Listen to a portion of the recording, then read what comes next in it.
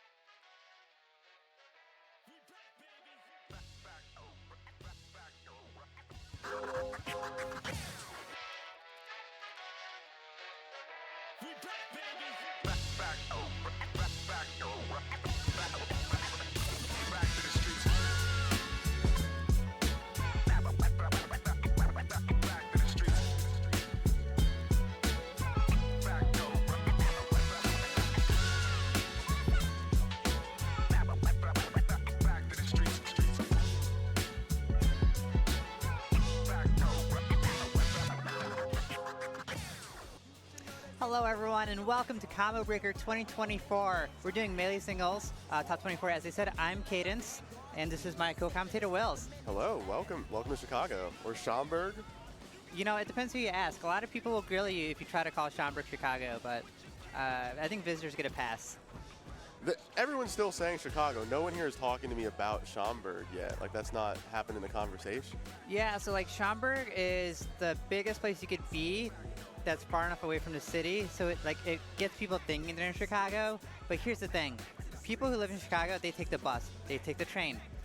That is so hard to do if you're in Chicago, but either way, this is as close and as big as we're gonna get for a Chicago major fighting event, so we're just happy to be here. We are happy to be here, and we have Chicago's #1 player first starting up the stream. We have Blue. Oh wow, yes. It's funny, not only is Blue the #1 player in Chicago, they're also, maybe to no surprise, the #1 player in Indiana. I heard a funny joke. Maybe this wasn't a joke, maybe this was like an honest complaint, but to be the best player in Chicago, you have to also be the best player in Chicago and Indiana. Because Blue is our neighbor and comes to our event and kind of whoops everyone. So. And then Michael goes to mid lane and whoops you guys sometimes, but he actually lives in Indiana, like right on the border. Right. Like to be #1, you just have to just skate the territory. Kind of, yeah, you just need to conquer both states at once. Otherwise, you could be the best Chicago player, but you're going to lose at all the Chicago events. So the bar's pretty high, and Blue's definitely setting it for us. He's been practicing against Chango all morning, the only other puff in the venue. Yeah, I wonder how Blue feels about playing Hungrybox first thing in the morning. We saw Hungrybox last weekend.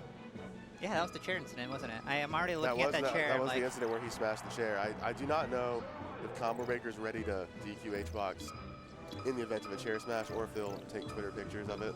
If I am Combo Breaker, I am either bolting that chair to the ground or attaching like a giant ball and chain. You should just bolt HBox to the ground, you know? Or we could bolt HBox to the chair. Yeah, just put some manacles on him, and when the set's over, you just unlock him. All right. Just unchain HBox. HBox unchained. Right now, both players are unchained, and we're just going to see if Blue can make this work for his city. Yeah, absolutely. How much do you know about this particular matchup? Like how it usually plays out? How it usually plays out? If a Puff player in the top 100 gets upset, it is generally by a Fox player. At the top level, though, that's not really HBox. I think the worst Fox player I could name him off the top losing to is like KJH or Panda. And those are both top 30 players at a point. Extremely good players. I will highlight that HBox is in a so-called detox for the next 90 days, starting with Combo Breaker, fully dedicating himself to the craft of Melee and not doing any drugs, alcohol, or Super Smash Bros. Ultimate. Because we know HBox just loves doing drugs. He's always a little faded just at the tournament. Ooh. And Blue's keeping it even here. I was actually surprised to see HBox in the venue this morning, early and grinding. He's taking the detox kind of seriously. Yeah, absolutely. I mean, how good is a detox if you're half-assing it?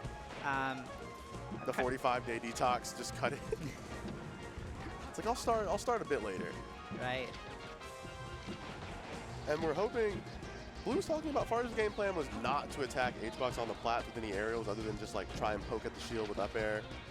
Make sure you don't just give into any of his baits. Yeah, it's interesting. We're seeing a lot of Blue being able to get HBox in the corner, but not really able to get anything other than a glancing blow. See the edge guard here? He survived a lot longer off the edge guards, though, than you'd expect. HBox usually just taps these in quick. And so far, we have 2 minutes on the clock, still 5 stocks on the game. Pretty solid pace. You can tell Blue's not antsy. Yeah, but the true test will come in Game 2 and Game 3 when, you use all of that momentum in Game 1, and then you need to do it again. HBox used to feel lucky that he always gets that battlefield start. It's always a bit doable. Yeah, I don't think Puff ever complains about starting Battlefield. If you ever get a chance to play Michael in Melee, you're almost certainly going. He's going to insist on starting Battlefield until he wins on it, at least. All right, now we're playing with a deficit. Jab reset. That's going to do it. Okay, well that was fucked up. It's a JV3, 11 a.m. in the morning. We need Blue to tighten up here. The crowd's. I haven't seen any HBox fans this weekend. Oh, they're out there somewhere. I mean, I will say that in terms of like the bracket storyline itself, like HBox is a heavy favorite here. I think Magi might be the number 2 seed, and so it's really going to be like HBox versus the world today at Combo Breaker 2024. It really is. Like everyone else, like I think that Magi had a potential to lose to a couple more players here, but once you add HBox into the mix, it completely changes the bracket state. After he arrived a bit late past registration, as you do when you're the box. Of course. And Blue having the first lead in at least a while. Oh, and loses it right away. Okay, and the star KO, so he'll be a bit late on the rest punish. Oh, unlucky. Yeah, I feel like there's so much of an art in Melee to keeping a lead once you get it. And HBox is very good at making that hard for you. Oh, wow, beautiful edge guard. HBox doesn't allow the deficit to quite grow if you can't just forcefully gap him in the matchup. Oh, it almost looked like a rest for a second.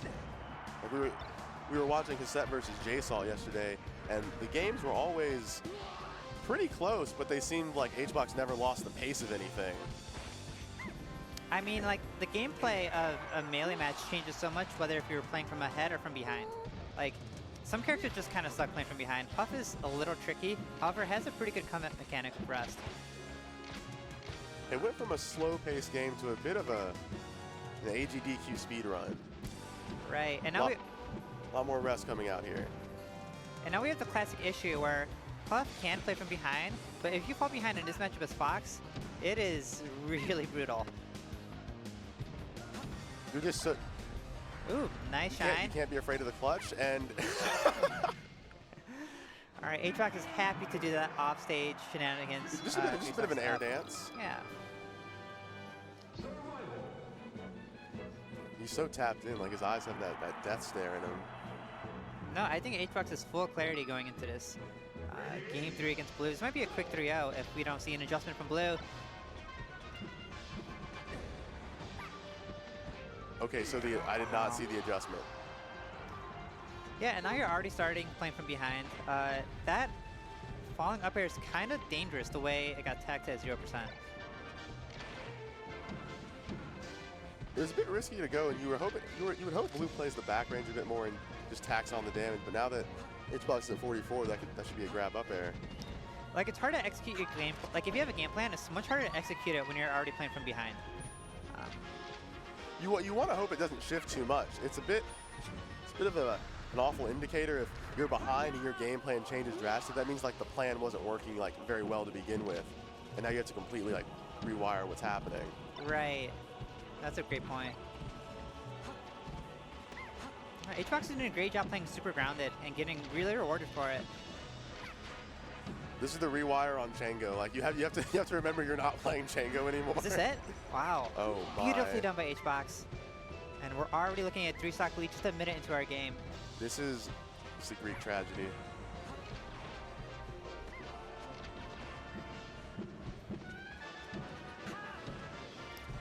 My God, poor Blue's being swatted like a fly. And the Swanton bomb doesn't kill, so we're still... Ooh. Wow, I did not think that up air could connect. All right, so we're already looking at a closer game than our previous one. Closer game than the previous one, but not as close as the first. Sure. Playing it safe here.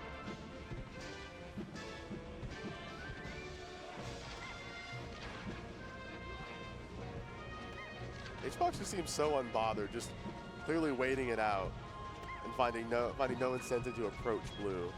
Yeah, doing a great job of just setting up this wall, and like, I don't know, if you're Blue, it's hard to get in on the situation. You're already down 2 stocks or a stock. You don't really have to commit to anything serious here. And you're always looking at Fox to come in, so those falling bears are just really helping him out.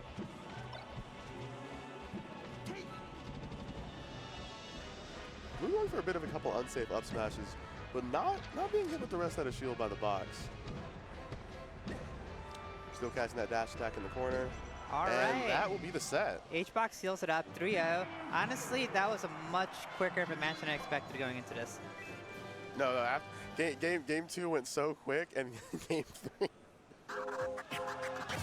And so we'll have HBox make his way in the winner's semis. Yes, not too surprised. I wonder how Blue's going to do in losers, because Blue has this X factor that we are still kind of understanding from Chicago, because currently, like, you know, like how good is Blue, right? Because currently the competition in these local areas are not quite meeting him where he's at. So I'm excited to see him play against some more out-of-town talent. I think currently Blue is seeded to play the winner of Chango Max. So he'll either have the puck practice, or he said he's put no time in the Sheik. Well, so that's the thing as a Fox player. You don't necessarily need it as bad. And he's like, I'm not going to go find a Sheik. That's just not. We're putting all of our stock into trying to beat HBox. And then it will just coincidentally work for Chango. I mean, it makes sense, right? Like, you have HBox and possibly Chango. Like, I wouldn't necessarily worry about Sheik, too. It's, that matchup is, like, just unfair. I'm not going to get into it, but as a former Sheik player, it doesn't seem like the Fox is even that prepared for the matchup. It's just the way these characters work. Sheik has to work so hard. You see, I was surprised with like how thoroughly Ben defeated Zealot yesterday. Yeah. And Lowercase Hero was just wondering, like, why isn't he holding down? And it's like, that really is the question. It changes everything. It's like if you start holding down. It's tough. And here we're getting Grab Magi, the second seed we talked about. Oh, awesome. I haven't really seen Magi in the venue. She's been kind of in and out. All business. Ooh, I love this fit. The pink, not monochrome, just pink. So Grab versus Magi. Grab plays, I believe, Marth, right? Correct. Black Okay. Marth. And this is to play HBox in Winners Finals? Yes, and Grab is actually the one who sent Chango to losers and defeated him 3-0. Oh, so this is the upset. So Chango should have been here. No, I think no. Grab was seeded to win. Oh, okay, never mind.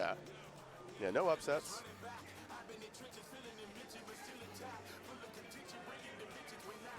I like Grab's jacket. I also like the enjoy a choke shirt. Wait, it says enjoy a choke? Yeah, like look, you can see like the H like poking through. It doesn't say Coke. All right, we need to unpack that for a second. What enjoy a choke? Is this like a gaming thing, or is this like no. a? He does jujitsu. Oh, so he's serious about Yeah, this. like Okay. his tag Grab is from like BJJ, not from Melee. Like it has nothing to do with like playing Marth. Oh, so this is not something you'd want to mess with. No, I think on the he's street. a second degree black belt right now. You know, I have like this weird complex where if someone is significantly bigger than me, or I know that they could beat me up, mentally I frame this like interaction differently. Like I never saw Fiction the same way after he boxed KGH. I also have like, you know, if someone is just taller than me, I'm like, oh, this person must be better at me in a melee. It's not always true, but I did not realize Grab is actually a brawler outside of this game. If you saw Professor Pro outside of Melee, would you assume he's better than you because he is shorter than you? So, is that the British player? Yeah, that's the black guy. Yeah, okay, so a funny story. The first time I saw Professor Pro, he was at a liquor store in Genesis, and I was like trying to check out, and because he has a bit of an accent, and so did the person behind the counter at this liquor store, and like they just like could not communicate. They're both speaking English, but they cannot communicate with each other, and I try to help them understand what, like they're just trying to buy It's something. just two completely different accents Yes. just clashing in the gas station of the They're liquor like, store. he needs to see your ID. I was like, oh, okay. And that's... And he's like, they must not. I heard they don't card that often in Britain. Well, I think in NorCal, they were a little unsure where this person came from. And so it was just a funny interaction of like, oh, this person's amazing at Melee. And then like, oh, there's this funny like language barrier that's not even a language barrier. I don't know where I'm going with the story, but I'm fairly certain Professor Pro got the goods he was looking for. Now, Grab, last decent Falco I saw him play, he did defeat. He went 2-1 in sets with Bobby Big Balls at Etsucon. Okay. Took that tournament W. Magi, a bit of a different animal. Oh, super clean, not leaving any to chance. Instead of doing like a backer or whatever, gets on stage quick enough to down tilt, guaranteeing a kill there. Grab slowly worked her into the corner right off the Angel platform, though. Oh, looks like Grab is having a hard time shield dropping. I don't know what that was about. Just getting a little anxious on the top plat. It happens to everyone. Wow. No way this works. He missed the aerial, but we had something there. It did work out. It did work. We're very lucky that counter isn't more broken in a game like Melee. Like, it's just bad enough where it's not really relevant, but it's not so bad that it's never useful. If you could counter cancel the counter, that would be crazy. Like, if you know it's gonna miss and you just like stop the animation early. Yep, that'd be insane. Ooh, double down air, cleans it up again. Magi's punish game is, I'm always blown away whenever I see it. It's super clean and like does not leave anything to chance. For a while, I thought the up airs were, as far as like the Magi up airs, they weren't really finishing any combo strings, but she does them a lot less frequently now, and usually has follow-ups for them.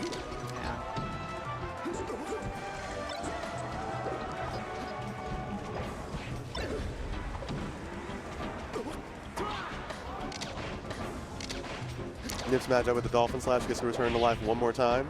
Right. So for Grab here, we're looking for like a lower % kills. Another counter. I wonder if this is going to be a thing we're going to see throughout the match. Yeah, I think we're actually just looking for counter now.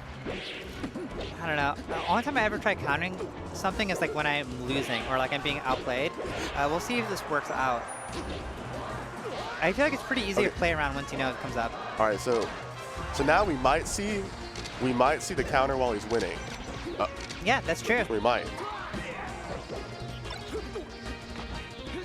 Dangerous situation for Magi here. Okay. Can Grab sink any of this? All right, this is Grab's moment. Still it. Can he close it out here? Gets the tech chase. We're still comboing. Oh, we're still doing it. That's wow. it. That's the stop. Beautiful. First game goes to Grab. Grab really cleaned that up at the last minute. Like, it was even for most of the match until he just turned it up. Yeah, he was chasing so close behind, and then it swept his way. And with a stock to spare, which is a really good sign as we go into game 2. Have you thought if like you lose the set and then you see Grabs enjoy a choke shirt, and you're like, that was kind of mean, actually. Right, because choke can mean so many things in this context. It's like, I thought I played fine. Oh! Whoa.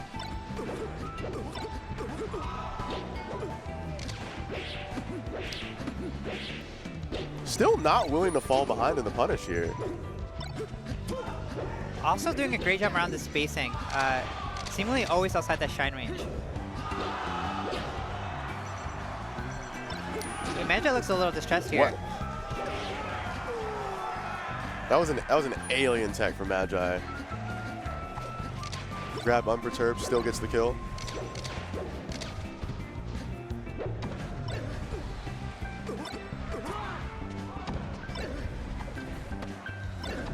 Whoa, not letting Grab breathe at all here. That was one of the first up Bs he's done that actually landed on stage, and Magi did net a punish for it, because most of the time he's hitting the ledge and clipping her.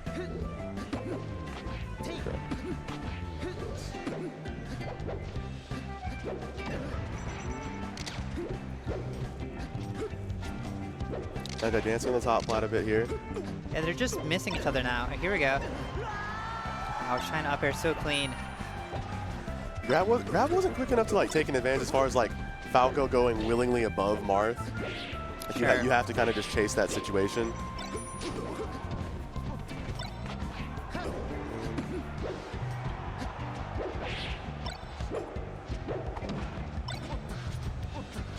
All right, lost the spot dodge. He's not getting punished from yet. What's going on here? Grab's getting opened up finally. Counter? Another counter. Another while he's down, by the way. Did that counter just straight up kill Magi? It did. I thought Randall would be involved, but it just sent her fully away.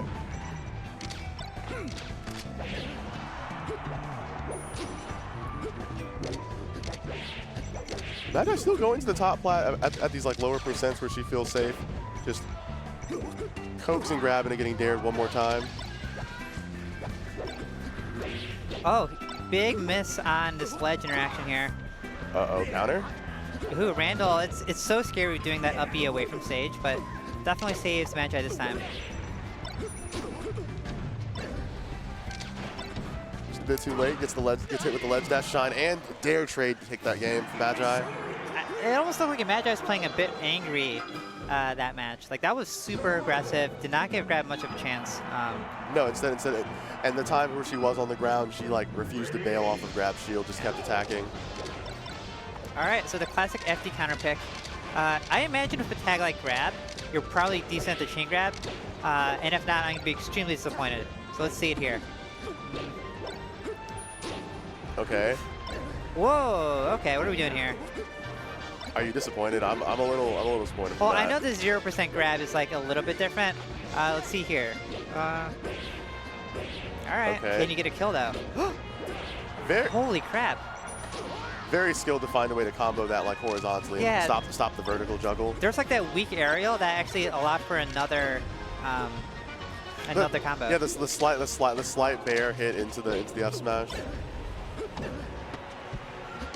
All right, let's see how much extra credit Grab can get. We just need a grab. Just one. Here we go. Let's see it. Let's see what we got. We're not seeing many regrabs. I guess it's He's hard not, at that percent. I think he's opting to just like start the tech chase from that up tilt, knowing he can't get a grab at that percent. Well, here's the thing. I think on paper, like Marth has the frames and the grab to tech chase, right? It's just a matter of like regrabs are maybe a more obvious option, but I am seeing a lot more tech chases from Marth in general. Yeah, you are quick enough to catch these characters, especially Falco. No jump. No jump, but a missed ledge dash. We'll take that. Grab in a great position for this set. Yeah, this might be one of the more significant upsets in today's bracket. It's possible. You see now that it's FT and there's no top plat for Magi. They are now playing the Power Shield mini game. Like we have changed the neutral significantly for this. Quite a bit. Okay, is there going to be a counter here? Ooh, not today. I was feeling a falling counter.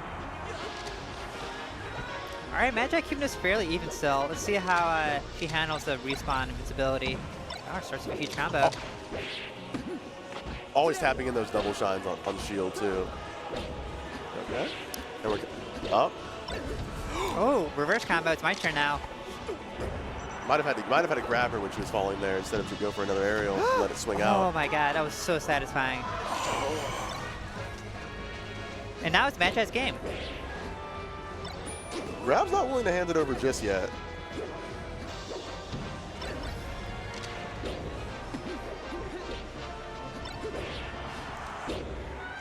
All right. Blast stock. This is a huge moment in this set. Having to go back to FD again would be very annoying for Grab at this point.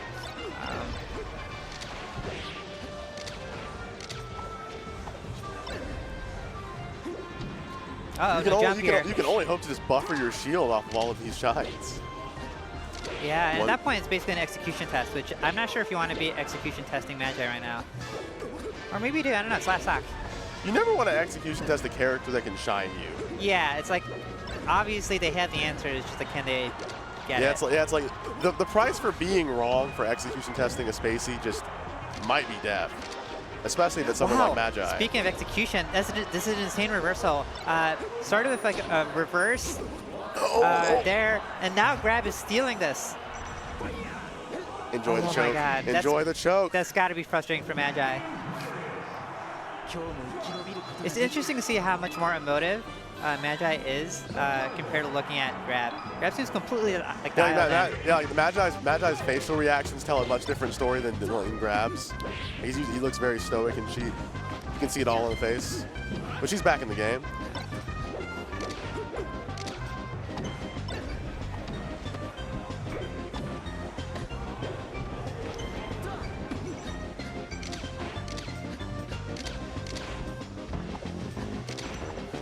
All right, fighting for center stage still.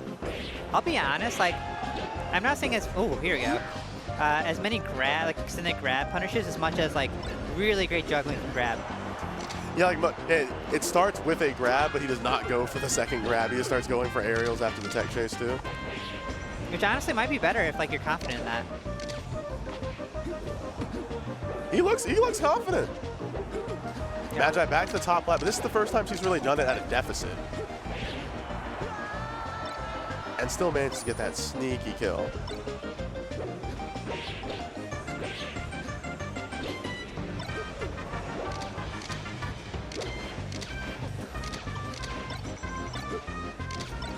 Back to playing Pong.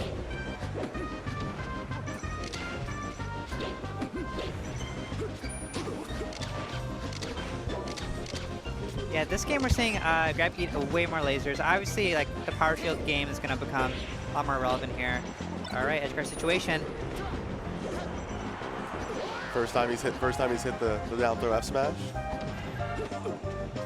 All right, so this like could be a huge moment for the rest of the bracket because there's not many people who can beat HBox. Magi is like, you know, said to possibly be able to do it, but she needs to be able to not lose this game to even have a shot at HBox right now. You won't really find HBox in losers. Usually not here. Not at the regional. Ooh, random up smash. I feel like Falcus has started playing around the possibility of being power shielded, which has made winning those little neutral moments a lot harder. She's not willing to like give up the space knowing the power shield's coming, just chooses to play the situation one more time, go around and wait to get up smashed.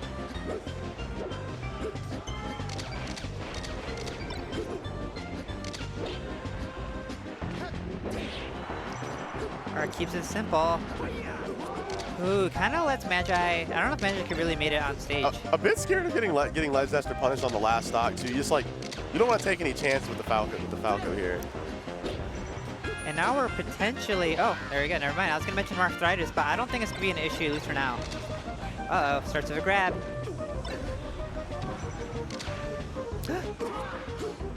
Insane. Oh my god. Okay, this works out though. Now you have the stage again. Immediately anticipates the opposite tech and grab.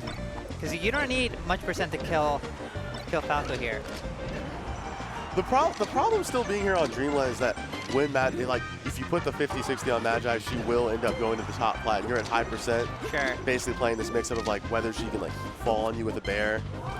Oh, I love that air dodge. Very smart. Oh. Wait, that's actually like a huge trap. I like that. Here's the grab. Can't take it home. Moment of truth here. I am holding my breath. Oh. Oh, Grab is laughing. So close to having it here, and now has to do a tricky. Yeah. He's laughing too because that really pretty much this whole game, as far as when Magi was side being to ledge, he was never really willing to commit with down tilt. Like we haven't seen him like go for like that type of edge guard yet. Right. Because I think he's just afraid of the mix-up. But so far she's still picking ledge side B. So I'd like if you would throw it in there once or twice. Wow, that's like moments like that are tough for Grab. Where like the match, like there's a parallel universe where you just get that edge guard right and it's over. And now you're living in a different universe where you have to work really, really hard to have another shot at that situation. That's the whole thing. You're like, I went up. It was last stock. I had one more chance. I had one more chance to be the guy. I mean, that's like one of the most common old stories in fighting games ever. Oh, I basically won the game except for this one thing, and then I didn't win. Yeah, and then higher seeded player took me to the cleaners game 5. Yep. And it was brutal. The tale is all this time. We have good platform heights. No top plat for Falco to jump to. And Mark need not waste a double jump trying to get up there. Wow, I think I heard it up B. I did too. Okay. Ooh, very well spaced pullback on that dare, or that nair. So Magi was actually scared of whatever Grab's option was, which basically gave Grab a free stock anyway, which might be telling later in this match if she's getting nervous or not. And here on the thawed stage, we're getting the windmill unlocked. Okay. Not great for Marth by any stretch. Yeah, Will's fun enough for Falco. This is the new top plat, actually. Right. Yeah. I was gonna ask you, what's your opinion of the windmill transformation in this matchup? I think none of them are quite suitable. Well, half of these stages are always suitable for Marth. Like the fire stage, it's like there is always like a piece that Marth can have fun with, but the other half is usually something he should stay away from. Right. Because a lot of times having a sword lets you gimmick a lot of your transformations, right? Like you're swinging through things you shouldn't swing through. Yeah, like you're on grass, you up tilt the shrub. You get near the house on the fire stage. And then the other half of the time, we're just here. All right. A little bit of Murphitis here. Cleans it up, though. Nice. Finally following up and grabbing that ledge. Love to see a change in it.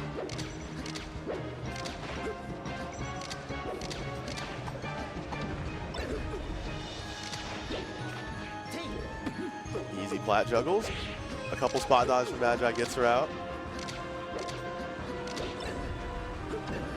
A good trade from Magi. Can she clean it up? And gets it. Wow. I would have felt pretty worried if grab got to land one more time after that combo. Yeah.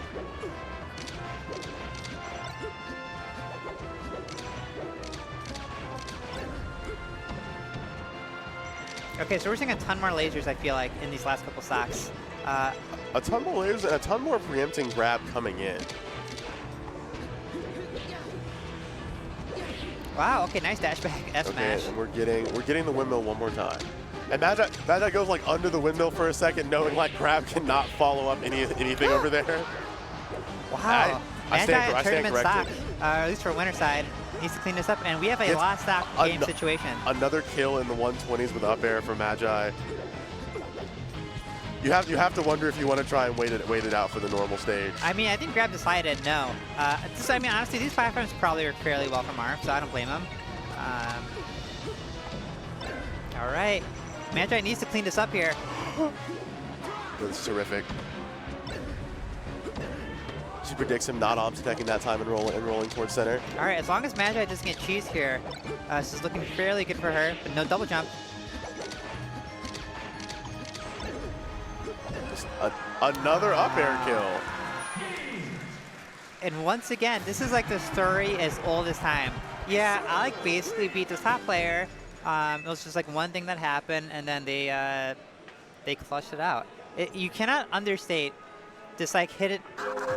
No, you can't understate this hidden X factor that top players have to just like win in these last game 5, last stock situations. No, BBAT said something similar about the Essie set. Like she had gone last stock game 4, same exact situation, and Billy was like, "There's no chance that I win on game 4 and lose game 5." Yeah. And then like game 5 like completely changed up like and cleaned the whole set out.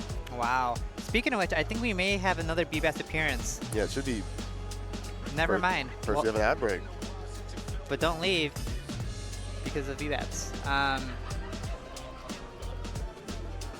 And go ahead and look at some beautiful Chicago ads. We love the city.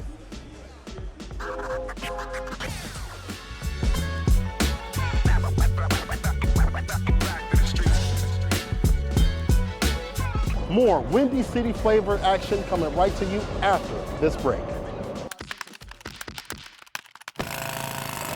Red Bull gives you wings. Celebrate Combo Breaker and fighting games with all new event merch. We got new hoodies, bomber jackets, and plenty more over at combobreaker.org/shop.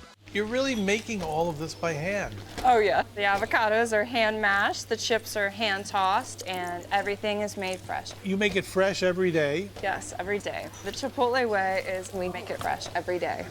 Sounds delicious.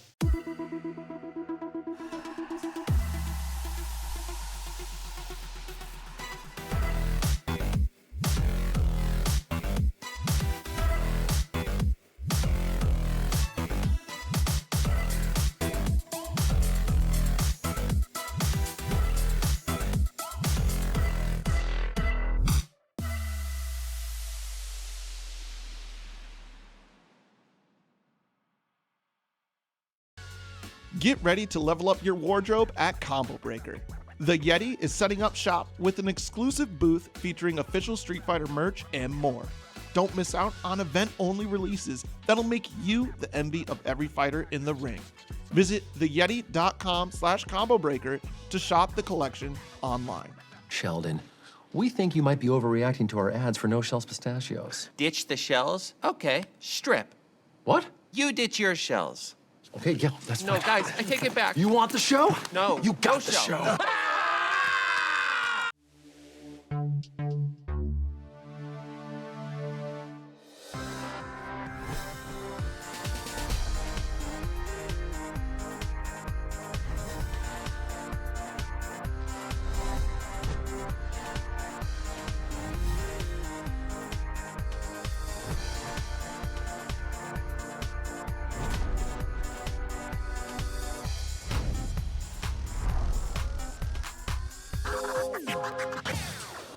Hello and welcome back to Combo Breaker 2024. We're still commenting top 24. Oh my god, what am I saying? It's 2024. No, it's top 24. And we're you had it commentating right. top 24. That sounded wrong in my head and it came out, but here we are. I'm Cadence. This is my co-commentator Wills. Hello. If you're in winners, it's top 16 right now. So that might be what you feel confused about. There you go. That makes more sense. We saw a really exciting match between Magi and Grab. It really looked like Grab was going to have it in Game 4 and Game 5, but as we talk about, the really good player always manages to find a way to squeeze it out against a lower seeded player last minute. It's a totally different gene of clutch. It is. This is like corny, but it makes me think of that Michael Jordan quote of how he missed so many last minute buzzer beaters and all that. And you never think about all the times he missed a game-winning shot, but you only remember the times he did get it. I'm sure Magi has choked plenty of Game 5 situations to get to where she is today. You have to be a Game 5 master before you get to be the GOAT. Like Sensei, famous Game 5 master. 100%. And now, Wizrobe defeater. Do you think that's like a natural skill to be able to clutch out in Game 5, or that just comes with experience? It kind of depends on what you were doing before you played Melee. It's an experience thing, but I don't think it's inherent in the game. Like, if you played a sport, you might already have, that vibe about you. That's a good point. If you're already a competitor, you probably already know what it's like to be in these clutch situations. For some of us, maybe a lot of us, fighting games is our main source of competition, so it's a learned process. I do think there's something to be said for it being you playing an individual sport versus you playing a team sport. Sure. Being a clutch player in football is kind of just an odd thing. It's if I get the ball, if the other team doesn't score, it's different when you play a game where the onus is only on you. You're so right, because no one, it's really on you if you were clutch specifically or not. You have no one else to blame or to celebrate. All right, looks like we're going to get B-Bats versus Preeminent. And I still can't parse what V-Bats is doing, and I play Peach, but I just know he's going to hold W at all points. Yeah, and I can't figure out still what Preeminent's shirt means. The young are often underestimated. I don't know what that shirt means because I know Preeminent can drink. Here's the thing, Preeminent is a lot older than when we probably first saw him on streams. So we'll see how long he wears that shirt. There's going to be a shirt change where it is moderately estimated adult. Yes.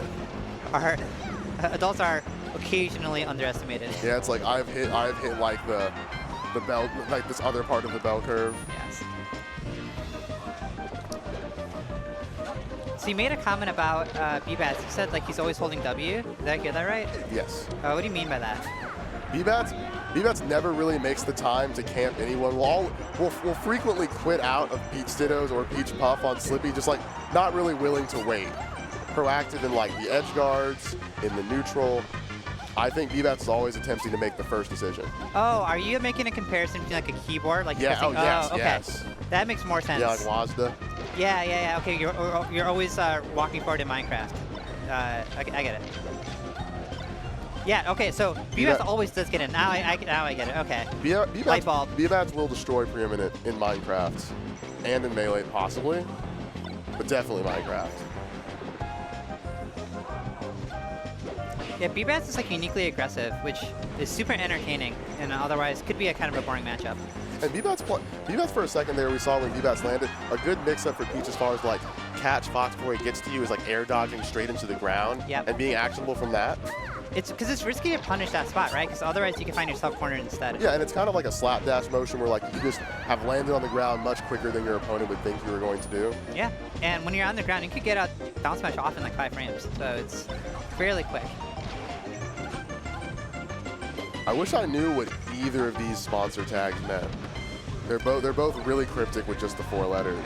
Oh, I mean, I could figure this out. MOTW is Melee on the Thursdays and Wednesdays, and then UWRF is University Waterloo Respectable Functions. Respectable Functions? I'm pretty sure that's what it means. That's so crazy. It's not esports club. It's respectable function. It's they had to make a distinction that it's not a club. gaming for once is respectable. Yeah, it's not a club. It's a respectable function. Preeminent serves a function of the school in taking their scholarship money, you know, to be the gamer that he is. You just kind of popped off for that stock. I saw some little verbal jumps.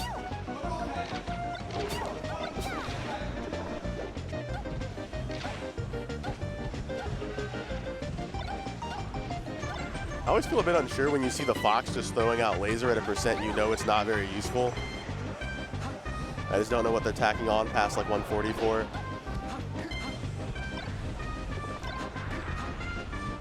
Oh, holds down a bit too long. Falls past the ledge. Yeah, you're threading a pretty small needle there. You want to get to the ledge as fast as possible, but you also don't want to die in the process. It's sad because Peach has to do some like kind of funky recovery options that no other characters would even need to go for, such as like air dodges down towards the ledge. All right, let's see if Preeminent could get a conversion here. Gets it. I saw a couple of those games. B-Bats was willing to try and hit like a level 2, like maybe like nair the front of Preeminent shield and then go for an attack on the back. But there were a couple times Preeminent was in shield for so long that you should have mixed in grab there. Right. Just went for a different type of conversion. Like B-Bats was basically trying to like shove Preeminent across the whole stage. Yeah, it's amazing. I don't see other Peaches bully other characters the way I usually see B-Bats, which is the most fun thing to watch. All right, Fountain of Dreams.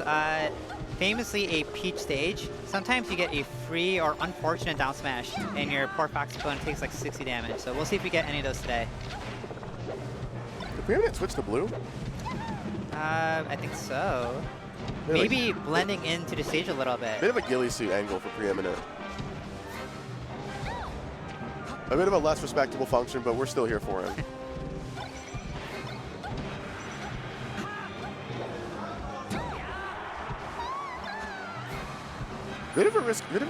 Some risky nairs from B-Bats here as far as like when Preeminent is still shielding, like we were talking about in the first game.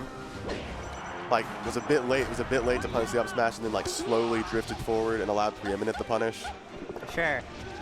Who would you say is like favorite to win this in terms of like seeding? In seeding, it's definitely Billy Batson. Okay. Wow. Hit with a cast iron pan here.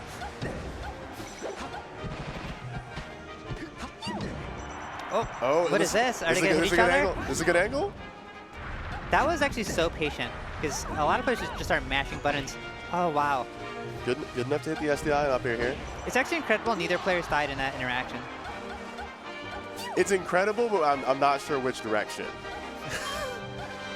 Like, okay. was it all skill or was it all choke? So that was interesting. B-Bats decided to throw the turnip away as Preeminent was coming down. I wonder if it's because you lose access like down smash, and it's better to have like a potential like opening that way. You lose access to not just down smash, but you lose access to crouch.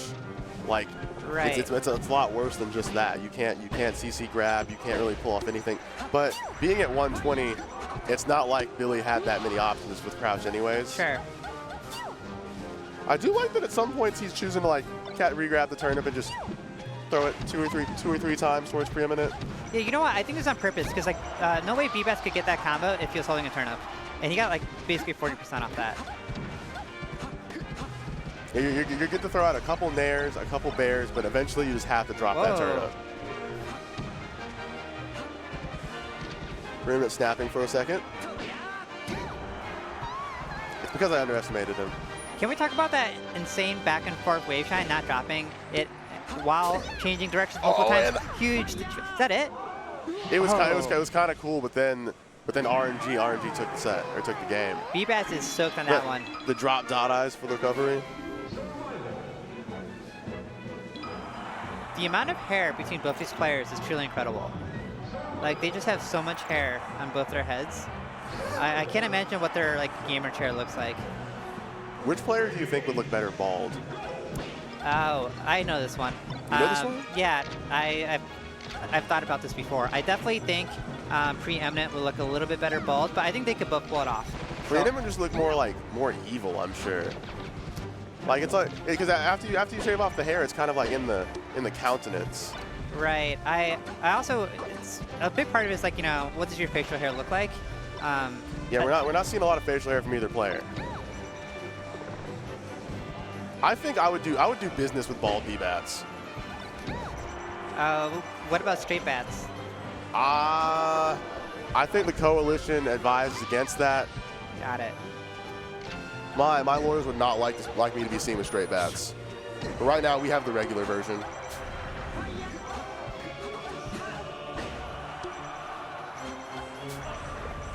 Ooh, beautiful turn up. Uh-oh. Headphones off. Hair swoop completed. What's the raw, unadulterated sound of the crowd now? Okay, actually, I just heard like a crazy mic up from the other games. Maybe Preeminent wants to listen to the other matches. From what I know, Preeminent doesn't really like loud things, so I'm surprised that he took off the headphones. Like, it's just exactly the opposite of what I thought Preeminent would want. You're so right. It got so much louder the moment he took off his headphones. I want them to still backfire. Yeah, it's like you might just regret it. It's like you lose another stock, you put the headphones back on, you're just freaking out, B-Bats.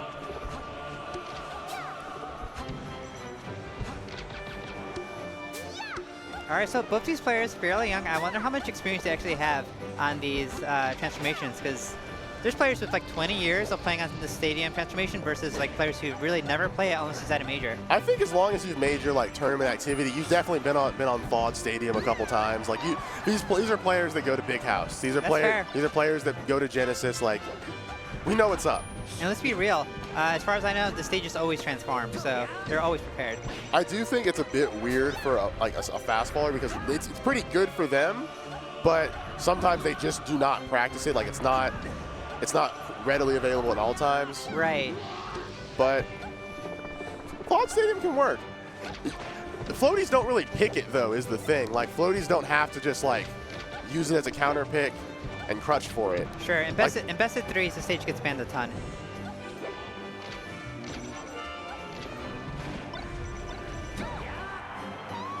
Oh no. Preeminent always plays like there's a taunt coming, and I just never see it. All right, B-Bats calling out some pretty, I don't know, read heavy options. Doesn't get any of them yet. And I do think compared to SE yesterday, Preeminent is a lot more willing to just walk away from B-Bats. SE seemed like she was always willing to roll the RPS like of what they were both playing with. Oh, it doesn't get it though. Yeah, right now this is extremely good for Fox unless he finds a way to get down smash here. And even then, you could just DI one of the hits towards the wall. Similar to how just Preeminent is pushing Billy into a phone booth here.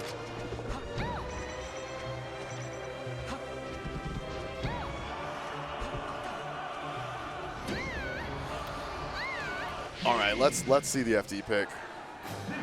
Actually, you know, we didn't see it the first time, so I'm not sure if Billy's like someone who keeps FOD Dreamland as the, like a lot of Peach players just like sometimes cycle Dreamland or FD out of their counter picks versus Fox. It really depends on how you want to play it.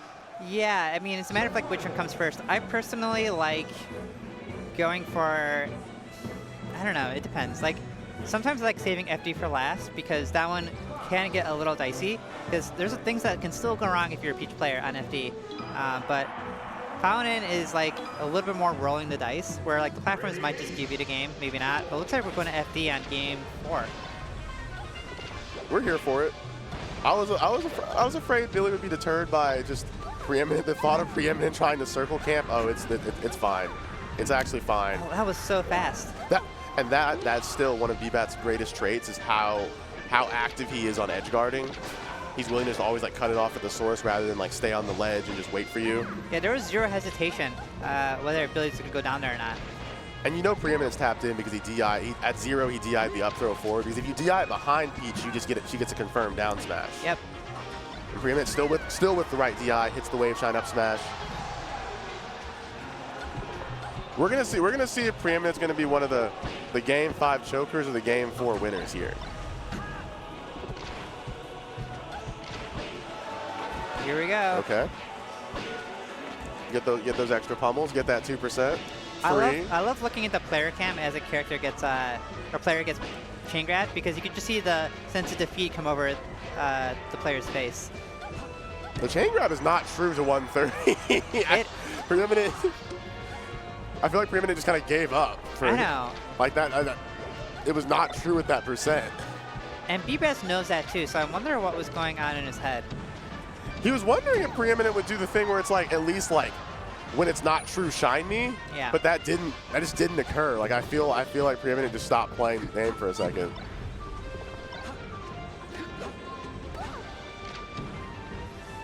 Ooh, back in the corner, and now we have the grab again. Let's see where it goes. I think.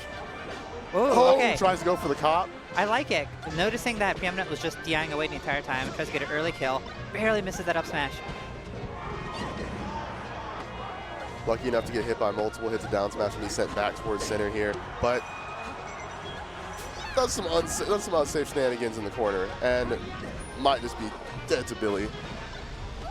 Beautiful recovery, Gets making out. it almost impossible to get edge guarded there. Gets out of the corner. We need these lasers.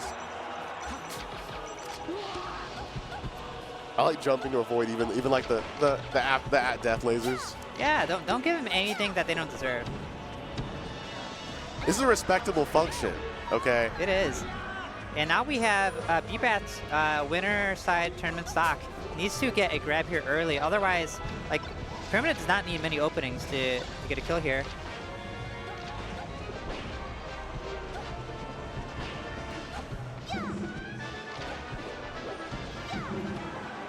I'm worried for everybody here. Beautiful combo. Oh! Savvy turn-up drop from BBATs. But the game's still being played. Preeminent still circle camping, gets caught. Grab ledge. Ooh, and BBATs is soaked on this one. Good clutch. And that, BBATs is very keyed into like the perfect point of where Fox is like full hopping and you can still catch. Like you have to catch it like right before he's allowed to press the double jump too. Exactly. So it's a tight timing. Otherwise the Fox will just get over you and you'll have to walk back to the left side of the stage as they've passed you. I'll be honest, I feel like these headphones probably keep the hair out of your face. Like looking at both of these players, I feel like that's gotta be a thing, right? All right, Preeminent's trying to wake up here. I want the headphones back on. I really want the mix up here. Ooh, what do you think Preeminent is thinking about right now? Preeminent is just like sniffing the air. Just wondering. I think he is sniffing an imaginary bowl of Chipotle burrito bowl. It's thinking not about our lovely sponsor of today's. Preeminent's like, I wish I could get 2 free Chipotle cards. Just, is that chorizo? Oh my gosh! Oh, yeah, yes. you can just smell Preeminent whiffing. Please add the guac. I don't care. I'll pay Billy's like, anything. I can't believe this guy's sniffing the air for this long. I mean, truly getting the full combo breaker experience. You can tell BBATs does not like Chipotle. And we get the game 5 fist bump. An ancient tactic, thought retired. I think it's like a bit of a mental warfare thing to like fist bump someone on game 5. Because the fist bump comes after this game anyway, right? So it's like an early fist bump You're for no reason. You're telling me we played 5 games of Melee and you want 3 fist bumps? You're telling me you want it to touch my hand again? Yeah, it's like, I don't even know where they've been. I mean, clearly they've been on your controller, but come on. Come on. Be sanitary.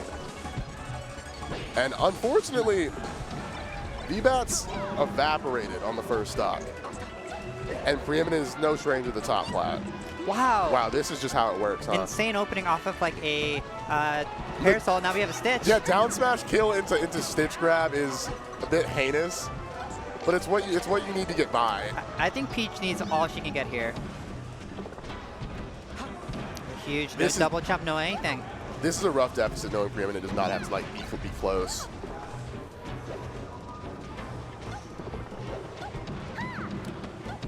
Wow, I almost think that whole shield was a bait there. It's a huge combo out of it. Preeminent applying some good tech on the side plat too. Like when you're playing as the character Shine knocks down, you like just drop down with the Shine, but on a character you can like wave Shine. You saw he's dropping down with drill and just shining after the drill and just waiting for BBATs to make a mistake there. Ooh, gets a shield grab. Nah. Wow. These edge guards are always clutch. That was a little risky because if that burns and you trade, you can easily die if you're Peach. And now BBATs takes the lead here. Never mind. Ignore what I just said. No, you have an even game. You were right at the present moment. Don't apologize to them.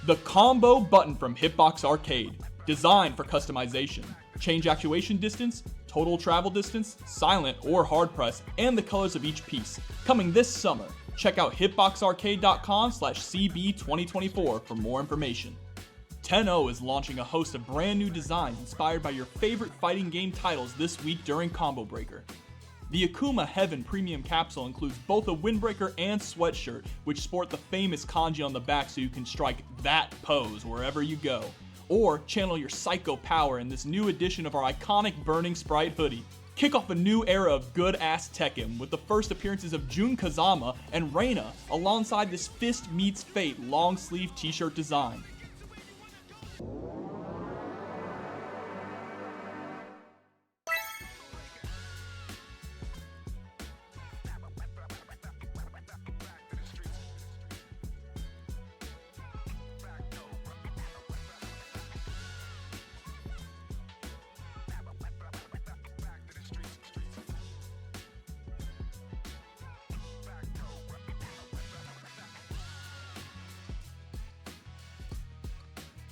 Everyone wants the block. How can you say no to this? You make it fresh every day. Absolutely, we keep it fresh. You can't have Chipotle with it. And after a quick Chipotle ad break, we are back in the cut. We're still here at Combo Breaker Top 24. I think we have one last winner's set. And I'm here with Seal, local Midwest legend. Thank you, Wills. And I'm Wills. And we're here to get into it. We've got Ben and Koopa Troopa. And what can you tell me about these players, Seal? Yeah, so we have a fun matchup for me. It is a Sheik and a Marth. Ben notably faced a different Marth Combo Breaker last year for 5th place. It was against Prof, South Florida's own. And I don't know if he's actually played Koopa Troopa before, but this should still be a rather interesting set, just on account of Koopa being a slight underdog in terms of both ranking and in matchup. Generally a favorable one for Sheik. But Koopa Thanos, known problem for some people. Yeah, you cannot sleep on him. He's gonna snap you and put you away. I will say, I'd be scared of Ben here. Like, this is still a player that beats Ossify most of the time he runs into him. Yeah, that's true. I think him and Ossify are something like 6 and 4 or something like that lifetime. So that being Ben, of course, showing down in all these Midwest regional top 8s. And the stock's gone like that. That's right. Ben, yeah, Sheik really good at just making Marth stocks disappear. Ben, no stranger to the Combo Breaker.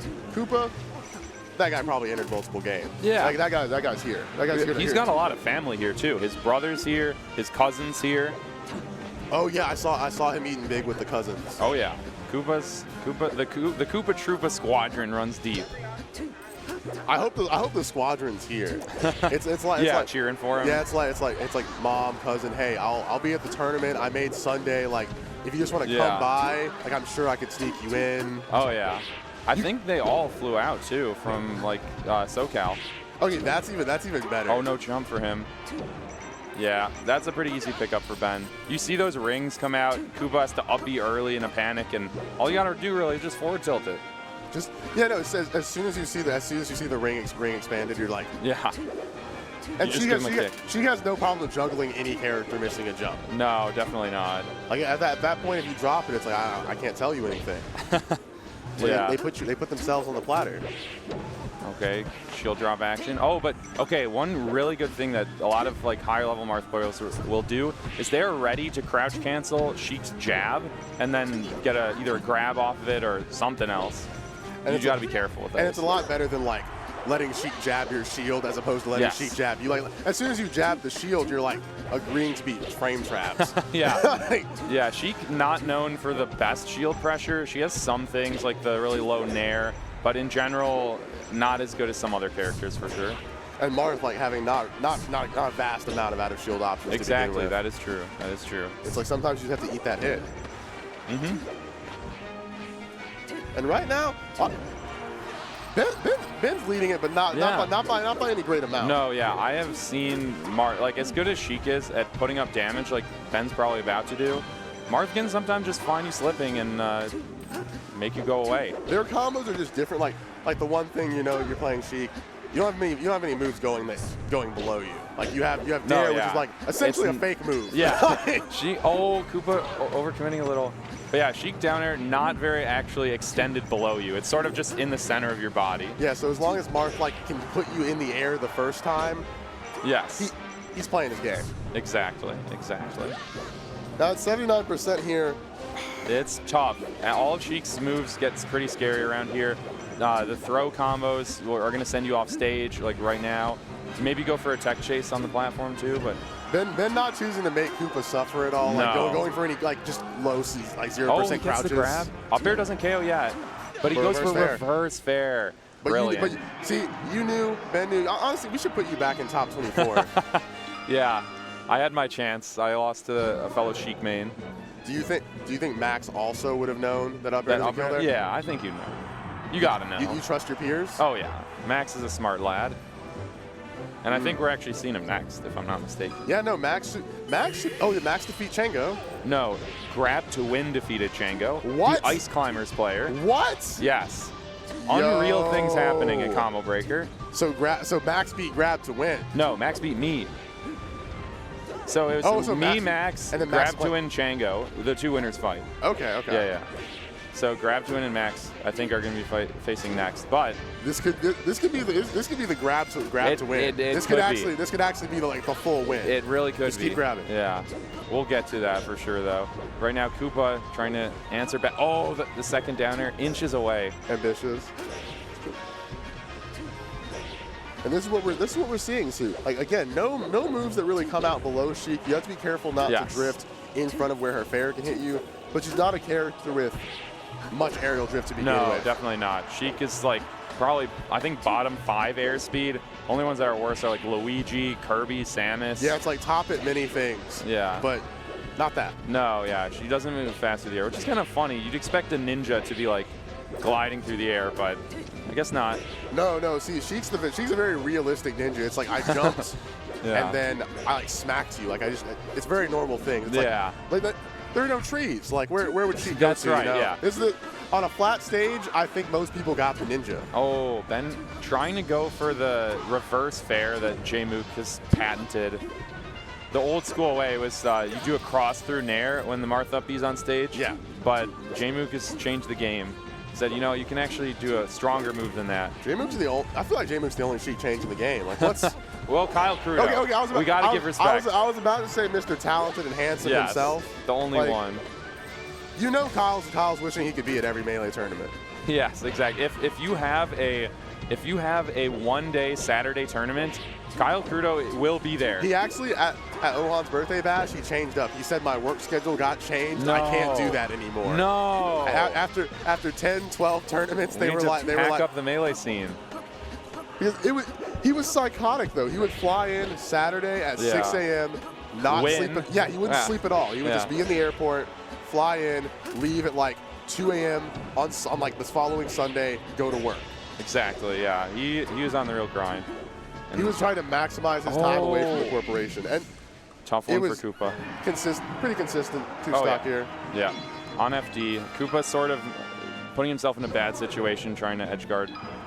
But he's got one more chance to keep the set alive. Let's see what he can do. That seems to be a trend in his sets, not always for like success or failure, but Koopa does seem to be like, he always would like to go out and try and edge guard you quickly. Oh yeah, rather he'll than do the falling neutral B or something. Yeah, he's always going out. Like if you are off stage, Koopa will try and kill you there rather than like on the ledge or any of that. Despite Marth being ledge trapper extraordinaire, he's not interested in it. Yeah, I mean he's also one of the best Marths of getting off of the ledge because he's down to ledge dash. He'll collect his 3 frames of Gallant and call it a day. I will take all 3 of them and run away. Yeah. I feel like him and Crike are like the main 2 that I associate with Marth ledge dashing. I'm going to tell Grab you said that. Does Grab do that much? I don't know. I don't know, but I'm going to tell him what you said. Okay, so go ahead. He'll say Koopa and Crike are both very formidable players. He's a man of respect. Yeah, he will not answer the question of whether he ledge dashes or not. He will just be like, those 2, very good. Yeah. And Ben, excellent right now. Oh, yeah. Hasn't dropped any vibes. Yeah, it's hard for Marth, I'll say it. As a Sheik main, this one's tough. But if you can get a knockdown on a platform on a stage like this, it is lights out. That is for sure. He wasn't really. Yeah, Oh. we see in Game 3, Ben wasn't really into wow, what a slide off. Oh my! Koopa was ready. Yeah, Koopa tried to read the jump out of the up throw.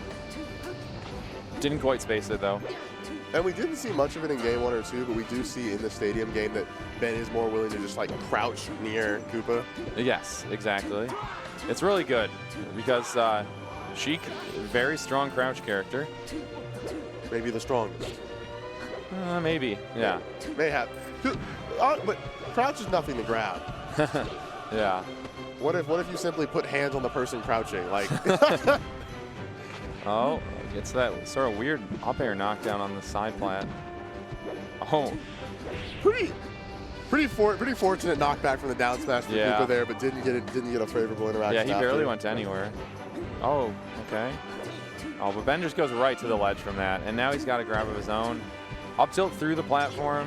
You got to time that super well. The shield breaker looks like quite the misinput. Yeah.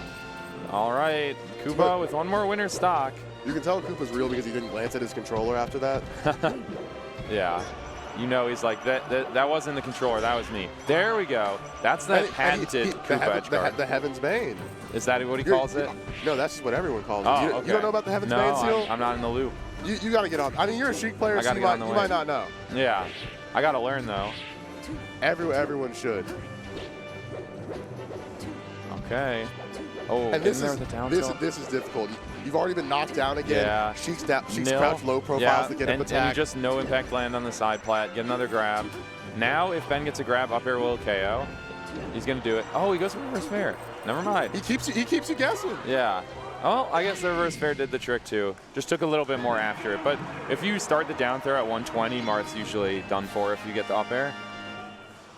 But so you would have up air there, though. I would have gone for an up air there myself, but it didn't matter. Ben is talented enough to space that reverse fair and then just run over to the ledge, get the Marth killer, finish the job.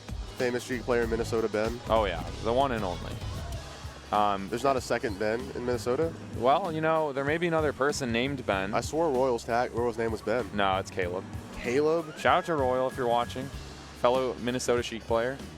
I don't really see Royal at larger brackets either. No, he's not a traveler. He'll go to some Midwest stuff. You can see him at like maybe like an Out of the Blue and Invincible maybe next week. Shout out to Invincible. And I thought we'd be watching the winner of this set play, but we're gonna be watching Max grab to win. Yeah, so these are the two winners. They both started in losers today. So yeah, they are. This is actually kind of funny. So let me explain why this is funny. So we have a Sheik and an Ice Climbers. The Ice Climbers player on the right, grab to win, he does not like the Sheik matchup, which is something that many Ice Climbers players might raise their eyebrows at because they say, what? That's like our one good matchup out of like the top tiers. You're just being weird. You can just admit to the Ices player they're just being weird. It's like you just. Hey, that's kind of a pick me moment. That's like when the Marth tells you like, just don't play it. Marth. Yeah, but like, what are you saying to me? Like you're not playing Marth. You're just being weird. Yeah, and obviously Max not looking forward to fighting Ice Climbers either, as most Sheik players aren't. Max has been freaking out about any character. He was like, I have to play a Yoshi, and I was like, if you down throw that character sometimes, you can do it multiple times in a row. Yeah, you just don't look away and you keep grabbing. It's like, it is funny when the Yoshi DI's behind and you just don't turn around because his nose is so big or whatever. The complete no-look grab, and Yoshi's like, I'm still here. It's like, yeah. Yeah, man. That was a pretty good set, actually, though. Max versus DZ. I did commentate that one yesterday. But, yeah, Max versus Grab to Win should be interesting. I'm trying to think of currently active UK Ice Climbers. I know, like, historically, there was Alpha Dash, right? But that was a while ago. Let me think. I know I can come up with somebody. Currently active. There are a lot of Ice Climbers in Europe. I mean, like you have like Noxa. Yeah, we can count Noxa. You have obviously Nikki. And Max is always going to the Netherlands. That's too. true. Max is a traveler. Max probably plays Noxa as like Ices practice. That might be the most present Ices in Max's life. Yeah, I'm sorry if there's the UK Ices that I've forgotten right now. I just feel like we've heard about that. Doesn't GG have an Ices? GG has an Ices. She's definitely not an Ices main though. But only plays Ices on the stages that like she thinks Ices will just win on. Do better than Puff. Yeah. Well, it's Ices, Puff, and Zelda. Okay. Yeah. You can't forget anyway, we got game one here. We're on Fountain, so Max actually playing red Sheik. I've never seen that before. I saw green Sheik on the friendly. Yeah, so clearly, normally he's a green Sheik. Clearly there's a fire here. But yeah, grab to win, obviously is going to be looking for the grab because you get to chain grab Sheik. Just Sopo alone can chain grab Sheik. Assassinates his own Nana, assassinates himself. Yeah. But yeah, Sopo can chain grab Sheik to pretty decent percent, and then you can pretty much always end with something that at least send her off stage, if not at ledge or just outright kill. But Max making amazing use of this low side plat, the needles, the forward airs, just going from platform to platform. Okay, this should be a kill. You get the up smash. No? Okay, forward smash. I thought Max was in the air long enough there to wiggle out jump. Yeah. For a second, I thought Grab was late on that. And Grabtuin does drop it. Again, he genuinely is not like a Sheik specialist, but he is an excellent player. I've never beaten him IRL before, only on net play. So have you run into Grab to win at the LAN tournament often? Oh yeah, I played him at my very first tournament, over 9 years, or not, maybe not over 9 years ago, but 9 years ago I played him at my first tournament. Do you guys ever hit the same canes? The same what? Like canes, like when you go. Oh, I don't think so, because when I was in Wisconsin, there was no canes there. They waited until you left? They actually did. They opened a Canes in Madison right after I graduated. It was pretty fucked up of them. Hopefully I can swear. Hopefully after Max is done with the set in the top plat, he can get some canes. I heard Max is quite hungry. Who doesn't want some chicken? But yeah, Max is really, he is using the Sheik game plan in this matchup, which is get on the board the platforms. This game plan's never changed quite drastically over the years. It is just simply the floor is hot lava. Right, but a lot of Sheik players can't really bring themselves to pull it off. Yeah, no, it's like you have to space every fair and every bear, and the Sheik's like that's Nana quite hard. Is getting brutalized, but she's fine though. Nana has not been offering us anything this game. Yeah. And one of the negative things that we do see is sometimes when both of the platforms go down on the stage, it can be pretty rough for Sheik, but we haven't seen it happen yet in the first 2.5 minutes. Wow, going for up smash.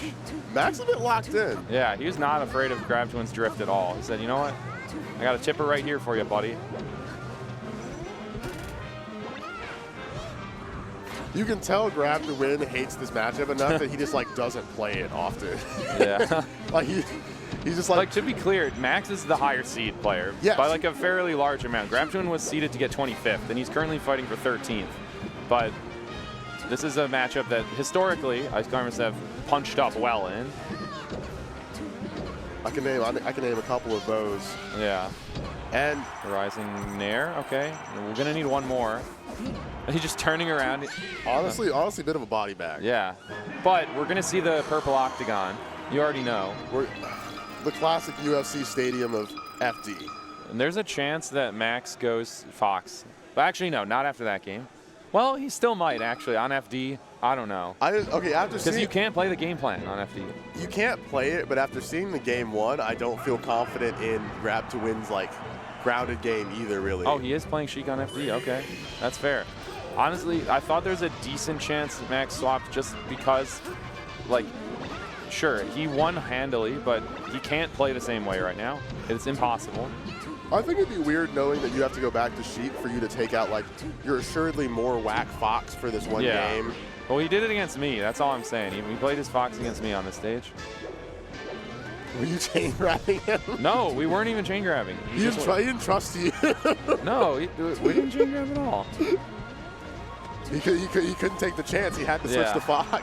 No, I think it's just because he wanted to like have more experience in the Sheik Fox matchup on the stage for if he does run into a chain grabber. And now you're stuck as Zelda giving up the invincibility. Let's see what's going to happen. You can just jump off stage and transform back. And like, it's not even a But also, yeah, this is like theorized to be a winning matchup in some ways. Dreffen made it work for years. The best shielder known to man. Yeah, definitely. And sadly, someone who DQ'd from this tournament. I believe I heard that his daughter's sick, so hope she gets well soon. Sadly, responsible parent Dreffen couldn't be here, but we would have loved to have him. I hope he's watching. I hope he's watching, tending to the daughter at the same time. You know, he just turned the stream on. Yeah, you can just have it in the background. All right, a bit of a rolling from Max, saying, "Please don't grab me." Okay, here we go. You get your 3 pummels, down throw dare, 3 more pummels, and up smash. And that's guys, it. isn't this wobbling? Isn't this no, wobbling? it's not wobbling, Dude, guys. You can do 3 pummels. Wobbling's literally patched out of the game. It's okay. Okay, and now. I don't feel like it's. No, Nana. You see things like this, and I don't feel like it's patched. I feel It like is, there's still pain in the world. If he did another pummel, Sheik would automatically break out. It is impossible to do it more than 3 times. That's fine, but I feel like the ban of wobbling did not lower my suffering like when I see this. Well, I mean, fair. I'm suffering out there on the sticks too, and I have to get chain grabbed. And okay, tried to save Nana, but smart needles from Max, making that impossible. Okay, now we're gonna get chain grabbed just a little bit. There you go. Nice, Forward nice throw. catching up on the no DI. Oh, nice air dodge. This will do it. Up air. Still close. Yeah, not Yeah. not enough to say like the Fox switch. Like No, yeah. Turns out that like the game plan wasn't necessary. I don't think he has a double jump. Turns out on the Oh, he octagon, on the hexagon, you can still handle it. Or the octagon. Yeah, it is an octagon. Yeah, you got it. I Nana, huge. Wait a second here. Sheik can actually bully Sopo a little bit. Like here, we might just see. What does Sopo do about needles?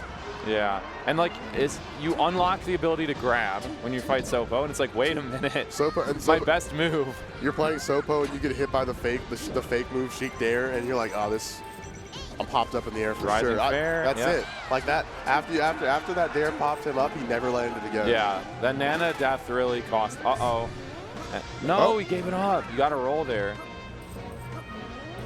I do like the Max's. Well, okay, I don't like that one. He wasn't really doing The anything. better refresh you can do is you drop from ledge, do 2 needle charge clinks, cancel it, and then do instant up B, and you'll get the Sammy stall. All right, this is death for sure.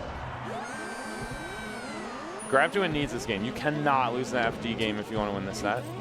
You can't. Yeah, you can't lose it once. No, yeah, because then you have to win on like a stage with plats, Battlefield or Dreamland or something Stage with with a high 3 top plats. plat. Yeah. Those are the bad stages for this matchup for Ices. Okay, Max jumping around, getting hit by ice blocks for like 4 damage. Oh, Nana in the bad spot. Oh, this could be it. This could be it. You get your 3 pummels. That's it. Up smash. Doesn't KO though. Oh, No, just no, that's barely it. does. Okay. Grab to and hanging on. He's seriously on a run. Again, he was supposed to place 25th, losing to Den, defeated Den and Chango to get here. Not my Incredible. boy. Not my boy Den. Unfortunately, he was doing the cook hold on Den, which is like that like insane Ices tech that people can't really do in tournament, where it's like you're kind of doing like passing back and forth at the ledge. Oh, the one the Australians were talking about? Yes. Yes.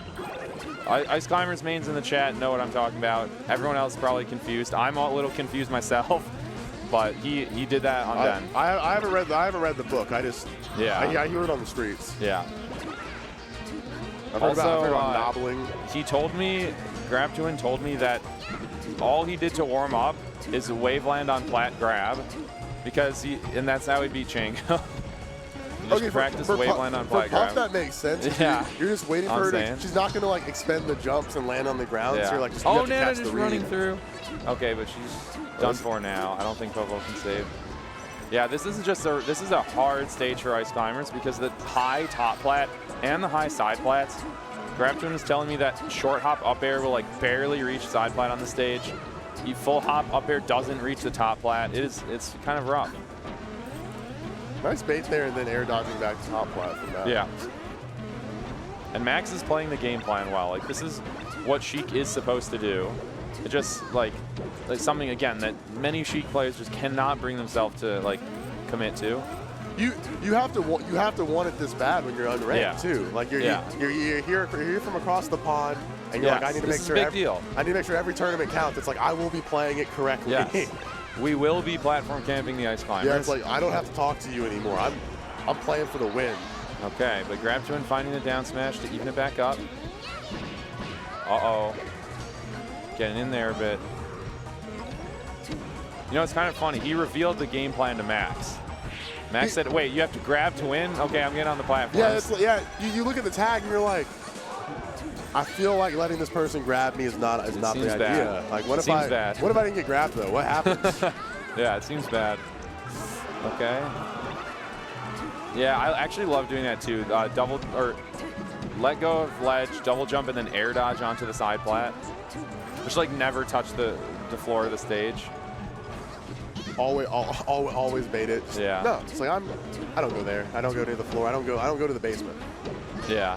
You know, she can kind of sometimes spam forward tilt in this matchup, but you cannot do it on the back of Ice Climber Shield. I would hate Okay, it. this is death for sure. He's at the ledge. I would hate if I saw an Ice with the tag neutral to win, and I'm like, oh. Grab to lose. Yeah, You're it's like just trying to reverse psychology. Yeah, you're like neutral to win. It's like, wait oh, a second. Oh my. Oh, but Nana back throws. Had the RNG on the plat. They weren't close. Yeah. They weren't close enough towards the edge of the stage to get that guaranteed throw. Forward throw. Yeah, that was what he needed.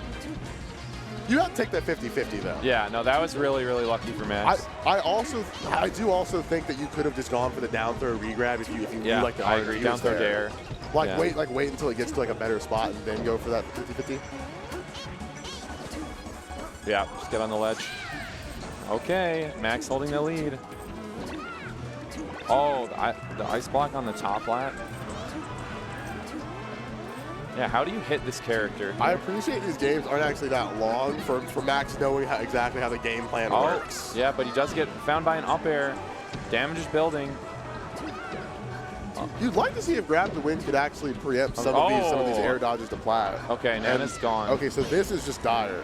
Well, you still get a chain grab. You still get a chain grab, but you have one You don't less have hammer. you don't have a kill confirm or anything though anymore. That's the problem. If you had two hammers and someone took one of your hammers, you would feel bad about it. Yeah. Nice air dodge. Managed to catch the exact F tilt spacing you needed to keep that up. Okay, that'll do it. Roll up. Are we?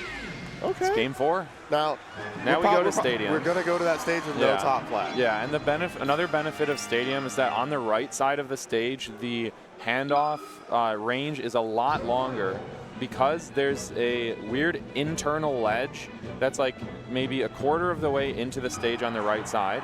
So if you can be a lot closer to center stage on the right side, and Nana will still do the forward throw every time. And yet not on the left side. Not on the left side, only on the right side. It's just some weird, like, there's a random ledge that's inside of the stage that you can't access. Just he's throwing Yoshis? What is going? Oh, I thought you said Yoshi for a second. I was like, oh, Yoshis. different game entirely. Yeah, we're talking about stage. Interesting. Okay. So Max still has a top flat, but I think Icy's full hop up air will reach it. It will in fact raise the red. You can catch Sheik's landing a lot more here.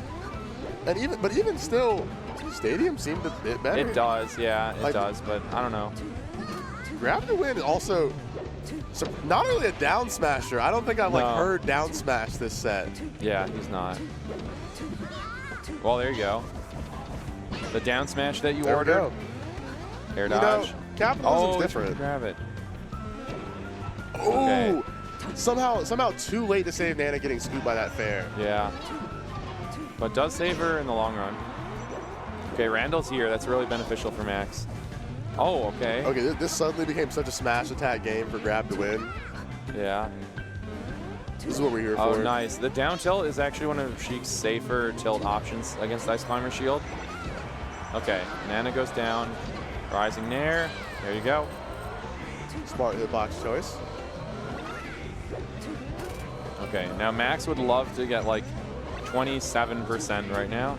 Just 27. Why 27, Seal? Well, you know, you want the forward tilt to be able to knock down, because then you can just kind of spam it in their face if you space it right. We needed you so bad yesterday. Yeah. There were so many Sheiks. Oh. Okay. Grab to win, just praying for a chain grab opportunity right now. But is he going to get it? Wow, he's attacking Max's shield on the platform. That is bold. Up air, no? Oh, wow, forward air does KO. I don't think he perfectly DI'd it. And Max again making use of the platform, or ledge hop air dodge. Eating the 14 hurts. Now, yeah. What if it'd be a shame if Grab to Win got F tilted. Yeah. It'd be a shame. Oh, nice. Max calling out that Grab to Win's getting off the ledge. Just kind of running the down smash. I actually thought that was the third down smash in the making before he air dodged there. Grab to Win has really not been able to cover the ledge much in this set, which has been really tough for him. And he's not really doing the standard stuff. Oh, the reverse jab from Nana keeping her alive. Yeah. Okay. There it goes. Last stock for Grab to win. He's going to need a lot if he wants to keep this miracle run alive. Still very much I don't know what that was. Still very much regretting to not see the stadium pick here. Yeah, I just think I he get it. believed a bit too much in like the straight kill power of Ices, and we're not seeing that utilized here effectively. Yeah. And Max is still on the top plat. Uh-oh. How much can you get here? Nothing. Oh, that is so bad. That is so bad for Grab to win. He got the grab, but he didn't win. Smash to win. Oh, the up air getting hit by, getting caught under. This is really bad now, yeah. All of Sheik's aerials are pretty usable at this percent. None of these up airs are actually doing anything either. They're all they're all just like weird empty reads, but doing I think these. Nana's done for. Popo might be done for too. Yeah. They're risky reads when you just jump and pull Nana up with you for the jump. Like you doing the up air and like hitting nothing is so bad for you knowing Sheik is like going to hit you out of that. Yeah. And that's really the only time we saw him use that up air is like when he just at some point would guess that Max would go to plat and Max just was never there. Like any he of would that be like game. up above the platform or something where you can't get him. But yeah, great run for Grab to win. 13th place, super impressive. Taking out one of the demons of ice climbers for sure. Is that Zealot? That is Zealot and B-Bats. This is going to be to make top 8, if I'm not mistaken. This is going to be for 9th place.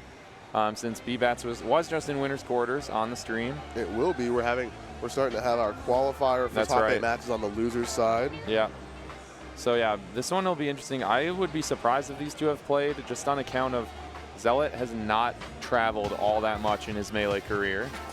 Zealot is such a mystery unless you watch him play in the random locals from Ohio to Colorado, and you look at them and you're like, wait a second, this guy might be Taz. Yeah, he was definitely on a summer top 50 ballot once. Did not end up making it on there, but like that just goes to show how skilled of a player he is. So people got to watch out for sure. You have to wonder what brings some of the people to Combo Breaker. Like sometimes you're like, okay, Chicago's pretty cheap. Sometimes you're pretty close. But I think we've seen. I think it's a sponsor. Oh yeah, the Creestab Gaming. Yeah, or Conduit Gaming as it's now known. Used to be Creestab, now it's Conduit. But yeah, so that'll definitely be an interesting one. There's a chance. I feel like these two have probably played on net play, but not IRL. Anyway, and some other interesting results. Wevens did take down J-Salt 3-2. Wevens such a floaty slayer. Like Wevens beats the Sheiks, he beats the Puffs. Like he's always just good for those. Indeed. And then so we'll have a run back where Grab did defeat Wevens at Combo Breaker last year, and so they'll be playing again to make top 8. Oh, that's true. Yeah. Also, shout out to Reish's losers run too. He might have placed around where he was seated at 13th, but he actually lost in like winners round 3. Like he lost before the winners qualifier for top 48, and he's been on a monster losers run. Took out Sam today in top 24. I see that. Yo, Ober took out Lowercase Hero. That he did. 3-1. Not like this, man. Not like Tough this. for the Henry fans, but you know, good for Ober. Yeah, I have to go ask Henry. I have to go ask Henry what's up with that. Yeah, and then we're gonna have Grab. Yeah, Grab and Wevens, as you mentioned. Koopa and Essie. That one's gonna be good. And then Blue and Max. So, who actually just played at mid lane, I'm pretty sure. But right now, we're talking about Zealot and B-Bats. So B-Bats just lost to Preeminent, a different Fox player. And you know, I feel there's a lot of lessons to take from Preeminent if you did watch that set. Yeah, I only got to catch the game 5. In regards to like how you like to move around B-Bats. Right.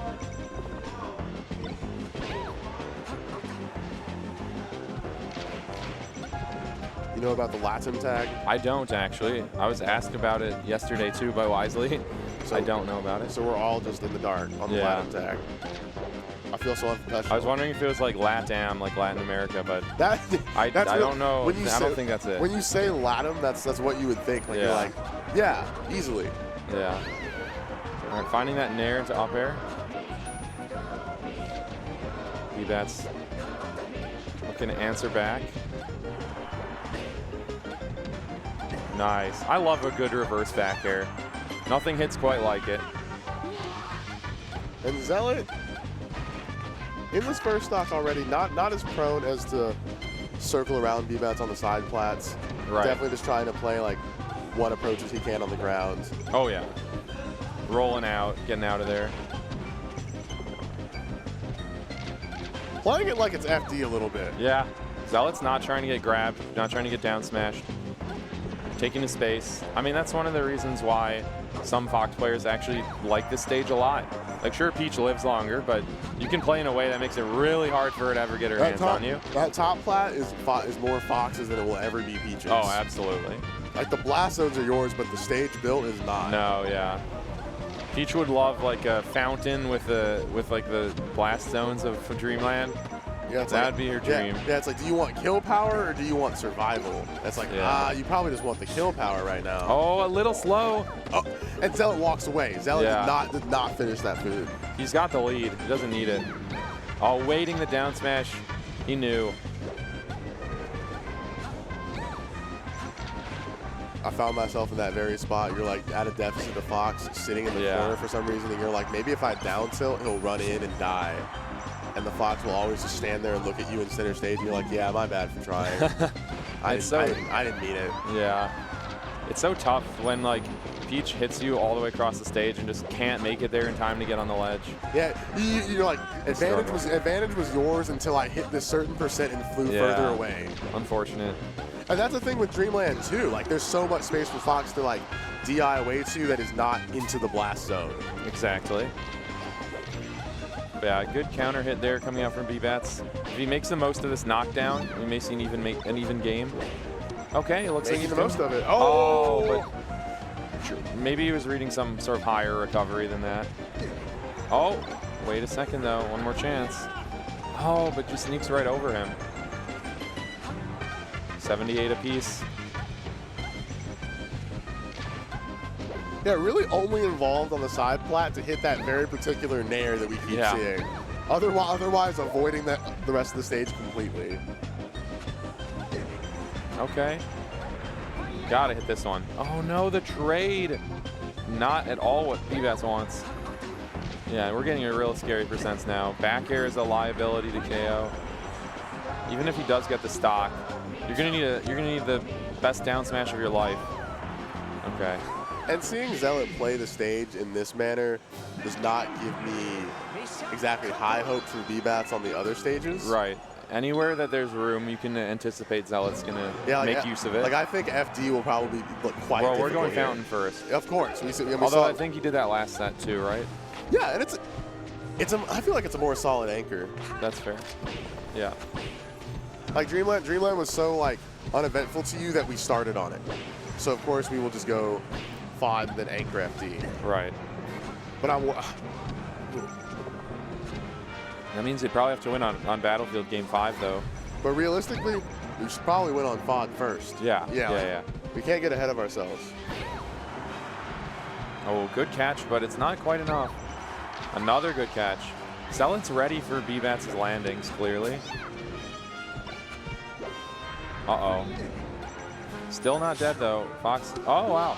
Fox could actually make it on stage with up B, but up B puts you more liability to get edge guarded, I guess. Zealot has found his way to the top platform exactly once. Yeah. We're here now. That was kind of crazy, by the way. He does up smash on shield. B-Bats punishes out of shield with an up air, but Zealot just holds down on it and gets a punish of his own. Counter hits on counter hits. And I did not think Zealot expected that second hit of down smash just there to come through because he totally missed the tech. What on earth? Back air trading with up smash? Brutal trade. Yeah. B-Bats still, though, is one good aerial away from an even game. That was a bad aerial. Yeah. That was a good aerial. There we go.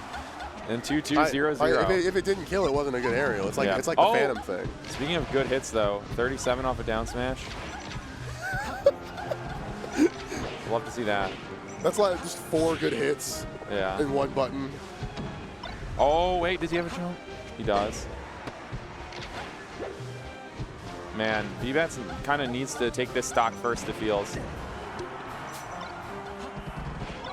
Uh-oh. Good air dodge, though, but Zealot's so patient. Zealot's really playing this one patiently. Look at this dash dance. And still to note, he's playing, no. he's playing it on the ground. B-Bats fared at the ledge and just fell. Didn't quite grab it. Brushes back the hair being held by the headphone. Yeah. Tightens up. Oh, man. Oh, the weak nair, not going to do anything. Okay. Last stock here. B-Bats, you need to make something happen right now. There we go. Fair knocking down. Down smash at 40. Big combo. Oh, misses the reverse nair. Misses the reverse nair, but I thought BS would have gone for the bear there. Yeah. It's okay though. 87 still really strong. All of your aerials I feel like I'm really weak when I'm at 87. Yeah, I meant like all your aerials are liable to set up for an edge guard, but Zealot's answering to the combo. Oh, the jumps dare, into it. That'll do it. The dare nair finishes it off. Yeah, take a deep breath. Now Zealot, I would have to imagine, is going stadium. Like, you can run wherever you want on that stage. Sure, there's no top plat, but the transformations are crazy. Like, that is the Fox Veins paradise. Yeah, we haven't been spending most of our lives there. The venue is quite cold. Like, you see they're both talking about it, like the hot air into the hands. Yeah. Got to keep the blood flowing. Blue took my jacket for bracket. Well, we'll see. Blue's still in, so maybe he gets it done. Yeah, ideally we need him to hold the jacket as long as possible. That means he's still cooking. But we're going to see. Zealot's already tacked on 74 here. Oh, yeah. Looking great. Oh, good air dodge out. Up throw, up air on Peach that way is sort of a 50-50. B-Bats is yeah, and always if you if he DI behind after Fox up throws, you get a better chance of like wiggle out air dodge. Oh yeah. Oh, careful. No, dangerous. The shine was like in his eyes. I thought it would be a wave dash back drop down shine angle from Zealot. All right, even match. B-Bats with some platform wave lands just for fun. Okay, Zealot jumping off the stage for a second. He's like running himself into the corner. Screaming Bloody Mary. All right. Well, Zealot's chosen to run in the corner and try and like work his way through the B-Bats approaching. At first, Zealot had like the gain on the approaches in the first game. Then B-Bats was like, I think on the smaller stage I'll cut you off the fair. And Zealot's like, now it's my space to take game 3.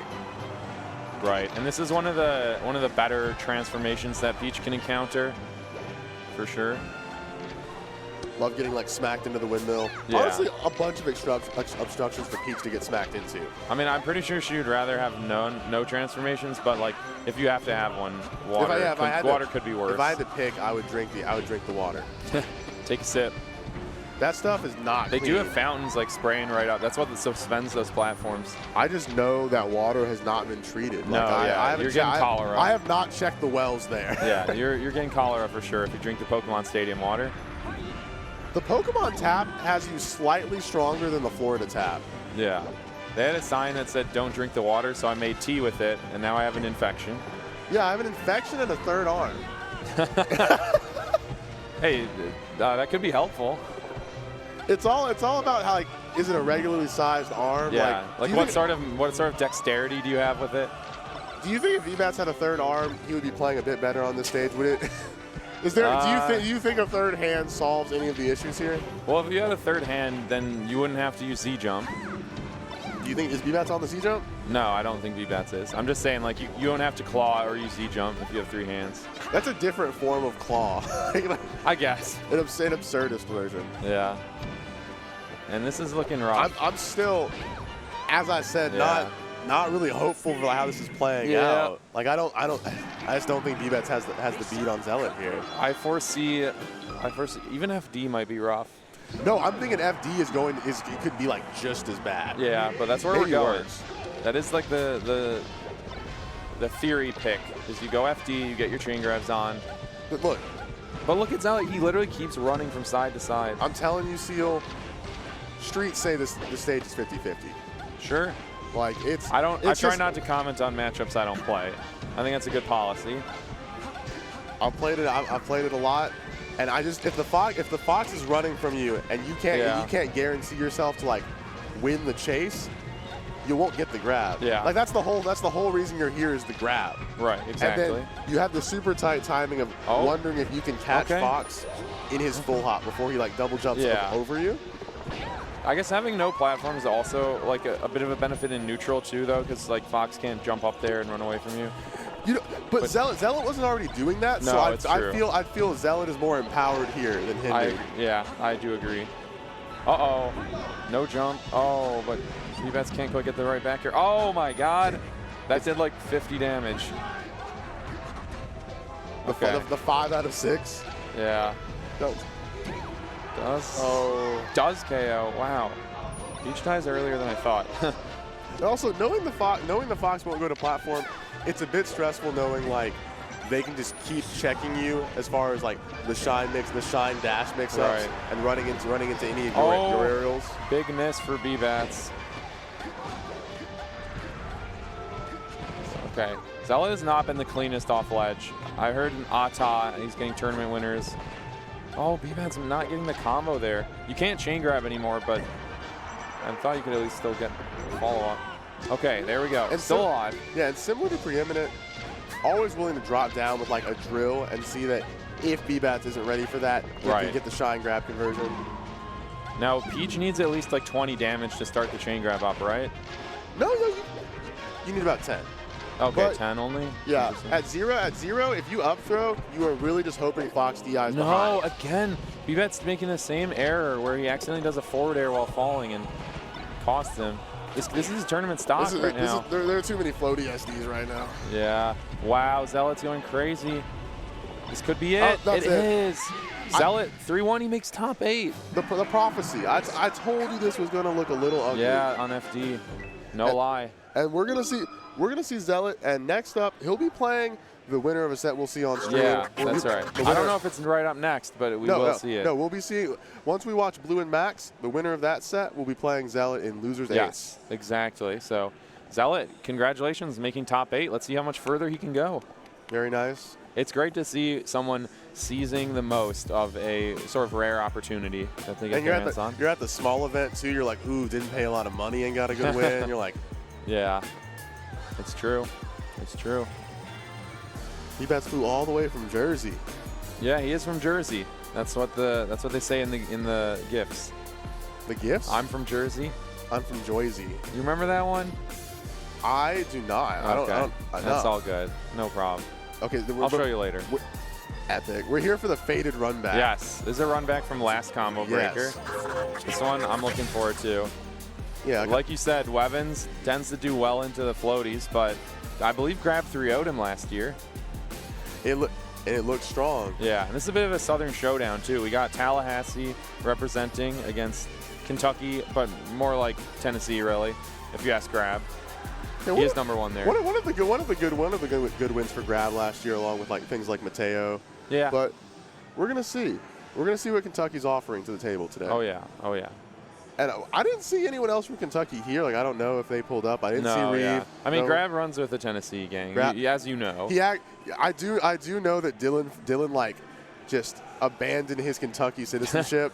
I mean, to be fair, he lives in like Bowling Green, which I think is like right on the border anyway. Yeah, like about an hour from Yeah, Nash. like he's probably closer to there than Louisville, Used or to- I think they say Lovell down there. Lovell, yeah. He still makes some time to pull up to the Bowling Green local, but other than that, you don't see him at the big Kentucky events. No, yeah. I mean, he went to the Cardinal Collisions. He went to he goes to Cardinal Collisions, and then like last year, Isn't there like a Bluegrass something or other?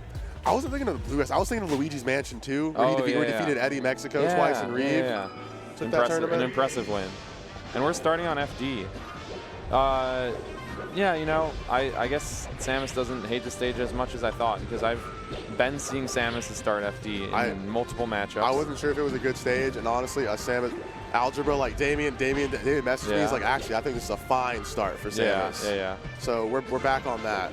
Now that the Samus Lords keep me in. Yeah, we trust the brain of Algebra. 123230. We miss you, Dame. That's the GOAT. Oh, he's probably watching. Anyway, Grab was really consistent with the missile power shields already. Marth notably does have that bug shield where you just crouch and kind of let it go right above your head, and then you click shield. And you have a couple options other than the power shield too. You have the jab, you have the forward tilt. Like you have so many things to break missiles with. Yeah. And it sounds kind of crazy though. You're like, how did this rocket break? And it's like, oh, I just slashed it with my sword. Yeah, I cut through this explosive with my sword. And now I'm running towards you with fervor. It's like a magic trick. You're like, It I is will kind catch of this bullet with my teeth. Yeah, it's like you see him split the missile in half. Yeah. And you're like, my only option really is to shoot another missile. I'm a little terrified. I'm going to have to see Let's if you can do it we again. can do this one again, Mr. Magician. Grab finds the floaty killer, though. Side B to up tilt. You ask the Magician, it's like, I bet you won't saw me in half twice. No. It's like, no, the show's over. He's putting him in a box, sticking all the swords in that box. See, the thing, Grab went right near the box and started like poking it, and you saw Wevins like grab him out through it. He had to put the stick in the box.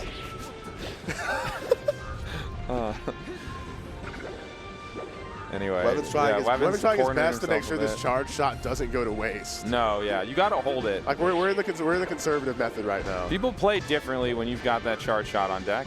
They're scared. A big thing is overcoming the fear of the charge shot.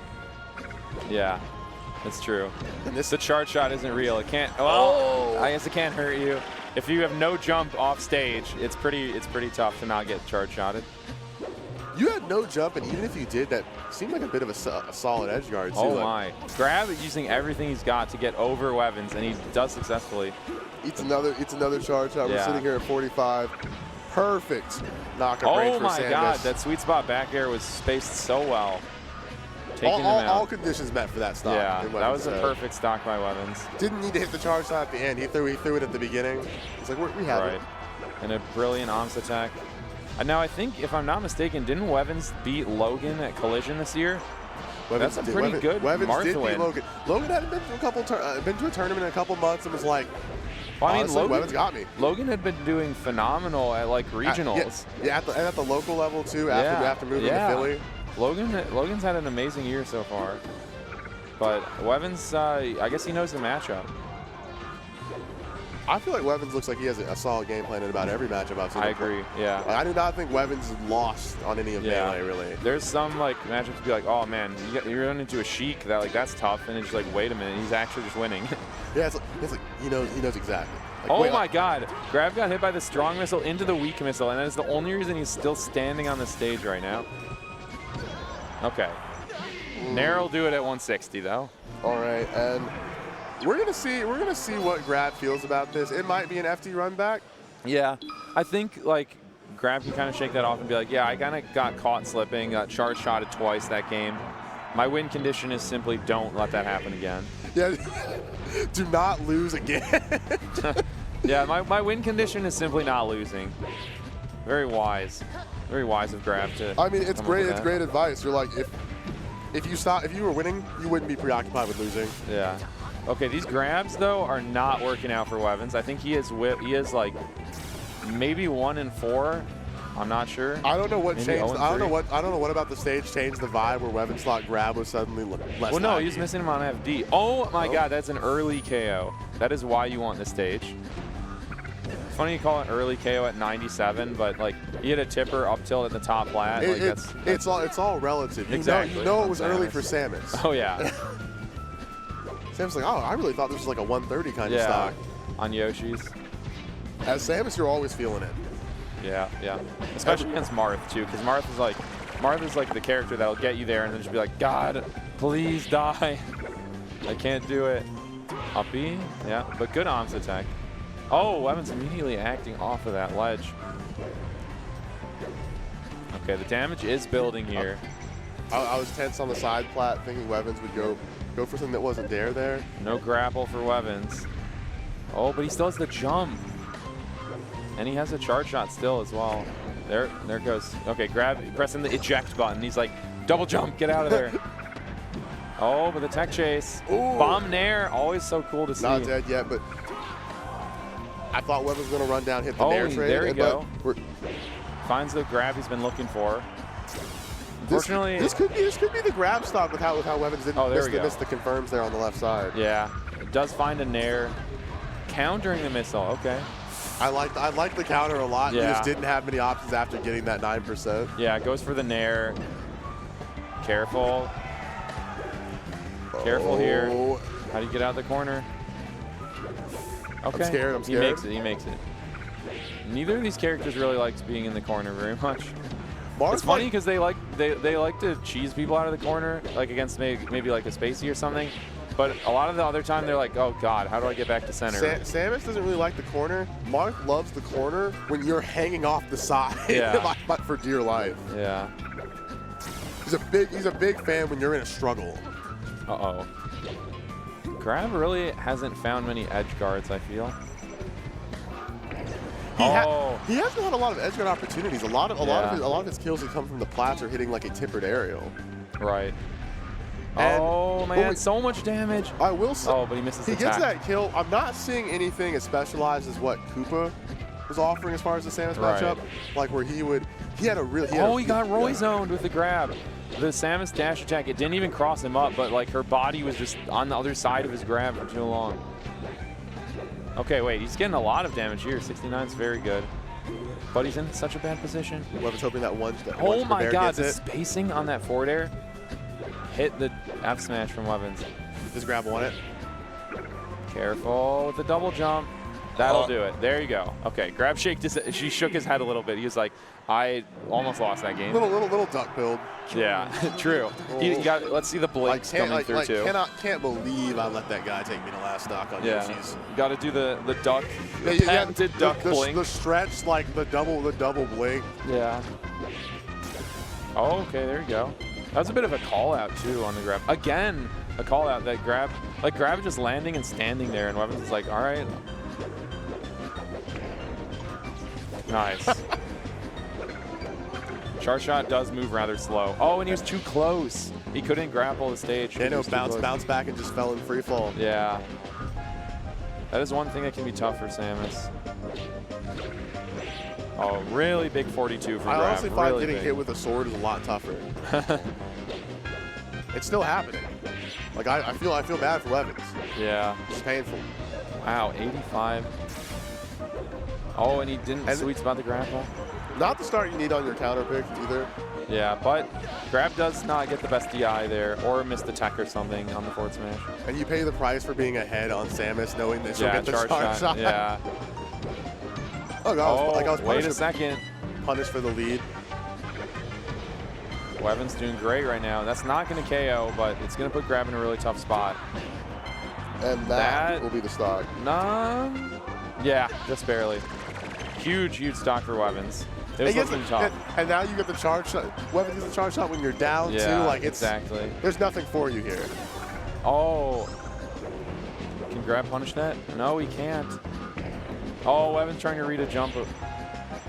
Doesn't get it though. Okay, no grapple, but he can bomb all the way onto stage. Yeah, this is where Marth starts to feel the agony. Up tilt? No, doesn't land it. And he just keeps getting up bead. And you're like, why is this move sucking me in?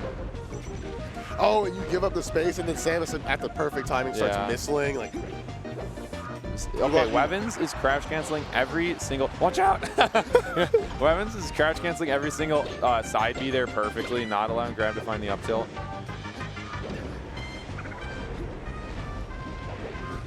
Okay. Grab getting in there a bit. Both of these players, upon respawn, are just coming alive. There's no time to waste either. This feels like a really important game. As most game 3s do. Yeah. Careful with the double jump. Oh God, Grab is up in the air. Grab hoping Weavens makes one ambitious landing attempt and gets up tilted. Oh no, Grab messed up a bit. And again, Weavens knows exactly when Grab needs to up B early, and he's just not going to ledge and doing that down angled forward smash. Yeah, you can tell he doesn't even make the mistake of like going like to the ledge. Yeah. He's already standing ready. Okay, still not going to do it with the nair though. You need more than that. Okay.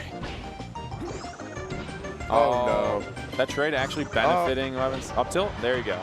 That's an easy one to hit. The perfect one. Yeah, you can't up B onto the top plat on this stage. That's one downside about it for Samus. You will fall down. Yeah. Politely on top of Marth. All right, Grab is throughout this whole game, whenever Weavens is at 0, he's like, you know what? You're going to 50. You're not going to spend any time at 0. Okay. But you will have a charge shot for your trouble. Yeah. Careful. I feel like the recoveries are the recoveries for grab have been like one of the weaker points, just in general, especially in this game. Both the recoveries and the edge guards, both sides of that event. Oh, be careful. The charge shot looking so menacing. When's he gonna shoot it? Okay, there it is. Okay, disarmed. Charge shot offline. He's still so winnable. Like, Wevin's got like 30+% left in him. Okay.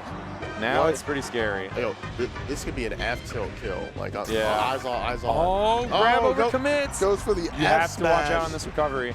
Don't let the same mistake happen again. He doesn't. Grab goes for the sweet spot. Oh, but really bad DI. He can make it on stage.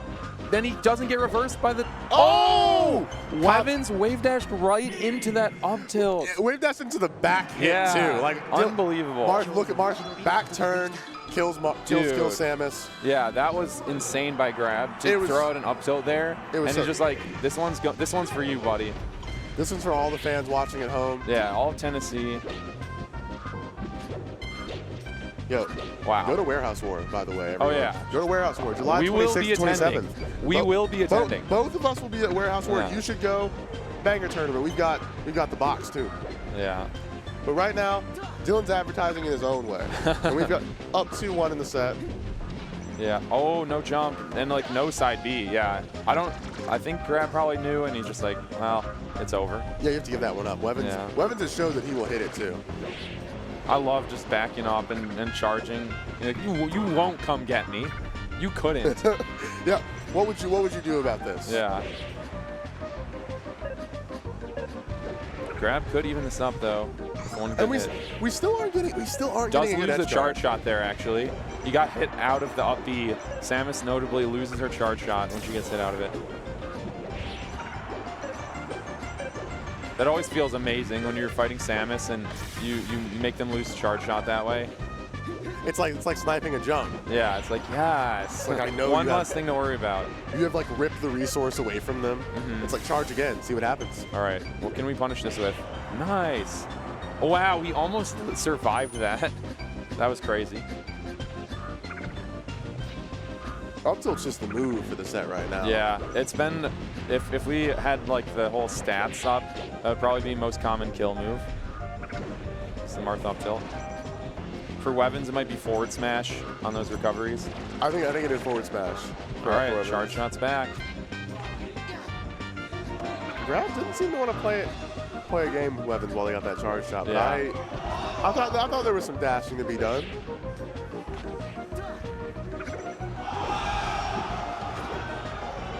The missile into dare pressure always seems pretty good. Oh, did he jump? He did jump. But he can still make it on stage. Well, he cannot not make if it you get on hit by stage. that strong missile. That is for sure. Wevins edge guarding from the other side of the stage. Basically Yeah. a sniper at this point. Oh, no, yeah, he's been the sniping.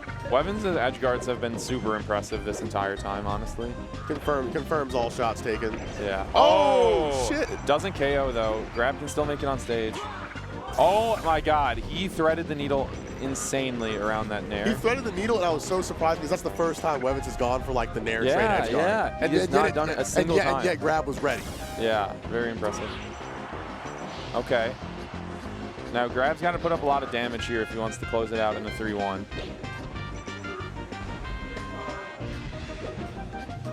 That Samus wave dash back up tilt when you're in the corner, so terrifying. Dude, the most terrifying thing is like whiffing the grab near Samus. You just like miss, and you're like, yeah, don't do it. Like, please don't do it. Spare me.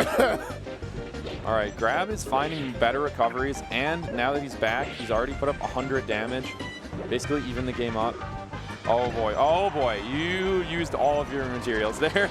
He's like, I'm gonna double jump, I'm gonna side B, I'm gonna air dodge, and Wevins is like, I'm ready for this. Up tilt? No. But Grab's like, are you ready for me to come back and get 100%? Yeah. Oh, is that a? I think it was a trade with the It was a up tilt. trade. Yeah, you're right. Wow. Huge 25 damage. Wevins has hit oh, more the double power shield. I think Wevins has hit more charge shots in this game alone than I have fingers. It's been like 9. It sure has. Yeah, there's been a lot of them.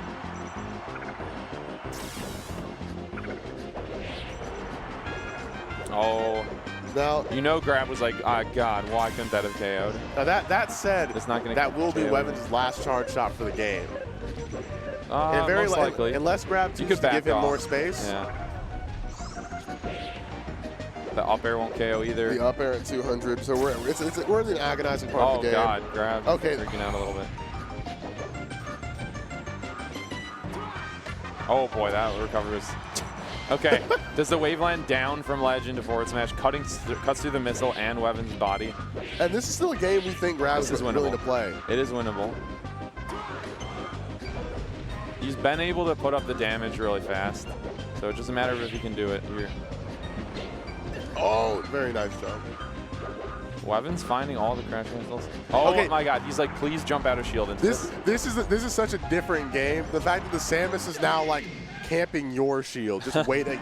Yeah, Sam's pressuring you like that. And you're like, oh, I really can't move. And Sam's like just trying to jab, waiting for you to roll in, waiting for you to do anything if you drop that shield. And we have a game 5 now. Grab maybe gonna look at, oh yeah, then this makes sense. Battlefield. Here we go.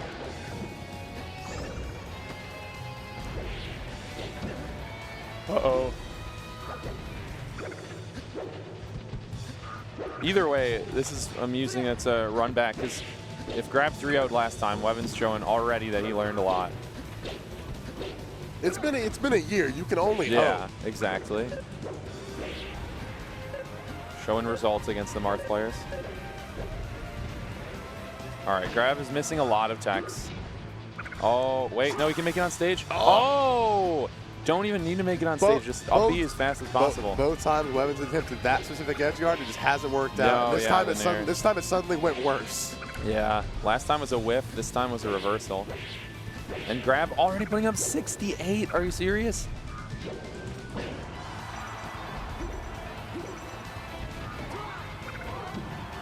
Can you hit this? Wow, that was so nice. I don't even know why you asked. That's big Wevins. That's true. Will Evans himself. Wevins. W Evans. Oh, that's not going to KO though. One thing you will have to deal with, this stage does have a pretty high ceiling. You're waiting here until you can start Samus again too, knowing like you can't really just raw up till This could be it. Yeah. And that's it. Yeah. It's so much easier to edgeguard Samus when she doesn't have grapple from Marth. Oh, I thought that was an called out the jump into it. Wait, Grab is really pulling away now.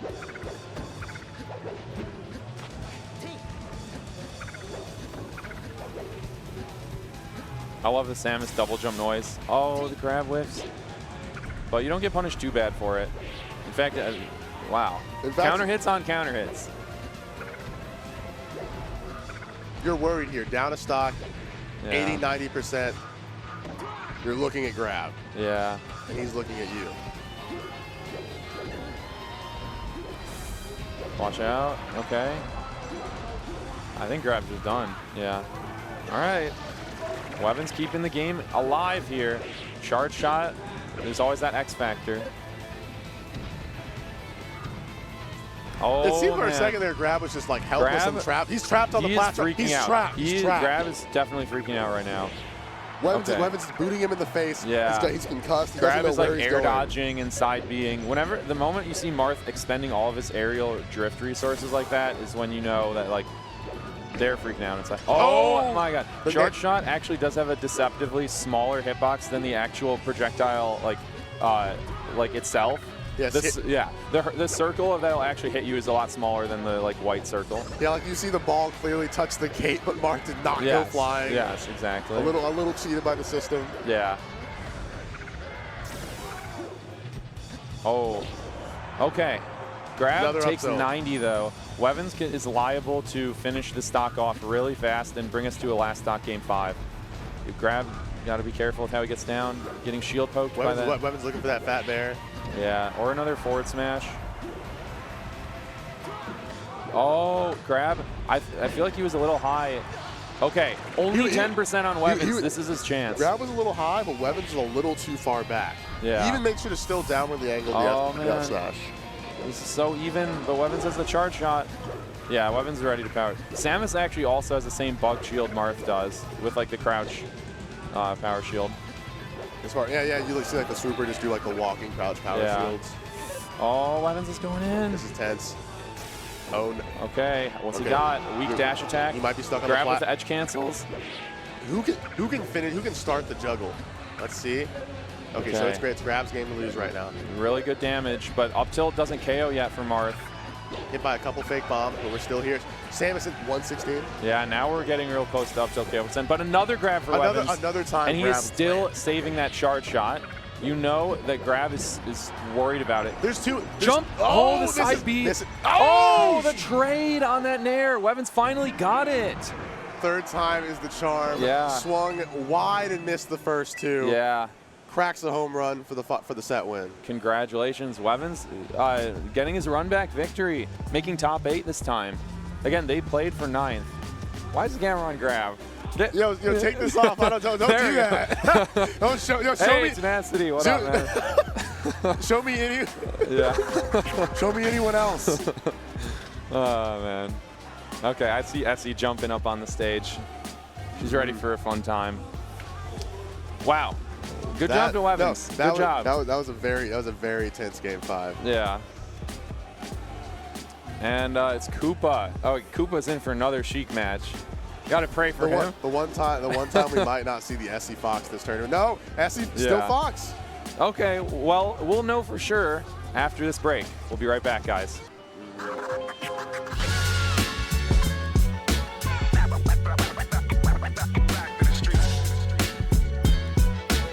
Combo Breaker is just getting underway. But before we can continue, let's take a quick commercial break.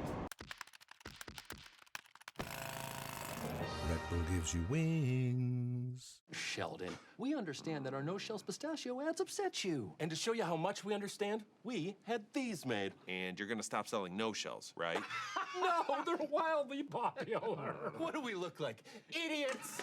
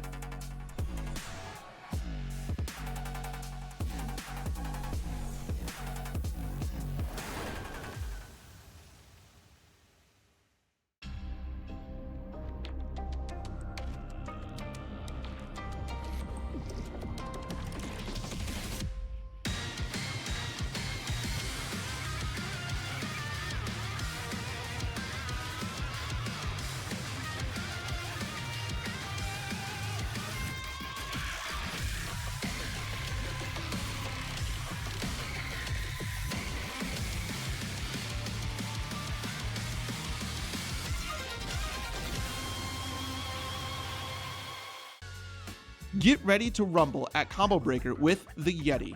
We're setting up our booth with our official Street Fighter merch that'll knock your socks off. Plus, don't miss out on our event-exclusive releases.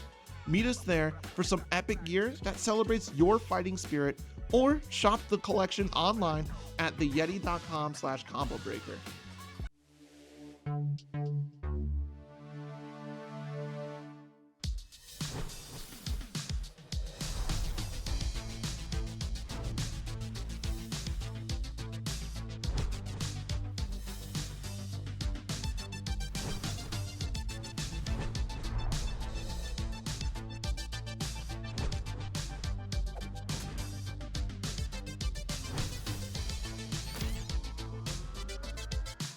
There's a new challenger in Skullgirls. Play as Marie in Skullgirls Second Encore with the Season Pass on Steam, PlayStation, Nintendo Switch, or Xbox, as well as Skullgirls Mobile. Download it today to get Marie for free on the App Store and Google Play. Celebrate Combo Breaker and fighting games with all new event merch. We got new hoodies, bomber jackets, and plenty more over at combobreaker.org/shop. We're close. We're approaching a finished and complete top 8. That's right. I'm here at Combo Breaker with Seal, and we're at top 12. We're top 12. We've got 2 sets left, and right now we're about to have Koopa Troopa Essie. But first, we're gonna cut to some Evo lore. Yeah. So Combo Breaker is a great tournament and part of the FGC tradition. But another well-storied tournament part of the FGC tradition here is Evo. And you can actually register for EVO today. You can use the discount code CB2024 on StartGG. Start.gg is the website where you can register. Use this code to get 10% off of any pass. If you're a competitor, you get 10% off. If you're a spectator, you get 10% off. Doesn't matter who you are or what you're there for, you can get 10% off. EVO is an amazing event. I have been there. It was a long time ago. It was like 8 years ago, but I had a great time. There's really nothing like it. Watching it in that huge arena, just being surrounded by fans of fighting games. You're welcome. Awesome. You're welcome to try CB 2023 and see if you can stack the percents. Or 24. Oh, the old one. You say they might have had one from last year. See if they turned off the code. Good luck with that one. Stack Yeah. Good luck with that one. If it works, it's about chasing a bag. Yes. If you get 10% off. Make sure you use 2024 though. But yeah. At least use the one. We know that one. But yeah, Koopa is going to be up against Essie here, who we had theorized, or I had theorized would be playing Sheik, but we see her warming up a Fox right now. So. Yeah, for once, Essie has not been so fickle with her characters. I've only seen the Fox this tournament. That is true. Essie, this whole year actually, has been more of a Fox main. It felt like in 2022 and 2023, she was more of a Sheik main, honestly, pulling out the Fox when it felt necessary. But I don't think I've seen her Sheik in the calendar year of 24 a single time. I haven't seen it yet. Yeah, I don't think I've seen it a single time. And I've commentated a number of her sets so far. But, yeah. Koopa probably happier to see it, I'll say. He's probably like, oh yes, it's a Fox, not a Sheik. Something I can snap away in seconds. Koopa Thanos. He's got the Infinity Stones at the ready. And we're starting on Fountain. Koopa doing it for his family. Essie just running him down though. Oh! Okay, Koopa's fine. But catching the roll. So close to being Mufasa right there. Yeah, Essie is completely ready for his movement. Again, the roll. Okay. 2 times now Koopa has rolled in that spot. 1 time Essie has punished it. But wait. Wait, that was not, Essie just didn't shine on shield there and died. Like the immediate answer for not shining was death. You get hit by that up tilt and the Marth starts rubbing their hands together. Yeah, they already know. They're looking like Birdman. The Marth just simultaneously like throwing you to the ground with one hand. Like, you shouldn't be that strong. All right, but Essie answering back. I think both these players are super fun to watch. Essie is always a treat. Koopa is like some crazy stuff's gonna go down. They're both cooking in the lab usually. Like I've seen things from both these players I don't often see. No, definitely not. And Koopa, you hear the twa. Yeah. You hear the failed up B. Yeah, it's always so funny because the noise is frame 1, but the move is like frame 3. Uh-oh, bad spot for Essie. Oh, but and Koopa tech bears there and gets to redo the edge guard. These are some talented players. He's kind of wilding out here. All right, again a bad spot, but there you go. Oh wait, Koopa. I've seen him do that a couple times this tournament actually, like up B the wrong direction for like no reason. This one was about making a statement. Yeah, and they both waited on that respawn plat. This is for top 8. They know. You need every frame of invincibility you can get. There we go, game. in the same situation, and Essie puts a double shine on the shield and gets out safely. Exactly, that's what you need. Oh, the falling counter. Oh, he slides off though. There you go. Last stock here. This is a big one. This game's gone by like a whirlwind, honestly, in my head. Yeah, it really has. It's only been 2 minutes. And Essie getting 3 up airs. Koopa looking for some of his own up airs. Koopa not getting a good angle to like push Essie horizontally. She lands back on the platform. Oh, Koopa gets caught grabbing. Good SDI though. The falling up air. Oh, catches the double jump. Oh, wait. Okay, if Essie went to ledge, that would have been real scary. Oh, the edge cancel. Wait, you can still make it on stage, but not if you get shined. Clutch. It was always an if there. There was always an if. Yeah. You just have so much end lag when you do that side B. You got to do it because otherwise you're going down, but you're fighting. It is punishable. That's something that a lot of players, like lower and mid-level players are not doing, is punishing their local Marth side Bs. When they do those close to the stage, it's lights out. Go hit them. Yeah. What does a guy with a sword think he's doing in the air? Yeah. All right, but we're on the purple octagon. Jab it. And the counter. Oh, nice. It's always a question. Are they going to up B and do I need to go out there and back air, or are they going to side B and I see doing the lucky. That's definitely the lucky. The charge up smash like to like hype yourself up. I feel like when I still think about lucky, like that to me is like you're edge guarding and you're just shooting lasers in the wrong direction, and he's like, I don't know why, I just can't stop doing that. Yeah, just pressing buttons. It's like I know it's not good. Oh, I'm not sure what that down air from Koopa was. Okay. Doesn't get the tipper, but does get her in a really good position. Wow. Clinical. Beautiful stuff here. Every single question that SE posed him had an answer, and he passed the test. He was so close. He was a bit late because he shielded, but he could have CC'd that. Yeah. On the right side, Can't make it on stage here, but SE goes for the Marth killer, and now is no double jump. Oh, reverse fair, so nice. Up the right way. Again, hit her. Okay. I mean, you got a lot of damage there at least, but just gets past. Forward tilt, so nice.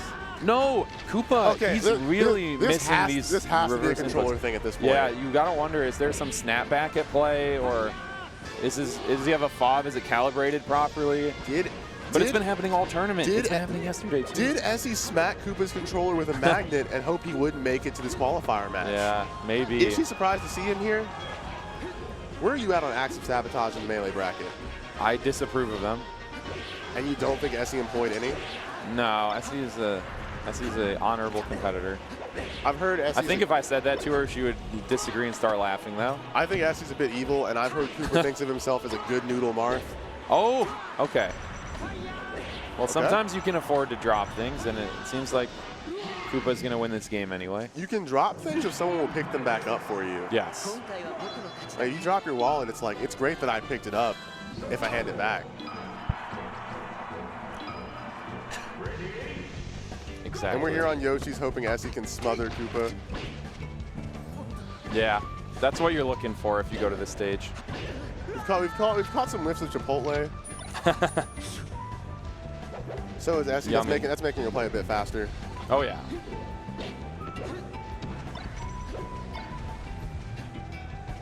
And I feel like SE's been doing a pretty solid job finding the shine spikes once she gets Koopa off stage.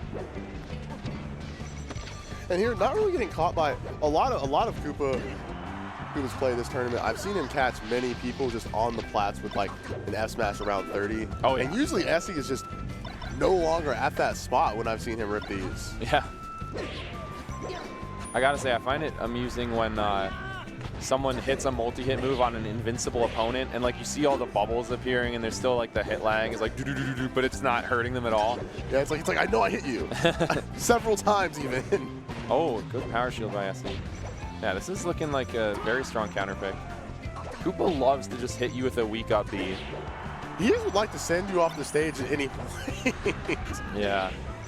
Oh, what on earth was that downer? Side B forward tilt. Yeah, side B Very pop nice. up. Very nice. You've heard of side B up tilt. Now get ready for side B forward tilt. I've heard of side B F smash too. Oh yeah. It's like that's the whole band. That's like Green Day. All right, wait a second. Huge stock from Koopa. He was down pretty bad, and now this game is just about even. Down a normal amount. Yeah. Does he have a jump? He doesn't. I thought he maybe landed before the shine, but nope.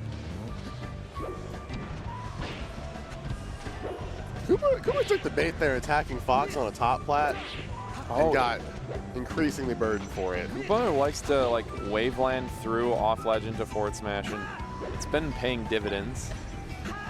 Been paying quarterly dividends even. And right now here you see it on ledge. He has stopped as much going for the like get off ledge up air. Also, I'm not seeing enough ledge dashes from him. I don't know. From Koopa? I need to see more. Yeah, that is something that he's known for. I definitely am just seeing a lot of ledge hop aerials as far as like ledge hop in air, but he's not doing as much ledge hop up air. Yeah, it's true. It hasn't been working. It hasn't been hitting. No, her. yeah. All right, do we have a character switch? Yes, we do for Stadium. We're not playing Fox on Stadium, which is kind of interesting. SE just choosing to switch to game 4 rather than even bother. Yeah, like, it doesn't matter what stage it is. Yeah, Like, she's willing to play Fox on FD, but not on yeah, Stadium. we were having fun for a second, and now I'd like to be in top 8. Right. Uh-oh. I thought Koopa would go for the ledge there, but... Now, we can't, Yeah, you can't jab him. We can't tell how excited Koopa is for this. He's had Fox in his bracket. He's had Sheiks. But Yeah. the Sheik did defeat him. Right. We saw Ben earlier today. But if you miss the tech, like I said in the Ben set, if you miss that tech on that side plat, it is absolutely lights out. Just rocketed away. Uh-oh. Okay, the poof saving SE a lot there. Nice. Mashing out. Okay, still able to make it back easily from that one. Okay, but how about this one? Okay, what is Koopa doing? He's working. Let him. Up barrel KO. Oh, but she missed the fair too. I don't understand what I'm watching here. I think SE's Sheik may be a little bit rusty right now. And now we got the... Koopa not too disrespected, but he will go ahead and take these stops. Yeah. He's like, I understand good why you spot did for what you Koopa did. to be, honestly. Back to the wall, 169, and you're just not even worried. Oh, if he hit that tipper. No tech, though. Yeah, tough spot. If Koopa had tagged the tree, that would have been at least a couple more percent for SE. Yeah, that's true. All right, bit of Dref in action. SE says, if one Ohio Sheik can't make it, I will be the one to spot dodge. Koopa, don't go over there. She's just being quirky. Don't go over there. Okay. What are you? Oh, it's God. okay. Oh, God. No, we're back to neutral. All right. SE, oh, goes for up smash, huh? I'm confused at what SE's going for a lot in this set. Oh, good weight. Brilliant weight. And a second fair, too. So smart. Oh, my God. Nice boost grab. Nice boost grab there. Up air doesn't knock down, though. I also think that boost grab was with the intent to cover Koopa F smashing, which he's been doing in a bit of a neutral. How on earth did he get past her? Oh, he's so good. Dude, Koopa's edge guards have been baffling me, but he put that one together. You gotta put respect. You see the Sheik game and it's different now. Yeah. Oh. Wait a second. This could be the tournament stock for Koopa. This did not seem last stock vibes when we were watching it at the didn't. beginning. But wait. SE's edge guards have been really strong. Oh, the dash dance with Sheik. And she gets the no impact land. Run off fair. Koopa. Is he a good Here noodle? comes another no impact land. No, she goes for down air. Okay, one last chance for Koopa. Here comes the tree. Koopa not wasting Up the smash. chance. As he gets a double jump back here. How do you get back shield. on the stage? SE, grab it. Okay, they're both at 100 now. Based on the DI, that could have been Slow no get smash. up. Another one. Forward smash that. Reads it. Forward smash That it. was it. What are you doing? That was enough. Dude, standing needle. You're trolling me. Koopa. That's it. That's it. Up air KOs. Wow, what a scramble. What a scramble of the last stock that was. And we'll see SE in top 8. That's right. Koopa going down at 9th. And we'll come up with our last match. That's right. We'll have the run back from the local a couple days ago. Earlier this week. Blue versus Max. So King of Chicago back on it versus the only British guy in the room. That's right. Well, maybe not in the room. In our side of the room. Oh, you know There's what? a lot of other people here. Yeah, we have Street Fighter, we have Tekken. It's Combo Breaker. My bad. The Brits might be here. We have Swedes. We have Leffen's here. Leffen's here, but not in our corner. He's in my heart. Well, he is also in this room. He is in it. He's all the way over on the other side, though. Yeah, I saw him the other day. Yeah, they moved Strive over to the other side of the room. We had Strive on Friday on our side. Yeah, I considered saying what's up to him, but he was gaming. I was like, yeah, maybe later. Max in the full suede. Oh yeah, Max is ready. And Blue was the 8th seed of this tournament. He lost the Hungry Box. Correct. Defeated Wevins, the 9th seed. Yeah. We also played at the local. Right, and so their set history here is that on Wednesday, Max defeated Blue 3-0. That was what you said, right? It was 3-0? Yes, right. correct. Okay, so we'll see what has Blue learned, how is he going to play differently, and what effect is the big stage going to play on these two? Because this is where it counts. This one's going on the ballots. You know, both of these are top 100 hopefuls. Both of these players have cleaned up some wins. Yes. You think Max is cold? Like chilly? Yeah. No, he seems all right. I've been cold the whole day. Oh yeah. You seem like you're ready for it though. You have that the northern body. Yeah, I mean, I grew up in the Midwest, right around here. I just can't handle it after coming here from Georgia. Yeah, the Georgia.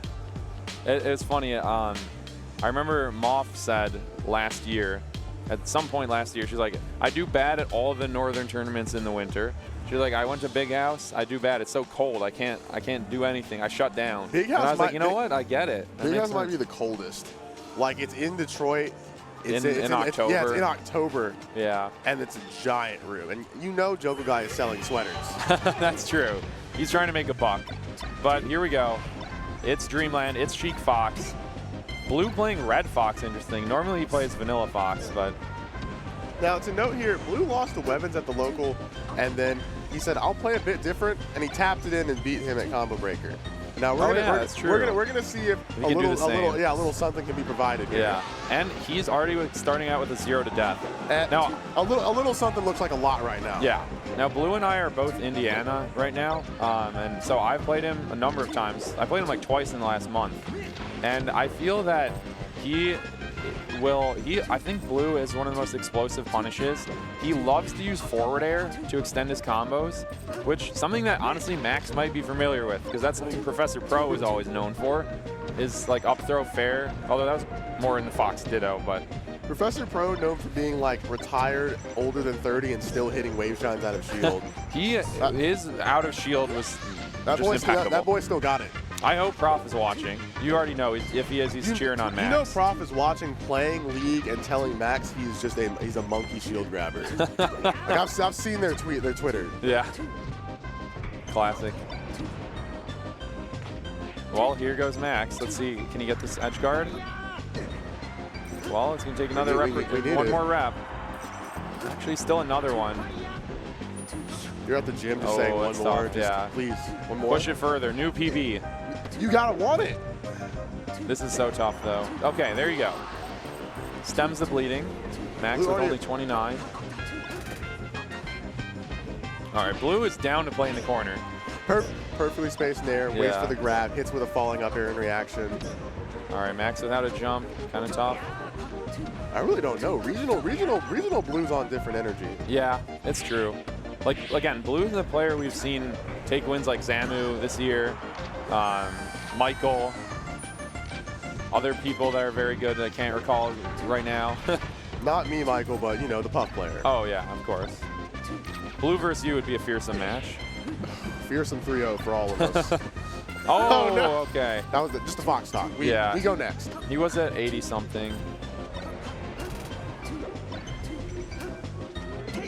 Yeah, so last month, Blue beat me 3-1 on 2 different occasions at House of Pain and also at PopCon. So I know he can punch up. Is House of Pain the one Killer Blue runs? Well, used to, but Killer Blue's in Chicago now, not in Champaign. But he still helps out with it. It's like how Unsure is always helping out with Out of the Blue. Shout out Enrique. Yeah, you can't take the TO out of the TO desk.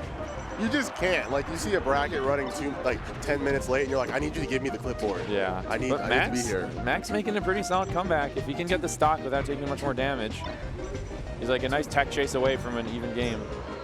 But, I don't know. 99's pretty tough. Max coming to terms that Blue will be in his face probably the whole set. This should do it. Yeah. We go Zelda, get some drift, transform back, or I guess, okay, yeah. I don't think you can really recover high as Zelda. You kind of have to go to ledge. Oh, okay. Blue with that classic grin when something kind of silly happens to him. Max needs to grab more than he needs food and water. I think of Dreffen when I see this, but I also think you have to go Zelda here. I also think of the old Ice. Okay. Like when Ice was still playing Oh, Sheik, yeah, would do the this. one set against H-Box at Apex 2015. Yeah, just like gets you. It was close. Gets you to kill percent, switch to Zelda. Yeah, that was close. Blue takes game 1 though. Now we're probably going to see Battlefield or Fountain of Dreams. Battlefield, okay. Max is a Battlefielder. We're always on a Battlefield in a way. Yeah, that is true. We don't know what they're really fighting The world for. is our Battlefield. All right, run off. Rising Bear or And Rising Nair, huh? This should just be okay. it. Yeah. Max will not miss that. I feel that Blue is also a kind of player where he just sort of finds himself off stage sometimes, and it does not end up well. It's just like the Void calls the Ethan frequently when he's playing Melee. He's just like, I don't know why I ran off right now. I didn't think that was safe. The dash back up smash? Okay. Oh, I thought he might shield drop fair that, but goes for the ops to grab. Nice. The Luigi Nair. Same frame data as Luigi Nair. I'm stealing that jab. That was brilliant. That was slick. Max playing phenomenal right now. You already know he's getting at least 24 before he loses the stock. That's what every Sheik main dreams of. They dream with the percent where you can knock 24, down Fox with that tilt. forward tilt, knockdown is everything. Oh, goes for back throw though. If you can't knock down Fox with F tilt, are you even like in contention to No, win the yeah, game? it's Like, just are you even you're playing? miserable. You're Again, the dash back up smash. What is he doing?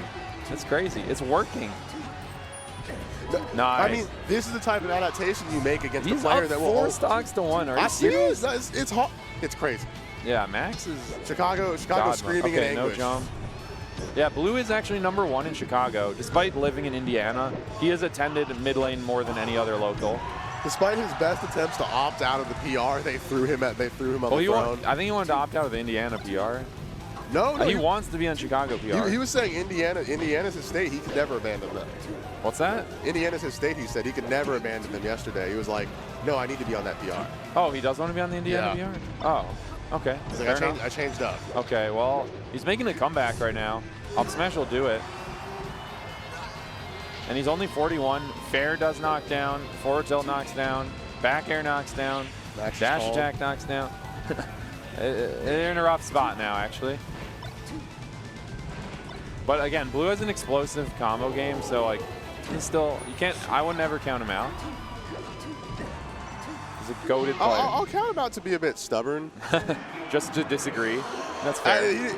It was just clear Max was a little tapped into like just Blue being ready to approach him all the time, and that was how like that lead kind of amended itself. We're going stadium though.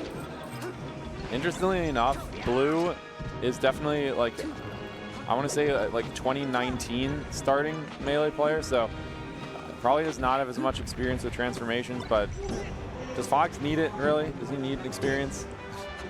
No, you're Fox. You're Fox McCloud. Pilot the R-Wing. Plus, he's attended enough tournaments this year too, where there's been a lot of most unfrozen stadium. All right, but Max finds the first stock. I'm such a fan of Ice Age, the movie series. Oh yeah. I'm also a fan of Ice applied to this stage. Yeah, shout out to Scrat. Both Scrats. There's 2 Scrats now? Well, you're talking about Ice Age, right? Oh, so there's Scrat's a little like raccoon kind of guy, and then we got our Scrat down in Alabama. Yo, Alabama Scrat. Shout out to that guy. Yeah. Amazing beard. But right now, Ethan has the lead. Like Blue currently juggling Max. Oh, misses the falling up air though. Misses the up air, misses the tech chase option after. But yeah, he's saying that first stock was nothing to me. Max kind of swinging with a down smash.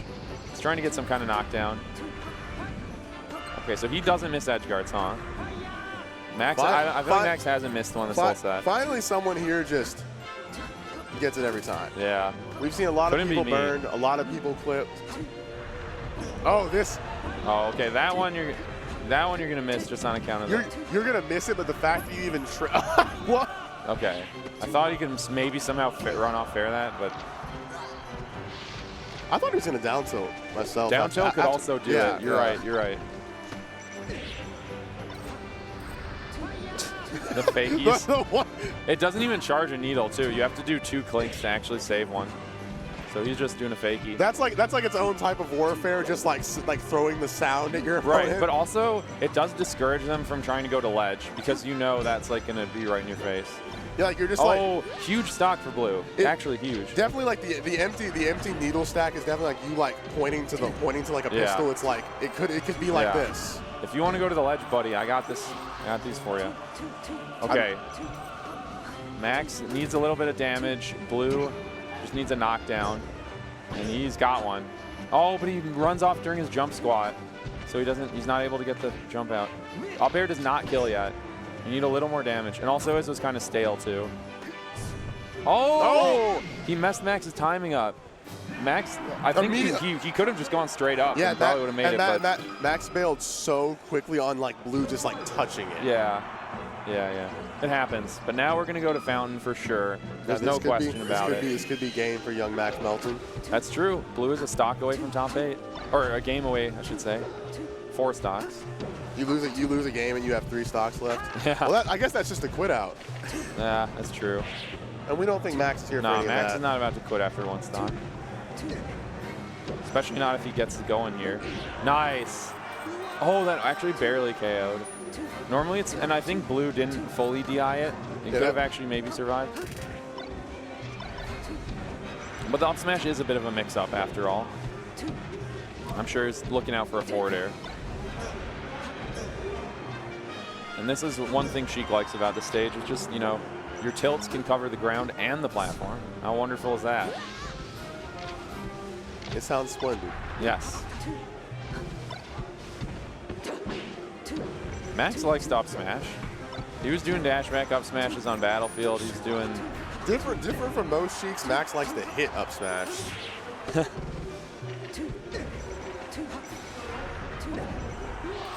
Yeah. Just gotta get out there and fair it.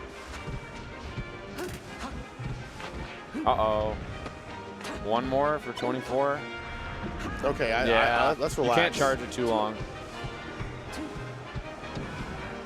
Oh, nice crouch cancel forward tilt. Okay, Blue getting a little bit stuck there, but anti-aired by the down smash. Okay. Max kind of holding his space real well. Oh, but a good. I do that back air so much. Blue's seen it a number of times. He's like, yeah, I know how to punish this. He looked at it, eye rolled a bit, and it's like, that's just the seal. I got that. I've seen that.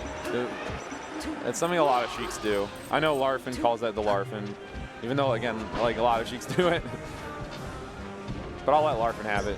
You're so gracious. Yeah. Larfin the Baker.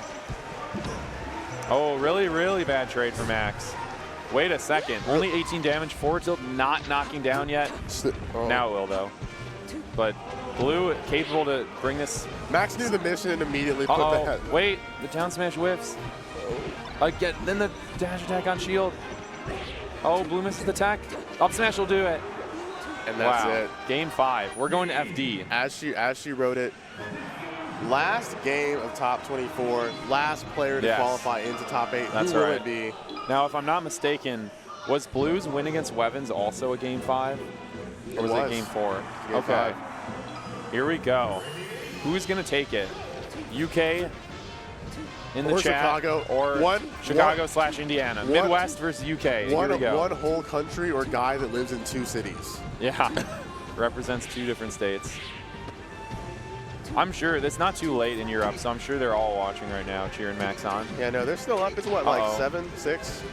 Something like that. Wait, no, isn't it like?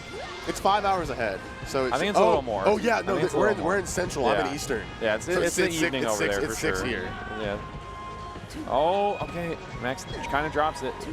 You can, dash through back air. Blue did not DI that. I thought he would go for up smash, actually. That was rough, too, because any DI up and that wouldn't have killed. Yeah. Oh, Max with the overshoot dash attack. Crouch cancel up smash. I noticed Max never goes for the regrab on up smash. No, Fox he pops doesn't. right up. I love doing the regrab personally. It's like one of my favorite things. When you see them bounce, it's like... Okay, Blue twice now. Wall jump with the wall jump side B. Okay. Max is bringing this back so far. Oh, he gets 2 weak ones. You need it. No. That's so bad for Max. We're still in it. We're still in it. Wait. Oh! So good by Blue. Oh my God, Max, that is like the worst feeling in the world, is missing an edge guard against Fox, and then he comes back and burns you and then just KOs you. Oh, that was a real drip or drown moment. But it's so for Blue. even here. It's 2-2, 0-0, 2 games apiece. Like I can't even think of, there's no way this could be closer right now. Air dodge? No, that's so bad, Max. Oh my God, 0 to death. Chicago clamoring for one more stock here. The Midwest is alive But if Max can make the most of this grab, he doesn't. Not the most of it. We're playing the fair game. Oh my God, the undershoot on the dash attack not working for him. Double up smash, you're at 60, Here goes 70. Blue. Oh, he tried to get the double jump, but didn't. You are just falling on top of a 5-second CC. This is all. Yeah. This is so close to your death. Oh my God, he can barely still crouch cancel, and he gets a phantom dash attack. This could be it. I don't know if Max has a great recovery mix-up here. Are we set? Blue closes it out. He makes top 8. That's okay. So I'm really not getting my jacket back. Not now, for sure. But that's awesome for Blue, representing the Midwest. Max, unfortunately, going down after a game 5, but still a solid run. I think he was seeded to play. I don't think he was seeded to make top 8. So you can't be too disappointed after all. Quick, wholesome shot, tenacity. Yeah. And we'll be doing a caster swap now that we're done with top 24. That's right. We'll be handing it over to Wisely and Shakespeare. Yes, they'll be bringing it home for top 8. I think we are going to be getting right into it. Yeah, since I see SC and Weapons already on stage. So Wills, a pleasure running it back with you. Of course. We will be back again on commentary at another event in the future. You already know. To everybody else, thank you for watching so far, but do not go anywhere because top 8 is coming right up. If you like Samus, stay right in your seat. See you soon.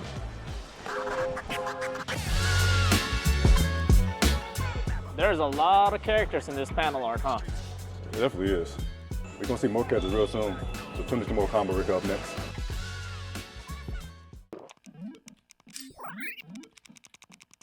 Red Bull gives you wings. Chipotle's Chicken Al Pastor is back, and it's fire on every level. Fresh chicken, hot off the grill, mixed with morita peppers, a splash of pineapple, and fresh lime. It's where fire meets flavor. Chipotle's Chicken Al Pastor. The wait is over. 10-0 is launching a host of brand new designs inspired by your favorite fighting game titles this week during Combo Breaker. The Akuma Heaven Premium Capsule includes both a windbreaker and sweatshirt, which sport the famous kanji on the back so you can strike that pose wherever you go. Or channel your psycho power in this new edition of our iconic Burning Sprite hoodie. Kick off a new era of good-ass Tekken with the first appearances of Jun Kazama and Reina alongside this Fist Meets Fate long-sleeve t-shirt design.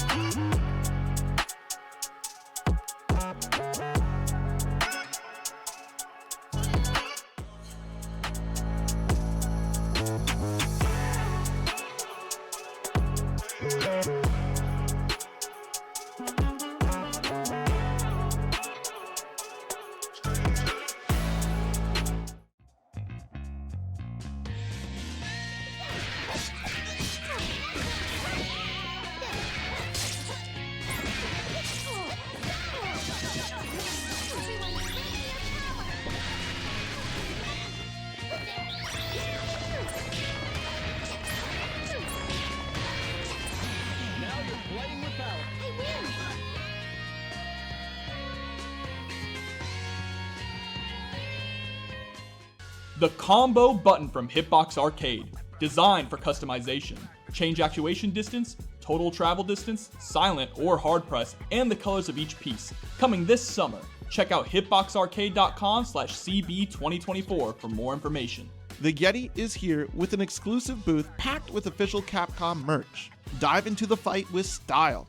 And for all you Monster Hunter and Mega Man fans, we've got you covered too. Our online store is stocked with epic merch that'll have you geared up for any adventure. Check us out now at theyeti.com/combobreaker. If you guys haven't done so already, be sure to check out all of the new fighting game event merch coming out to celebrate Combo Breaker. We got new hoodies, bomber jackets, and plenty more if you guys check it out over at combobreaker.org/shop. Sheldon, we're definitely not making flavors of no-shells pistachios. Then why are you dressed like that? You got us. We are making honey and chili flavors. Are we? Yeah. Wait, then why are you dressed like that? My wife likes it. Spicy. 4-alarm fire in the boudoir.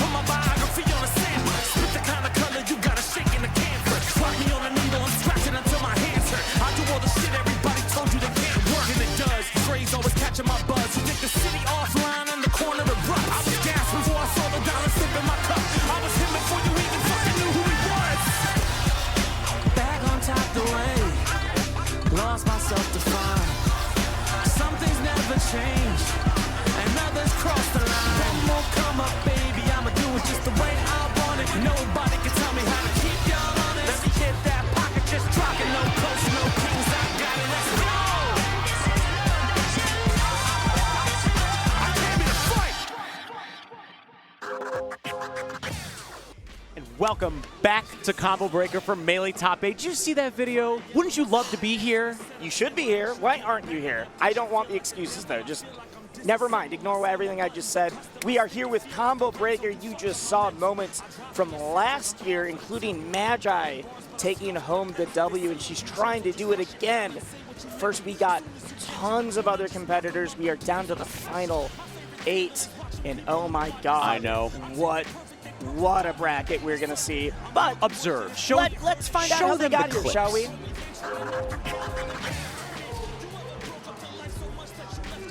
All right, this would be Zealot.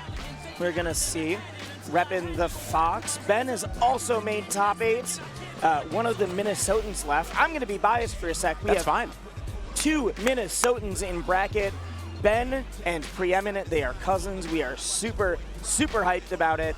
But yeah, we're just getting some good moments from earlier in the bracket. Max from Europe is here. He's been making mad work. Mm-hmm.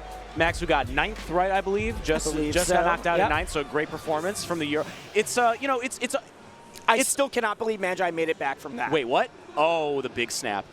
That went so far. Oh my God, Casual almost took that game. No yeah, way, no way. For the suicide nair, just couldn't quite pull it out. Max with the huge wall jump forward air. This. Yeah. Great highlights, everyone. Mm-hmm. Great camera work. Shout out to Ayub, working the cameras. And then one of the many, many, many Marth Samus matchups that we've seen this weekend. You were saying right before we got on, I think we've seen more Marth Samus than the rest of my life. Yeah, than the rest of my life. No, straight up. I learned a lot. Yeah, absolutely. And then this, Heartbreaker. So close. Heartbreaker, depending on who you are. Depending on who you are, right? I love William. I love B-Bats, but I am going to get super hyped for my boy Tony. And Koopa Troopa coming out here with a great performance. SE, the multi main making their way to top 8. Of course, HBox hasn't dropped a game. Yeah. This whole tournament. This entire tournament has led up to who will topple the beast, and we are going to see if someone can bring HBox down. Yo, I want to see the pop-off, the CB Hungry Box pop-off. Or maybe it'll just be a walk in the park, and it'll be a very genteel... The calm, composed. Weapons will be on stage for our first match today versus Essie. Who knows who Essie's going to play? Samus, all of Samus, or all of Essie's characters do pretty well against Samus. Yes, thumbs up. Essie's like, yeah, that's me. Essie plays Fox, Sheik, and Marth, I will say, has typically been Fox, but as we're seeing right away, Sheik round 1. I agree. Yeah. Honestly, this is probably the best one. The least likely, well, Fox is the most likely to get cheesed. Marth might have the best neutral here, but Sheik has the best punish, I think. Yeah, I think the best combination of, like, Fox can do the punish. Sheik has the best combination of the neutral and punish here, as shown by that. Easy peasy. Already get the tipper up smash. Was that down throw tipper up smash? That was indeed. That's Combino. Oh, good spot dodge. Poor Samus. Like, Samus really struggles in neutral in general for 2 reasons. One, short hopping is not really on the menu. Like, with other top tier shot, and the other one is grab. You're gonna get that every once in a while, but you're not gonna rely on grab in neutral as much. Samus is a very big, heavy setup character. Oh my. Oh my. Yeah, as you're explaining all of that. Was that a needle, needle gimp kind of situation? Oh, see, wow. Yeah. Gets the grab and the cross through. Essie just doing a phenomenal job shutting down everything Weapons is trying to go for. as we said, it's going to be stronger for Sheik in neutral. The saving grace of playing Samus is that you've got more neutral interactions to win and lose. True. You're getting back on stage a lot. You're getting back on stage. You're going to live longer. But Essie does not care right now, and in fact has killed Samus at shockingly early percent from what I'm seeing. I think this is the fastest the Samus has ever gotten to one stock. Yes. Like, this is so rare. Essie looks extremely comfortable right now. Like, look at this. Like, has not let up. Nice. There we go. Gets Burst. counter hit, but like, at this point, you're willing to take that. Oh no! I was expecting a downer, honestly. I think maybe was trying to go for a no impact land kind of There we setup. go. but- Wow, that was a cool setup actually. The fair, even with SDI out, the Nair still hits because it's such a long limb. Yeah, the needles are going to devastate off stage if Weapons is trying to go low. Good lord. We just sat down wisely. That We first game thought, is over. we thought this was going to be one of the longer sets of top 8, but instead, Essie just shuts that all down.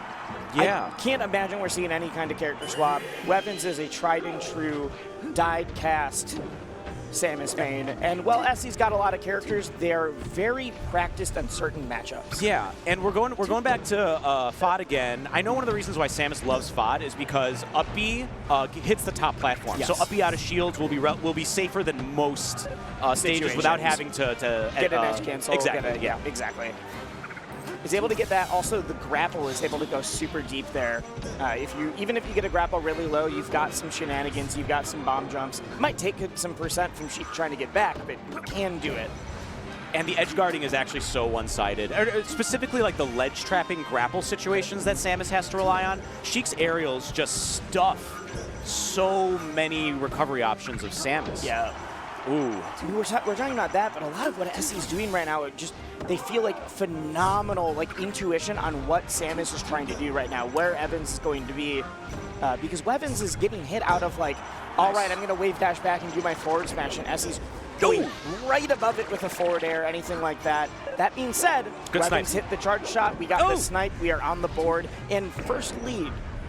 First lead for Weapons after a very dominating game one. And I do love Weapons' preemptive nairs to stuff like, ooh. Got the Omps attack, I think was trying to drift back to the ledge. Wasn't quite able to hit that sweet spot. That's a shame. Yeah. I mean, Weapons having a tough time recovering, straight up. Yep, partially because of Essie, partially because of just, sometimes it happens. You missed your grapple. I think most of it's Essie because a lot of it is forced errors as well. Right. It's the, you missed, but I made it really scary for you anyways. I love Samus's F tilt. It pretty much unlocks after 60% or something, and it becomes a really reliable get them off stage move. Very nice sequence by Weapons. Okay, we're alive. We're living. Yeah, by unlocks we're talking about the crouch cancel percentages, where it's you can't just negate this move anymore. And she loves holding down. We love that around here. So does Samus too. Yep. So does everyone. Let's be real. CCing is just. But these two especially. Oh my God! That hit so far backwards. No, I didn't. That what? You know what she was going for. I knew what they were going for, but I'm sure Weapons are the up smash. I knew to avoid that. I'll drift behind. That hit so far backwards. That hitbox is deceptively large. Mm-hmm. And every grab from Essie is another 25%. Minimum. Usually 60. It's 60 or it's 20, but now you're off stage and in a very rough situation. By the time you get on stage, we've got the rest of the 60. Shield drop fair is so cool, actually, from Samus. I love it as a really quick, where am I going kind of move. Yeah, how am I getting that? hit? And you see the shield drop in there as well, just because it's so big and so active. Okay. Grapple. Okay, that's the fourth maybe fair off ledge, so that probably won't get too much mileage from now on if Essie's looking for it. Right. I'd say Essie definitely had, like I was saying, that intuition on Samus's placements a lot more in game one. I think Weapons is just really switching it up, being well, I couldn't get away from that, so now I've got to go for this option instead, starting to mix up timings. That needle was huge. Wave is able to get back. Oh, wow. No, not that again. Oh, but it crossed up. Okay. That has to be the last ledge hop fair that Weapons gets away with. No, now we just do it in different spots. Yeah, true. Up tilt, back air. Doesn't hit. No, that would have been killed.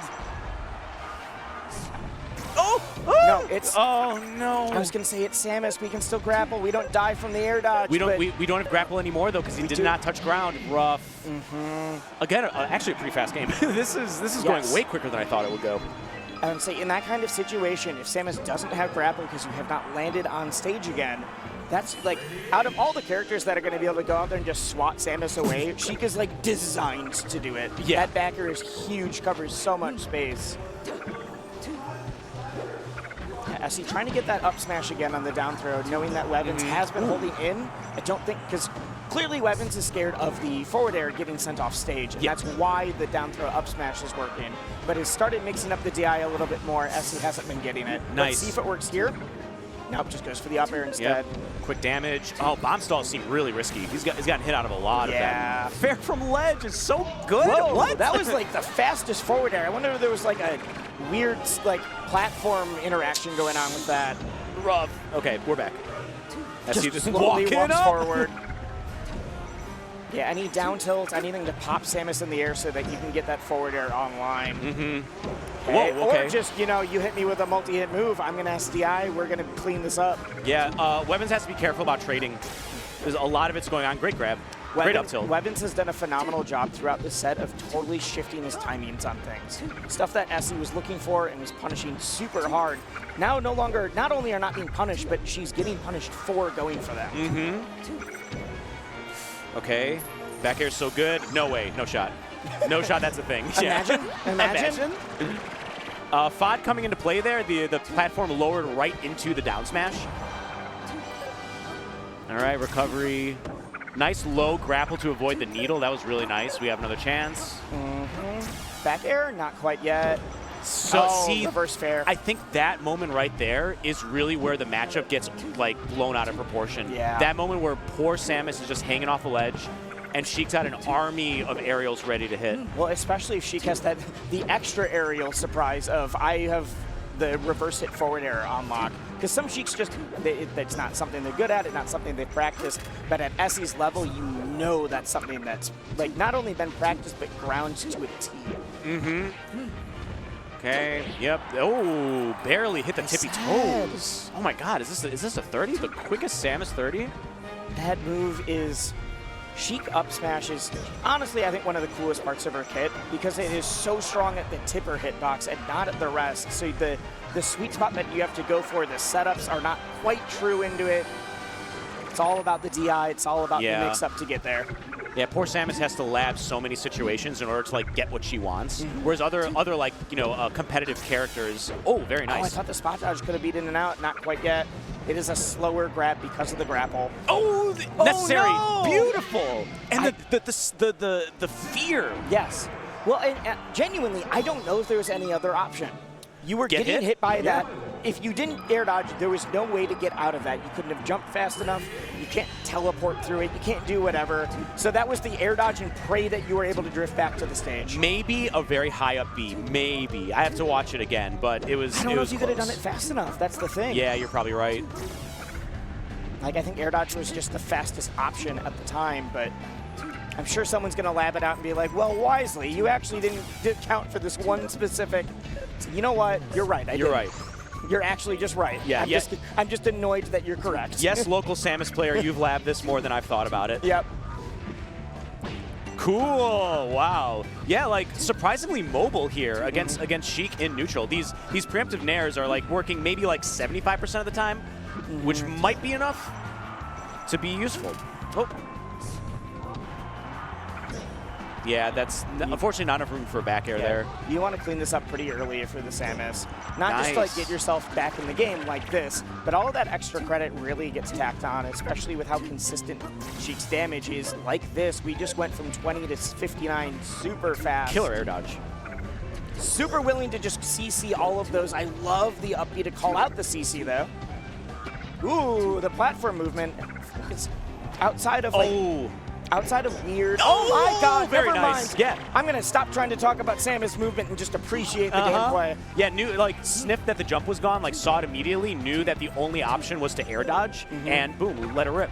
I feel like I'm so used to seeing a charge shot as the like, you're gonna be scared of this, and if it hits, great, but if it doesn't, I'm actually trying to punish your option afterwards. Where Wevins is like, no, this is guaranteed. You are just dead. Yeah, those few situations where you just have him in checkmate. Yeah, the true combo Off out stage, of it. yeah. There's not nearly as often in Smash that there's true checkmate situations like that. Oh no, buffer's there. Okay, not going to get it full charge. He's either trying to down tilt or down smash towards the ledge and got pushed off. Okay, CC down smashing the fair. Finally, a little bit of counterplay. Oh, This is rough. She did that earlier, and then we got that straight into an upbeat. So we're going to see. Slap. Big slap. And I thought she could take in more percent than that. This is still very scary. Big call out, the dash through. Neutral is not lasting very long. No. Love that. Oh, yeah, the up tilt hits the platform on Yoshi's. That's such a boon for Samus here. Another one, back air. Oh, missed. It's all good, all good, all good. Oh, good! Okay, not dead yet, though. Weapons! Oh, no! Okay, literally, I don't care what percent it's at. When Samus is off stage, I'm terrified. But Wevins cleans it up. Take a deep breath. After the first game, which was a hearty 3-stock, the second game, which was down to the wire. And that game was also down to the wire. This game is down to the wire. And now we find ourselves to a game 5. Wevins, can you get the reverse 30 against the bane of your existence, Sheik? We saw a lot of reverse 3-0s yesterday to qualify for top 24. Not as many in the top 24 itself. But, I mean, that would just be true to the nature of Combo Breaker at this point. That's good melee. Yeah. We love to see great adaptation. I have a question. I mean, you might not know this. A rising fair on a short hop, does it auto-cancel? We're saying from Samus, correct? Yes. Yes. I don't know if it auto-cancels, but there's been a couple of times where Wevins has been able to up B shockingly fast after that. So there's a chance it's got that auto-cancel window. I'll need to look at that later. No matter what, it is less punishable than I thought. Yo, Samus moving actually tickles me. It's so fun to see such a clunky character actually schmoove around. Yeah, now I'm paying attention because I know that we've seen nice. It's very rare to straight up punish the whiff punish. Beautiful. Wow. Yeah, it's pretty rare to straight up whiff punish the forward air from ledge, but it's usually I CC'd it or I shielded it and then did something. So I think you might be right that there's some sort of auto cancel or no impact or something going on. Oh, that's dead. Wow. That missile, I didn't even see him shoot that. That came out shockingly fast. I mean, Wevins is making SE chase him, and it doesn't seem to be in their benefit at all. No. Second fair sneaking in there. See, this is the kind of edge guardian that was getting SE to very solidly take games 1, and then we saw it a lot in game 2. The problem is that Wevins is not just gotten better at recovery and adapting to what SE is looking for. But that was a beautiful recovery. Yes, exactly. But has also just not been in the situation where he's off stage in the same way. Ooh, Randall not coming through. Not the homie today. 2 rough up Bs apiece. That was a phantom. Okay. It looked like a phantom. It was. Yeah. I mean, I don't even know, honestly, the hurt box up B. I'm not hitting Samus out of their up B. I'm getting hit by the up B. Right. Oh, okay. I don't even know what hitbox that was out that fast. Wow, these frame traps he's kind of creating by sliding off the platform or fairing off the platform, up being. It's really helpful. Because of just the nature of Samus, it's so many weird knowledge checks, and not in a derogatory oh, I'm being cheesed, but you know your character inside and out, and if I haven't figured out one of these setups, one of these options, there's a chance I'm getting taken for a ride by it. We just saw a beautiful shimmy, right? Shimmy back F tilt. Those are the things that Samus relies on for pressure situations is being threatening. Yes. Not a move necessarily, but the specter of a move. Exactly. It's that, but it's also the once you've done enough weird no impact lands, you've gotten a bunch of crazy missile setups or bomb stuff shenanigans, the Gumi Zumis of the world. Oh man. And then suddenly you're what if I now wave dash back F tilt? You suddenly simplify it heavily and it surprises them.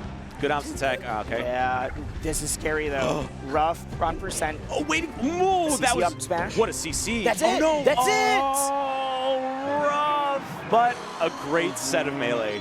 Really, really fun to watch. A cool matchup. I don't think I've ever appreciated Sheik Samus that much. Usually because it's so one-sided when I watch it. It's so one-sided, but as we saw, game number 1 was a blowout. And then Wevins was all right, well, I need to, my bomb recoveries have been too linear. I've got to shift around a lot more. Or I need to up B higher. Or, hey, she's not punishing these forward airs from ledge, so I got to do that a bit more. There was so much back and forth that was really cool to see. Yeah, like constant adaptations going on. Things that made a huge impact in the early set, like not being present for games like 2, 3, and 4, and then all of a sudden coming back to game 5. Yeah, like a lot of really, really solid Melee. Like all of the mechanics came into play, like your recovery, crouch canceling, Phenomenal SDI. punish game from both of them. Phenomenal punish game, actually. And you'd think that Sheik would be the one to be the Punisher, but, you know, again, with Samus, it's so, like, it's situation-based. You can't improvise as freely as other characters because of the limits of the character's movements. But what we saw was just very clever use of aerials and making Sheik drop shield to up B, to down tilt, something like that, just to put the fear in them. It was really great. Now, if you're playing a character like Samus, you have to hit hard, and Wevins has done a phenomenal job hitting extremely hard all the way to 7th place. That was a great start to our top 8 here. Let's check out bracket real quick. So that would be Essie over Wevins. We're going to also see Zealot versus Blue, which will be that Fox Ditto. And in winners, we've got the 2 Minnesotans fighting off against their opponents. That would be Preeminent and Ben. Preeminent with HBox and Ben fighting Magi, respectively. I will say, before we move into the rest of this bracket, you know it's going to be a banger when 4 to 5 different people have all told me today, they're like, yeah, it's going to be hard, but I think I got a shot. I think I could take this. I think I could win. And like half of top 8's like, you know what? It'll be difficult. No one has told me it's going to be easy. No. Everyone is like, I deeply respect all these other competitors, but I think if I dig deep, I can do it. That's one of the coolest parts about like the regional vibe, you know. You know, next year we will be on the big stage. We will be across the room. Yes. But Combo Breaker, being in the Midwest, it attracts a lot of Midwest players, and so that's kind of the energy that we're feeling. Obviously, there's some outliers. We have Magi, we have I would say HBox. we just said that, but we're also seeing, I mean, we got Blue is one of the Midwest Foxes, but Zealot is from Colorado. Right. It's got that regional vibe, but with people that would be at regionals from a lot of other places, which is super sick. But yeah, if you're unaware, Combo Breaker, the big stage on the other side, is purely dedicated based on game or player count. Entrance, right. There's no like, oh, Street Fighter always has to. Grand Blue is one of the big 4 games this year because they really showed up. If Melee's able to do it in the future, we got it in the bag. Tekken's #1, right, this year? Tekken is not only second #1, it is the largest bracket for any video game that's not at EVO. That's so impressive. So if you take out EVO, it is the largest fighting game bracket ever. And you know who I saw walking in today while I was walking in? Harada himself. He is here. He's going to announce some shit, so definitely watch more Tekken after Melee. Watch more Tekken. I'm going to say multi-stream, watch some Strive, watch some Street Fighter, but don't watch too closely because we're going to be right here. Right here. Fox Ditto. Throw, knockdown, Okizemi. That's the whole matchup. That's neutral, right? Get the knockdown, get the tech chase. Here we go. We've got the ultimate primary goal of commentating top 8, and then the secondary goal of introducing Melee players to fighting game terms. Fighting game terms, yes, yes. We're going to use Okizeme and Meaty and frame traps. The wake-up game is very real in this matchup. And it's all dependent because of Melee's like mechanics of being vulnerable before you can block. Whoa, oh my goodness. Wait. That the getting burned by the Firefox, this could be huge. What a down tilt. Yeah. Great coverage. Yeah, let's be clear. Blue is the orange Fox. Blue does not play Blue Fox. Blue always plays orange. Just got to be ready for that. I've never asked him why. Nope, I don't know. Ooh, what a side. It's just a thing. Nice. Huge, again. Yeah. Weak bear just to knock down, and then you run to the stage, you up smash. Yeah, you just react to the roll. It's hard, but you can do it. Nice. Okay. It's really the story of Melee, as I said that out loud. It's like, a lot of things they're very hard, but you can do it. You can make it work. You can make it happen. We've got the training packs. We've got the tools. Yeah, these days, shine. nice. Yep, that double shine where you shine once to figure out where they're going to be, and then you jump up and do the second. Now we're dead even. Just like that. Yeah, these Fox Dittos go by fast. Say what you want about Fox Ditto, they're efficient. They're efficient. It's a reason they're a fan favorite. Ooh, little late on the up smash there, and this could be a stock because of it. Back here. I was expecting the up tilt. Because often you'll see the up tilt in order to secure a stronger aerial afterwards. I love that down smash. No way! I love that down smash. I'm shocked that was a down smash, but that was the perfect option there. And that could have been probably Amsa Tech, or not Amsa Tech specifically, but like tech to the ground, but I don't think the DI was there. No, I think you were expecting something to send higher, so you weren't ready to like get towards the stage fast enough. Okay. Yeah, we're It's a lot of nairs. We're trying to find that spot. A lot of the neutral at this point is going to be like, I think you like to go to the platform, or I think you're going to try to go to the stage, and I'm going to try to preempt that with an aerial in that spot. Wow, what like, a call out. exactly. Like, hey, after Shines, you've been doing a lot of jump up to escape, and so I'm just going to throw out a back air up way higher instead. Right. Yeah, one of Fox's strongest mix-ups in most matchups is the full hop to double jump to platform, or come down with something, or shine stall. A lot of options. And because you can do jump out of Shine, you can do that out of the, like, oh, running Shine, I missed, time to do his hit escape, hit the ejector button. Exactly. So often it's not punishing the whiffed Shine because that's super hard. It is punishing the option after Shine. that, right? Because if you're in the air, you basically have to jump or hold Shine. You don't have another option after that. Yep. It's like, are they going to jump? Are they going to dash back? Are they going to go forward? Are we going to do an overshoot aerial and undershoot? There's so many choices. Oh my God, again! Sometimes the choice is just up smash. And sometimes you do it 3 times in a row and it works. And you read the reversal Shine twice in a row the same way. Oh no! Okay. Because they're both at such high percent. If either gets sent off stage any deeper, I don't think up smash is going to go quite yet because of Dreamland. Maybe on blue. I don't like these nairs from blue. I really don't. Now it will. Now it will at 130 though. Ooh, too many. A little too many. And Zella was able to sniff it out. Blue maybe getting a little antsy with them, or it's just like, hey, this was working earlier, but might not be working now. And we'll see. There's always a game 2. I love the mint. I must say. I think it's a pretty swag color. Clean color pretty for the swag. box. Yeah. And the emerald, I think it is that blue is rocking. The emerald controller. Yeah. It's One really of the pretty. things I really appreciate about Melee is not just the custom controllers. Say what you want about like modded controller discourse, but controller aesthetic. Oh, people love having like, this is my special like baby. Yeah, this is the thing I care about. Whether it is your box colors or your buttons or the shell, there's so much like style and personality on display just from that. Yeah, I never get old at people telling me how much they love my controller shell. It's like it's always just like so nice to hear. Oh, nice.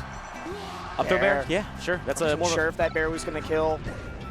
Yeah, it's tough there when you have to like ride, when you have to like follow them with the bear. Like you're begging for a weak hit, you know. Well, that was great because even with that hit, it was like, well, that's going right to the corner. I'm not sure. But it was enough. Ooh, nice. Big tech chase with the up smash. Nair is such an important move at high percents to get a quick, cheap knockdown in order for something. Because after a while, when you're at high percent, things don't knock down so much anymore. Yeah, Shine always knocks down. And the better people have gotten with tech chasing, not just like the reaction tech chasing where you loop it in, but they're like, all right, you're in a tech situation, I'm going to up smash or I'm going to grab you, whatever, afterwards. Ooh. The fact that people are really labbing out not just like what goes into knockdown, but what goes into knockdown at this percent against this character and on this stage. That's how you're seeing not just like, oh, Nair sent into knockdown, but it sent into knockdown and I'm already dashing forward to hit the follow-up on it. There aren't too many fighting games that have like, well, there are a couple that have character-specific stuff, but this whole meta is based off of what, like, how does this character react to my move? Yeah. There's a lot of fighting games it is. Or there's like 2 categories of characters and you've got your 2 sets of combos. Yep. And not that that's anything bad, it's just, it makes the flavor of Melee so interesting. Exactly. All right. 76 is not a deficit in this matchup. It's the trite saying, but it is true, because that didn't have anything to do with the percent. That was just you went to ledge, and I called it out. I mean, from where I'm sitting wisely, these are 2 evenly matched Fox players. Yes. Something I did want to mention is that Blue seems to be going for a little bit more old school follow-ups, which has been kind of interesting. We're not seeing like the up throw into chain grab, we're seeing up throw into up smash or up throw into shine.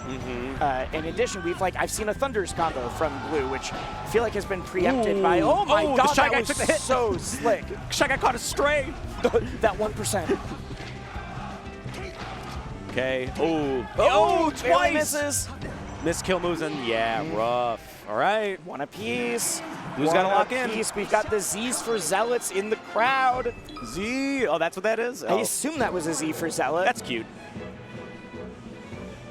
Yeah, it feels like everybody here has had like their homies cheering for them, and not just like their state, but like, hey, I came here with friends. I talked to somebody earlier who's like, yeah, I'm actually staying with a bunch of fighting game friends from other games, but they're following and like watching. We're all cheering for each other's matches in those different games. I love that. Yeah, I love that. So sick. Okay. Oh, missed the tech. Rough. Yeah, that's one of the hidden benefits of early up smash is it provides you with a mix-up for tech traps, right? Yes, it does. It's like sometimes up throw, okay, re-grab, or up throw up smash. Shit, I didn't tech. Yeah. Now I'm eating a bunch of damage. Well, not only is it that tech trap if I didn't tech, but also like throwing off the tech timings, the tech window. Because if you try to tech too early, expecting like, oh, I thought he'd up tilt and then I'd land, or like whatever, you're now locked out of teching for the next thing for, I believe it's 30 frames. I could be totally wrong on that part, but It's for a something like certain that. amount of frames, yeah. It's enough. Nice. It's sizable. It's enough that you'll notice, especially if you're a newer player. Pay attention to like when you get knocked down versus Marth, because Marth's chain grabs and the up tilts especially are situations that people start noticing that at a lower level. Right. Ooh. Oh, I love that. Was that the was laser huge. lance to get up to the grab? I think it was it looked like an up air to cover like tech in place or something, and then got the follow-up. I swear I saw a gun come out. Could be totally wrong. It could have though. been, yeah, I don't know. Check the replays. Oh, the soft reverse bear into the up smash. How about that down tilt to like hard read the dash in? I like that how was we both crazy. I love that we both totally appreciated different aspects of that. Yeah, I know, right? combo. I mean, it was just a good combo. Yeah. I was saying earlier that yesterday, I feel like a lot of Foxes are starting to do way more reverse bear in a way that Falco seemingly pioneered a bit with reverse bear into down air, which is just the guaranteed kill. Foxes have been using it for a long time, but I think the follow-ups have been more pristine and more optimal lately. Right. Like the hotness for a while was like the full hop, like soft nair coming down, but I think bear is just a simpler way to achieve a similar effect, but it's just less of a mix-up, I think. Yeah. Well, because the reverse bear, it's not the mix-up, but it's the knowing what percents that it leads into, because Fox doesn't have that, Falco spike the same way. I thought that we would go over that move. All right. Yeah, me too. Maybe angles just weren't quite there. Zealot is on box, and I don't know too much about box, but I know Firefox is strictly nerfed. Yeah, well, depends on what you mean. Like you have less angles to choose. Yes, you do have less angles, so you have less options, but your angles are more precise, and you're able to get some of those those tricky angles that are like, I went slight down. Oh, no. We don't love that, but we do love a game 4. I was really interested in what segue you were trying to do there. Me too. Yeah, it's like, I don't know where Jake's going with this one. I'm going to sit back for a sec. I don't want to be too biased and say we love a blue win. I do, because, Chicago's #1. Scarzo, if you're watching from Tokyo, we miss you. But our new #1 Fox is blue. Yeah, but blue, who actually still does live in Indiana. But is #1 in our PR. Yeah. Jesus Christ. Yeah, it still lives in Indiana, just goes to enough Chicago things. Nice. It's just at mid lane all the time. Is at a bunch of other events. And it's like, well, you're clearly active enough, so I guess. And Blue's a solid individual. Really, really nice player. Yep. I've only heard wonderful things, and in the few interactions we've had, he's been great. Ooh, Zealot's kind of going ham right now. Zealot, I don't know as much. And to the point of, I was talking with Wheat earlier, Wheat of the Melee Stats fame. Give me that, Wheat. Yes. Someone who knows a lot of player history, a lot of data. Wheat's like, yeah, it's always funny to watch Zealot get a couple top 100 wins and then not get ranked because he doesn't go to enough. And so the fact that we have Zealot here putting on a show is always really fun. Yeah, it feels special. It's a Fox we don't see that often, even though we all know it's good. So beautiful. Was that down air into Shine? It was. We're just copying everything from Falco now. Maybe these characters are a little more similar than we thought. Ooh, let's go. At the low level, you can't tell the difference between Fox and Falco. At mid-level, we're like, no, they're totally different. They're all this. And at the high level, we're like... Down air goes Burr. I could do down air into Shine again. That seems good. Wow, Blue is... Oh, that drift. Really elevated play here from Blue. Talk about how we went from like, oh, that's cool, to Blue is literally, was about to 4-stock. Could be a very easy 3-stock still. Knockdown. Oh, spot dodge. Just a little too slow. Okay. Yeah, I'm so scared anytime someone's getting caught between the corner and a naring Fox. Oh, weak hit and send him back on stage. That's no bueno. Yeah, that's just such a tricky situation to be. Fox loves having you between him and the ledge because anything with Nair knocking down, Shine's going to send off stage very early. Or you just get back thrown like that. Never mind. And then back air off stage again. Drops down Shines. No, tries to go for a back air. All right, Zealot's in. Oh, Zealot's in control. We had to get a close-up of Zealot a brief after that moment one. of the stoicism, the sheer stone cold face. Okay. That's going to be harder to make it back from, but not impossible. Now it is. All right. Now it is. Another game, another almost maybe reverse 3-0 here at Combo Breaker. This is exciting melee. If all the games are of this quality, I am so excited if we keep getting a bunch of best of fives. No, they're all best of fives. I'm so excited if we get a bunch of game fives. We're already blessed wisely. There is so much happening that my brain is not moving as fast as my mouth. It's early for us Smashers. It's not early. No, it's not. We can't even front on that one. Uh-oh. Couple weird missed side Bs from Zealot I've seen so far. Hopefully that's not a... Was that a triple Shine? Yeah, I think so. Okay, cool. Smash him, smash. Nice. Oh my god. I thought that was going to be an up smash, not a nair. But the nair is going to send off stage to set up that edge guard. The up smash would have just not killed, but been like, well, I can try to juggle you now. And what did the juggle was the reverse bear that we were talking about earlier. Fox's toolkit is just so complementary to itself. It's so busted. I mean, that is the tools of the trade. That's why so many different games have added their flavor of Space Animal. It's the idea, this is on the fly, I've never thought about this before. Fox feels like Arakuma. Interesting. Has all of the options in the world, will die very early. Someone could say Falco for the same reason. Yes, no, I think the Space Animal in general, Yes. that archetype. Yeah, I agree. The glass cannon, they say, right? That's the classic. Yeah. Even less of the glass cannon, more of just like, you've got so many options, but there's also, if you pick the wrong one, you're just straight up dead. It's like it's your game to lose, but as soon as you're losing, you're done. You're done. Okay, let's see. Here we go. More. Oh! Down air does indeed go burr. Okay. There's Oh, my wow, god! cute. The reverse bear into Shine, and that cleans it up. And Blue with the knowledge. Blue with the spacing.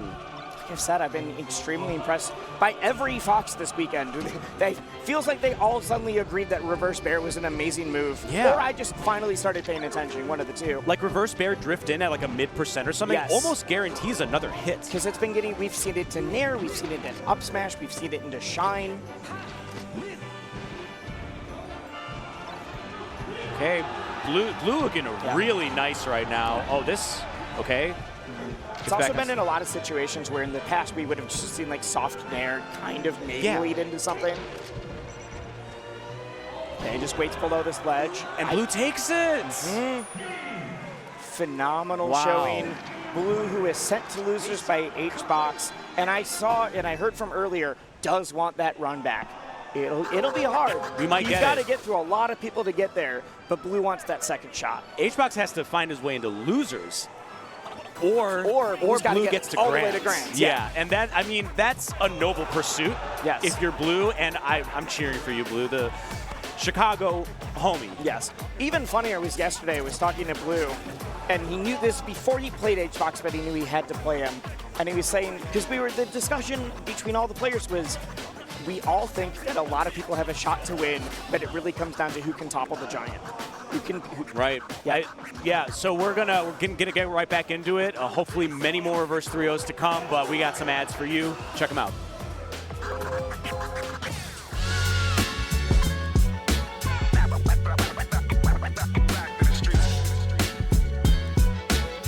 We got more Combo Breaker 2024 ready to go. But before we do, let's take a short break. Red Bull gives you wings. You're really making all of this by hand. Oh yeah. The avocados are hand mashed, the chips are hand tossed, and everything is made fresh. You make it fresh every day. Yes, every day. The Chipotle way is we make it fresh every day. Sounds delicious.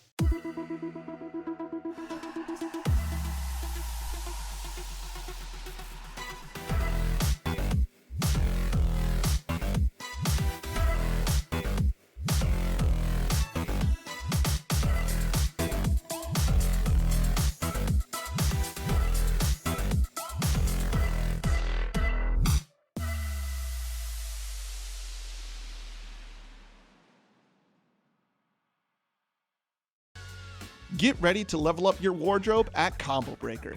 The Yeti is setting up shop with an exclusive booth featuring official Street Fighter merch and more. Don't miss out on event-only releases that'll make you the envy of every fighter in the ring. Visit theyeti.com/combobreaker to shop the collection online. Sheldon, we think you might be overreacting to our ads for No Shells Pistachios. Ditch the shells? Okay, strip. What? You ditch your shells. Okay, yeah, that's fine. No, guys, I take it back. You want the show? No. You got no the shell. show.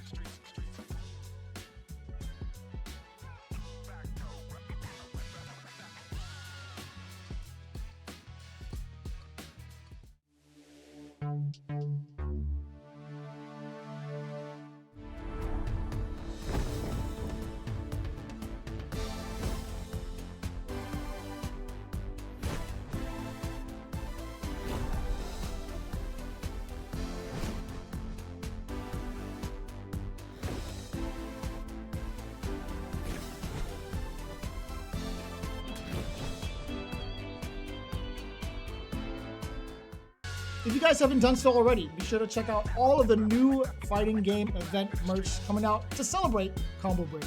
We got new hoodies, bomber jackets, and plenty more if you guys check it out over at combobreaker.org/shop. And we are back. We've got more Melee at Combo Breaker 2024. We are trying to crown a champion here. Like we've said, we've got a few people trying to reclaim the throne with Magi, and we have some new, not new, but new to the Combo Breaker top 8 that are also trying to make their names. It has been a phenomenal bracket so far. Let's take a look. We just saw Blue over Zealot. Blue, who is sent to losers by HBox right before top 8 and wants to make that run back. Essie was over Levens, but now we're going to get the winners semis. And first up, we're going to have Preeminent, Minnesota's own, versus Hungrybox of Team Liquid. The big boss. Big Bossu versus... that has been the story. Yeah. I said it right before we went to break, but it is the who can topple the giant. And not a, oh no, we can't do it. It is, we are confident that enough people are good enough to do this, but it's going to be hard. And can anybody do it twice?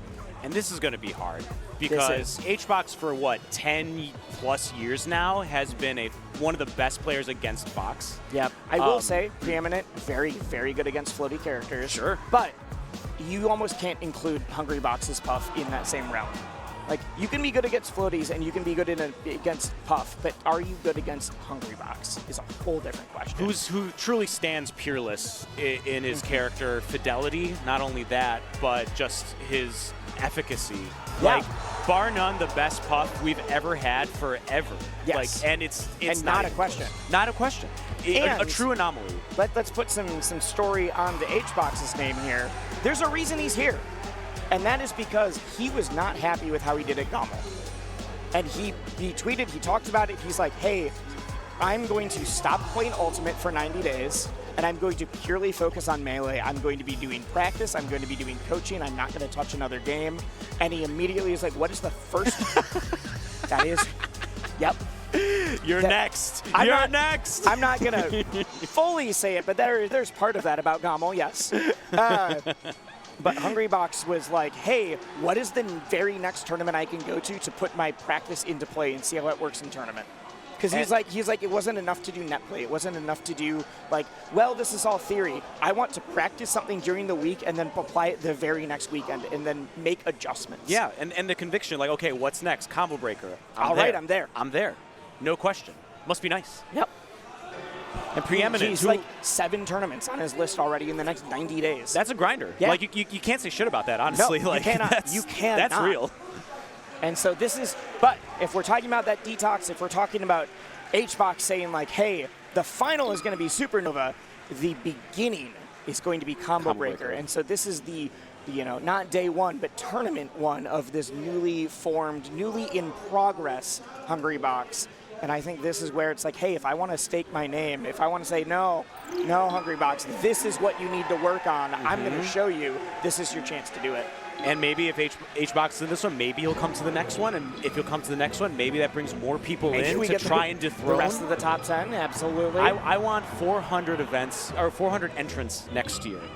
And I'm calling upon all of you 1,000-some viewers right now, come to Combo Breaker. If you care even a little about another fighting game. Even if you don't. We're fine if you just like Melee. I will say, Combo Breaker becomes 100-fold better if you do like other games. They treat us so well here. They do. The production is phenomenal. The staging is great. The staff is immaculate. And after that, I'm going to start talking about the video game that we are seeing with a lot of counter hits. It looks like Preeminent is trying to find these spots, is willing to play pretty high up on the platform, saying, you got to chase me, and then I'm just going to shield drop back air, I'm going to down air. We're going to make this happen. Could be, maybe like 2% away from KOing. Really is the mystery of, like, I know that it's fully lapped out, but sometimes you just see Puff get hit, and it does not matter what percent. You're like, wait, is Puff dead? No. Turns out that wasn't even close. Oh, wow, again. Fooled me. Right, like I said, the mystery. Preeminent's getting his hits in, though. Absolutely. He's got all that damage. Again, this is like, have you ever played like a top player before? Yes. Like the first 2 stocks you might be cooking, and then they just wipe you the rest of the game. So let's see how it works out. It is a tales old of time. I've heard so many people, including myself, mind you, that have like played a top player, whether it is a nationally ranked top player or just someone who's phenomenal, and they'll be like, yeah, game 1 was super close, I almost had it, and then like just couldn't quite capitalize on games 2 and 3, and then you look, it's like, yeah, it's because they picked up your habits, adapted, and just demolished you afterwards. That is why they are top players. They're able to pick things up and put it into play instantly. Puff has interesting adaptations, right? It's not like, I'm going to use this move instead of this move like most characters. It's like, I'm going to float a little to the right. It is nuanced drift timing. Yes. It is like I went for forward air instead of pound, or I suddenly grabbed when you didn't expect it to. It is a lot more nuanced. That all has to do with the fact that like every other character is dash dancing, running around, wave dashing, and Puff is, you got that, but mainly it's these aerial drifts, because she's the only one at this top level of tier that has that kind of aerial mobility. And that's no way. Even with the DI out. I think just because we were further across the stage, we were underneath the right platform when that happened. Forward smash, not really going to do it. Good DI down to just hug stage. That was really nice. That forward smash does stand at a nasty angle if you're not able to get to the stage first. There's a reason you see it kill fairly early against Spaceys. I must say, I'm impressed with Preeminent's mobility right now. Yes. Really doing a good job at weaving in and out of HBox. That's a KO, and he's Preeminent's up. Very, very patient player. And like I said, he knows when to put the pedal to the metal, though. And that is the, like, when I was like, yeah, very good against floaties, because Preeminence will be like, hey, I know when to turn on the gas because you're in a checkmate situation of like, I can hit this, this, and this, and then if you DI wrong, I can get the final kill.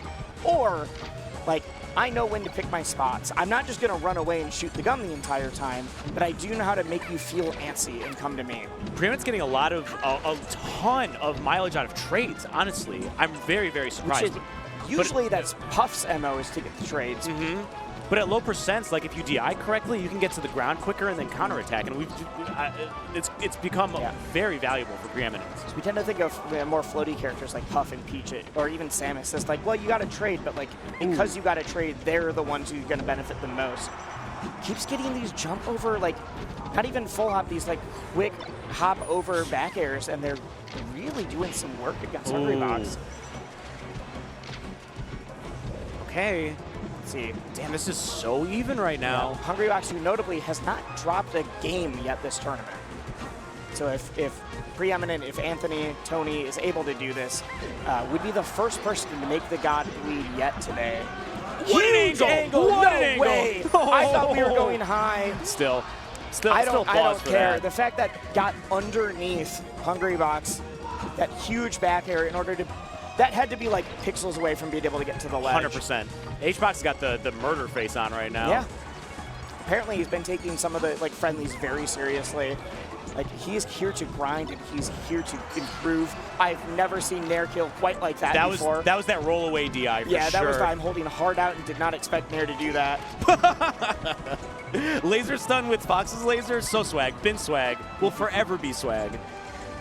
That's why I'm saying, like, every time I'm like, yeah, Anthony's very patient. We'll do some sick stuff, though. This is rough, okay? What an Good air dodge. dodge. Yeah, really smart. Knew that the fair was merely a setup for another move and just got out of it. Yep, Hungrybox still trying to pick this spot. Saying, like we were talking about, these like specific like float cadences. Good word. I'm trying to get the backer out in this spot because this tends to be when Fox likes to run in. Also, if you see, like I've heard this, I've even parroted this before I understood how the character works better. If you're Too short. No. Too short. Yep. If you see Puff throw out a lot of back airs, you'll often hear people that are like, yeah, Puff's just swinging, I'm not even anywhere near there. It's because Puff's aerial mobility, if you try to just jump and then jump again, it's not as much. But if you back air, I'm not exactly sure how the mechanics work, but if you back air, you're able to get these turnarounds and you're able to keep that aerial momentum without slowing down nearly as badly. Like Puff is strictly more mobile and faster in the air when she's throwing out these hitboxes. I wonder, does Puff have more drift facing forward rather than backward? Is that a variable? Is that a difference? I think it's the same, but it has to do with like the way that you're able to accelerate and turn around and keep momentum. It has to do with like timing it with aerials. That's why you'll see the jump and the aerial at the same, like one right after another or at the same time. What the? Oh no, that's our first rest. Nope, never mind. Oh, that was huge. Yeah, you even saw if you looked at the player cam, Preeminent reeled back. Yeah, the preemptive rest full, DI. Yeah, the Mario Kart DI. Well, no, that reel back was after the second back air. They were like, oh no, I did get got. I mean, everyone and their mother thought that was a rest, but no, HBox knows better. I love the controller up SDI. Like every time he does that. There's very few more emotive players. I mean, it's true. I mean, we saw it last week at Gommel. That was all the pop-ups of last year combined into one pop-up. Oh, I'm even saying emotive during gameplay. But yes, absolutely the carries. Afterwards. There's a reason there's just compilation videos of every HBox pop-off. Preeminent's going blow for blow with HBox. Yes. I'm really impressed. No, and that's why I wanted to say beforehand, like, it's going to be really hard, but Preeminent was one of the people who's like, hey, I can do this. Oh, beautiful. Ooh. Catch the short hop. Oh, wait. If there was a high. That was that's gross 30%. It's about as good as you can get right in that situation. The problem is, even with the platform raising up. No. Okay. No. You got to breathe. You got to bring this back. Says something out loud. It feels worse against top players, right? It like does. It's just, oh no. It feels worse against top players, but it especially feels worse against top players when, like we've been saying, you were going blow to blow beforehand. No, that's a rest, yeah. That's not going to kill. No, it will. I thought that we were going to the corner. That does happen. Yep, that does happen, and it was it's rare. About as low as a percent as you can get. So you know, it was maybe a next shot. time. Dreamland, living. All right. Minnesota's Hope trying to I don't even know if it's like a change your game plan up that much. It's just like clean it up. You got to make sure you're not getting those SDs. No mistakes, right? right? But when you are on stage, this has felt fairly solid. It's been back and forth. Yeah. We're being cute. Yep. Well, I mean, hey, you've been kind of bodying me in the air. Did you see the controller? I don't know if that's hey, my controller's having issues. I don't know if that's I swear I DI'd it correctly, I promise. It's probably some like phantom pain. Like you felt the rest in your soul and the controller went up. No, I DI'd a split second too late, so it didn't matter, but I thought I hit it in time. Got it. And like as soon as he gets grabbed, HBox already has the controller elevated to chin height. It's such a it has to be like the most practiced defensive mechanic he works on, or he's worked on over his years. I mean, we used to hear that called like the Mario Kart DI because everybody's like casual friends when playing Mario Kart like instinctually just move the controller. Which is an intuitive thing for humankind, but yes, but that's not how video games work. Not it turns at all. out. Well, unless you're playing the Wii. Right. The one console. Yeah, the Wii is just Mario Kart DI, the console. Which is why it worked very well casually. Nice. All right, we've got a lead. Okay, this is the many would say the best stage in the matchup. This and Yoshi's, but I guess it's preference at that point. I felt. Whoa! Don't. Where you going? What is happening? What is happening? You're able to. See, that mistake might cost the whole game. And that's why it's so interesting watching this because, like, Preeminent, when playing in a weird, this sounds really dumb. When playing well, Preeminent has been doing phenomenally.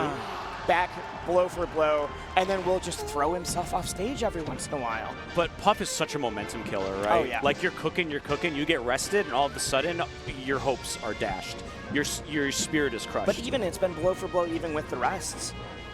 Even with the rest, which is impressive, which makes me think like these 2 SDs we've seen from Preeminent, is that the factor from keeping him away from winning a game? I've never seen someone keep it this close with Hungrybox and still SD this often. True. It's impressive. The looks. They both look at each other in real life. That's so funny. It's a sitcom. We go. Shot Splashburn. Yeah. The perfect transitions. Production's like, all right, we got time. We got time.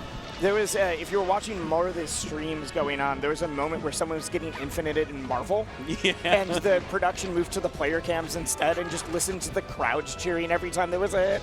Phenomenal. I love that kind of thing. And the dude doing the infinite was smiling, just hitting his buttons. Well, it turns out it was doing it to also play for timeout, and I didn't realize that part. You can time out it. You can time out Marvel. Of course you can. They were infiniting. I thought it was the final character. They were infiniting the second to final character. Oh, jeez. Uh-oh. Okay, nice. Wow, good counter drill. Okay, Preeminent, even with an SD, has a chance to take this.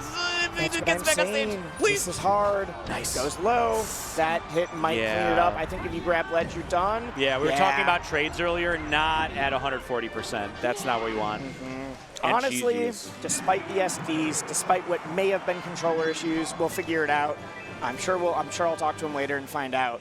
That was like such a good showing from Anthony. I was really impressed. I thought it would be, I mean, not a wash necessarily, but a clear, and it was a 3-0, you know. Right. Well, and that's what I'm saying. Like, each game was really close. It was a 3-0, but if there was a little bit less SDs, or even like when you saw him lifting a controller up, I think we could have at least seen a game or two. I mean, you know, Moki takes HBox that close. Zuppy takes, or maybe not Zuppy, but like Sunsei and Mango make HBox like sweat a little bit, and you know, that's what we saw. It's really impressive. Maybe it's a maybe that's something to be said about the matchup itself. Or no, the matchup itself, not experience. Just the fact that Fox Puff is such a. I mean, it might be like one of the most thought of matchups, one of the most like labbed out. It's like, this is what you need to do. This is the game plan. You have to stick to it. If I get to grab it exactly this percent, that's when it starts killing. If I only hit the single hit up air, and then Puff also has the like, I can rest at these percents, but not this one. Exactly. Yeah. It's very cut and dry. At least it used to be. I think it's getting a little more fluid now. I think it's more fluid now, but it used to be very cut and dry, and that's where the matchup experience kind of evolved from. Was this like HBox versus the world, like, you know, 10 years ago or whatever, or 7 years ago. And so, yeah, even lesser, I don't want to say that, but like more inexperienced boxes. Yeah, now it's not HBox versus the world. We've got HBox versus Combo Breaker. That's right. So that's right. HBox is stamped his spot into winners finals, but we are moving on to the other side of semis to see who's going to fight with the Titan. And we've got Magi, who won Combo Breaker last year, and Ben, who I got fourth, I believe, at least made top 4, may have gotten third. Was right behind Magi, and then Joshman at that one. Oh yeah, Joshman was here last year. That's right. Ben, his path to get here so far has been very good. Played a couple of marks, which is a matchup he feels confident in. He was saying earlier that he's really happy he drew Magi because he feels really good against Falco.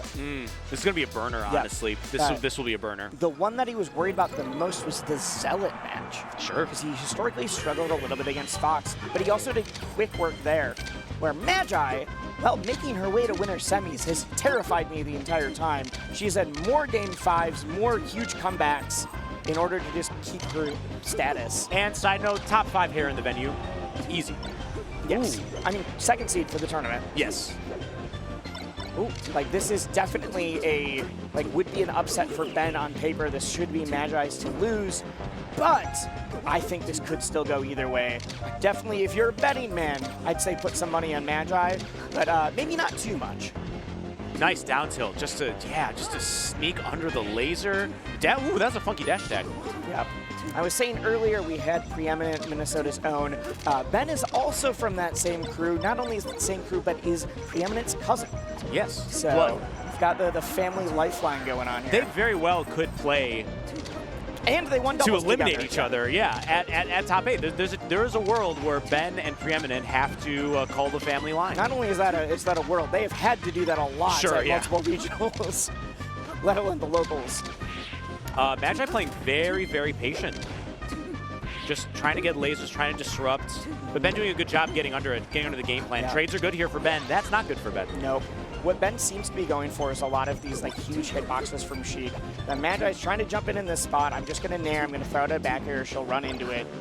But if Magi is able to get this going, she has shown that like any hit could lead to a 0 to death. If not, we're going to get some quick, clean damage.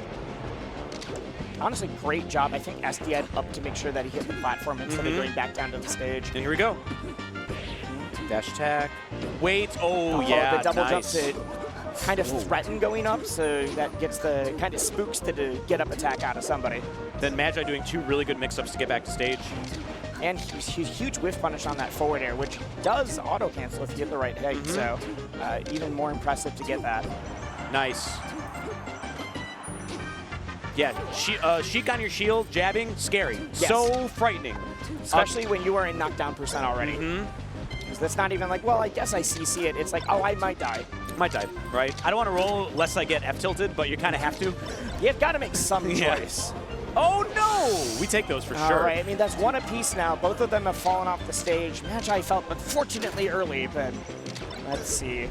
Magi, one of my favorite players to watch and has been for so long, so I do want to see her do some huge work in this bracket. Yeah, really traditionally an aggro Falco, but really toning it down here because you can't get overconfident against Sheik in neutral because her counterattack option, she's one of the best counterattack characters in the game, right? It's like her, Peach, Yoshi maybe now in our meta. So you have to be clean. Ooh, I think that called out a jump, and that will for sure call it out. And all of a sudden, 3 stocks has been reduced to 1. I was saying earlier, we have seen multiple reverse 3-0s from Magi, but we've also seen multiple like reverse 4 stocks from Magi, where she's dug deep and said, no, I'm still the top player here. I'm the top seed, and I'm going to prove it. Should be it. That was close. so ambiguous. Yeah, that was close. Because Wispy started blowing and like the stage was shaking a bit. I'm like, where exactly? The thing is, Wispy doesn't go past the ledge, but it does make the camera feel a little weird. bit. Yeah, it wonks up. We love Wispy here. No, I haven't heard anyone have beef with Wispy. I heard a couple of people like years ago be like, well, if we're going to do this, we should also freeze Wispy. And everyone's like, that's dumb. No, how dare you. Why? We want some personality still. Save the trees, bro. It's the same people that are like, well, we need to get rid of Randall. It's like, no, come on. Dude, whoever said that, I don't fuck with you. Honestly, I love Randall. FD, you know, yesterday I thought that, I said that, or Friday, I said that Falco's punish game suffers here a little bit. I love that. I know we usually see that double dip, but the fact that she was able to get the quickest turnaround for the second one. I said that Falco's punish game suffers a little bit here, but I think if the pillars are down, actually it's increased. But we've seen Ben just DI out of shine really, really well. Not a lot of DI and good SDI as well. Like there, we saw the SDI move a little bit further to the left, so Magi had to get that F-tilt instead of a stronger punish. But you know what? That F-tilt still led into a kill. So. Yeah, at that side of the stage, F-tilts are great. At that percent. Yep. I think the punish game, especially on this weight, you're still getting those pillars, it's still strong. But then the lasers are like, hey, you can no longer escape. We're not going up to a platform. You have to deal with this directly head on, whether you're power shielding or like the take laser, but you have to deal with it instead of just like, well, I don't like the laser, so I'm going around it. Okay, I thought we were going to see a counter hit from Ben there. Instead, this is all Magi show right now. Up 2 stocks, and it looks like she's got all the momentum in the world until he gets hit by that dash attack. Dash attack there upper. We go. Combino, that works. All right, Ben needs a bit of cheese, and I think he was going for it. I don't think that's cheese. That's just the like, hey, needles are really strong. I know that I can like secure to grab off of all of these hitting, that kind of thing. But you know a back throw is coming after that. Oh, yeah. No, that would be the cheese. But you know what? Nice. You play to your win condition, and sometimes if you're Sheik, the win condition is, I just got to get the bird off stage. I do not care how. There's nothing wrong with that. Until counter hit. Like, we talk about cheese, but if the Fox is going to shine you at 0 and the Falco is going to start pillaring you with 1 shine with out of a spot dodge, don't feel bad about back throwing that. Yeah. I think if you boil it down enough, this whole game is cheese. Yeah. I was saying earlier, I mean, okay, wait. I knew that was strong. I was saying earlier that it was like 4 stocks to 2. That was such a like it felt like a very confident 3-stock It for was. Magi. Always on the attack, always the aggressive. Yeah. Got so many shines, which just puts Sheik in an awful place. As any character who gets shined is in an awful place. Yep. But yeah, classic counter pick here. Yep, you get those up tilts and those forward tilts to the platform. Sometimes you can up smash on them. Makes Falco, not that Falco's bad on this stage, but Falco's, like, some of the laser hits get a little bit weird as you're trying to, like, make sure you don't land on the plat or do land on the plat. I like the down throw. Yep, doing chain grabs here. Yep. And especially when those platforms go up a little bit higher or when they disappear totally. That was a slide off very of the weird. Sentry. Yeah. Very weird, but like clearly practiced and intentional. I really like how Magi, if she knows that she's not like getting what she wants, she'll back off. She won't Yes. try and like fight. She'll stay safe, keep the lasers going. Yeah, and I think that's the difference between current Magi and Magi of old. Is the like Magi of old would do the like I'm gonna put on the gas, and if it works, I'm gonna destroy you, and if it doesn't, I might have overextended. And current Magi is like I know when to put that on, and I know when I just need to play a little bit safer. I'm willing to just grab ledge. I'm gonna put you there instead of like I gotta get the wild clip. Feels Yeah. like the punish game has remained pristine or even better, and then the neutral game is where it's like, oh, like I'm picking my spots a little bit more. I'm really making use of all of the toolkit. Yeah, neutral is so important in that match, in this matchup. It always is, but in this one in particular, it's like such a, it's especially on Falco's side, it's potentially one grab death scenario, right? So you gotta be clean. And I think if you're playing either of these characters, you just have to like be ready for one random hit, because whether that is a grab or that is a Falco shine or down air, like you could be taken for a ride, especially when you were not expecting it. A little early, pulled the trigger a little too early. Nice. Wow! Using that perfect platform height just to get over the lasers. Just Shield to get drop over the fair. lasers, but also did, I think that was a double fair because of there's the fair onto the plat and then the shield drop fair again. True. Almost the same way that Falcos would do like down air down and then down air back up, and when you hit those plats at the right height, you're just like in the blender. Sheik Splendor. Oh, what a fortuitous platform. Oh my god, for that Ben. platform movement in order to get the forward air? Yeah, it was like an air shimmy, basically. Yeah, it was absolutely an air shimmy. That was so dope. Oh! Ben's getting a lot off of these down smashes in love scramble situations. I love that up smash. Yeah. And because it just leads to it leads to the bread and butter. There are go. a million ways to get a knockdown. That down tilt didn't hit, but that near certainly will. Dominant. This is what I was saying. When Ben was like, hey, I feel really good against Falco, that is why. That is absolutely why. And then there's a lot of help from FOD, I will say. So we'll see how this. We don't want I mean, that. it was help from FOD, but it was none of it was the weird like, oh, FOD just got in the mix. That was Ben saying, I know exactly why this is going to be good. Yeah. Yeah. I feel like there's a difference in choosing FOD because it's got a little bit more RNG and you just want to test your luck, and choosing FOD because you're like, no, when the platforms are at this height, I get to do this thing. Yeah, everyone becomes Marth under a platform Yeah. in FOD, you know? Everyone has like a tilt that will hit you. Ooh, okay. And Ben keeps getting all of these like go up to platform, maybe waveland on, God. maybe just shield drop, but these shockingly fast forward airs from Plat have just been amazing for the kid. That whole sequence from Magi was so impressive. Like multi-platform tech chasing. Ooh, rough. Ben was smiling there for a sec. Let's see. Like, you never want to celebrate an opponent's SD. Shy Guys, absolutely, yeah. You never want to celebrate an opponent's SD, but when you're a competitor at this level, you'll take what you can Bro, get. we take and those, you'll celebrate the win. And then you look at your opponent and shake your head like you're like kind of unhappy, but you know, that's just a courtesy. Yep. I'm being nice to you. Yeah. I'm sorry. Let's go. There's a player that was one of my introductions to Melee, and so I thought this was more a part of the culture, and it was a habit I had to break. Is he would taunt when someone would SD, and so I just kind of started doing that without thinking about it, and it turns out that makes people really annoyed. Sure.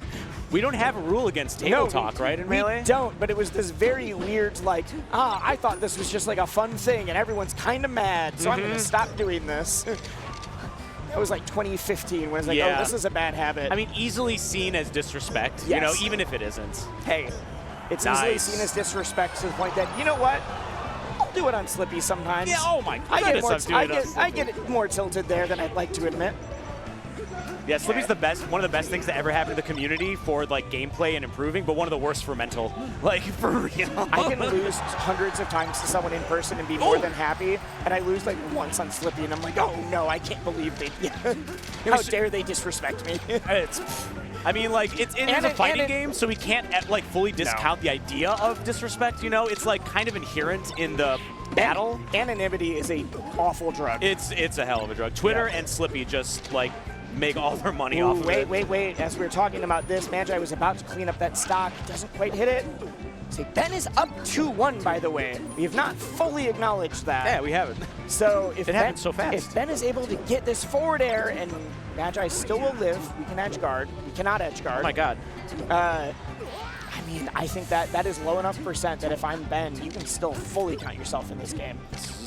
Like, I knew it was going to be a burner. And here we are, another great, Oh my God, wait, great the up platform smash. stuff. Oh, nice slide off. To live. Yeah, Ben loves the up air. Up Especially air's good. he'll do like falling up air to call out and stuff. It's really, really cool. Yeah, Okay. I feel like it's Sheik's version of like a Fox back, like weak back air or something. It's that or like the Falco up air where you're getting one extra juggle suddenly. True. Yep. Like single hit into like a quick another move. Yeah. Roll. Okay, Roll. wait. Oh, he's rolling. They're both feeling this right now because Ben, this is the chance to cement your spot. He's going in though, and it might cost him. Nope, we're back. And Magi is like, the victor. There we go.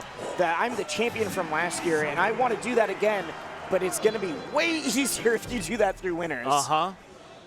Yeah, you have the comforts. Yes. You have the cushion of still being in it. You've got the game to play with. You've got the set to play with, though you don't want to. Mm-hmm. But when you're in losers, the pressure, it just mounts even more.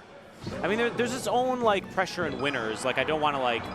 Oh, you know, yeah, there's absolutely a ton of pressure. I want to keep my pristine record intact because then I have that comfortable feeling for the next game and the next game.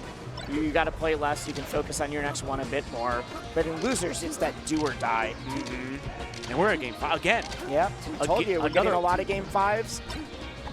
This would be the third one, I think. That Nice. has been the story of Combo Breaker, so I'm more than happy to see it continue. Especially game 5s that still go fast. Game 5s that it's like, oh man, that took 45 minutes. Those are a little harder, I'll be real. Mm-hmm. Up air off the top. Yeah, Magi super cleanly takes what that a roll one. read, you know? Sheik loves rolling, like probably her best defensive option in shield.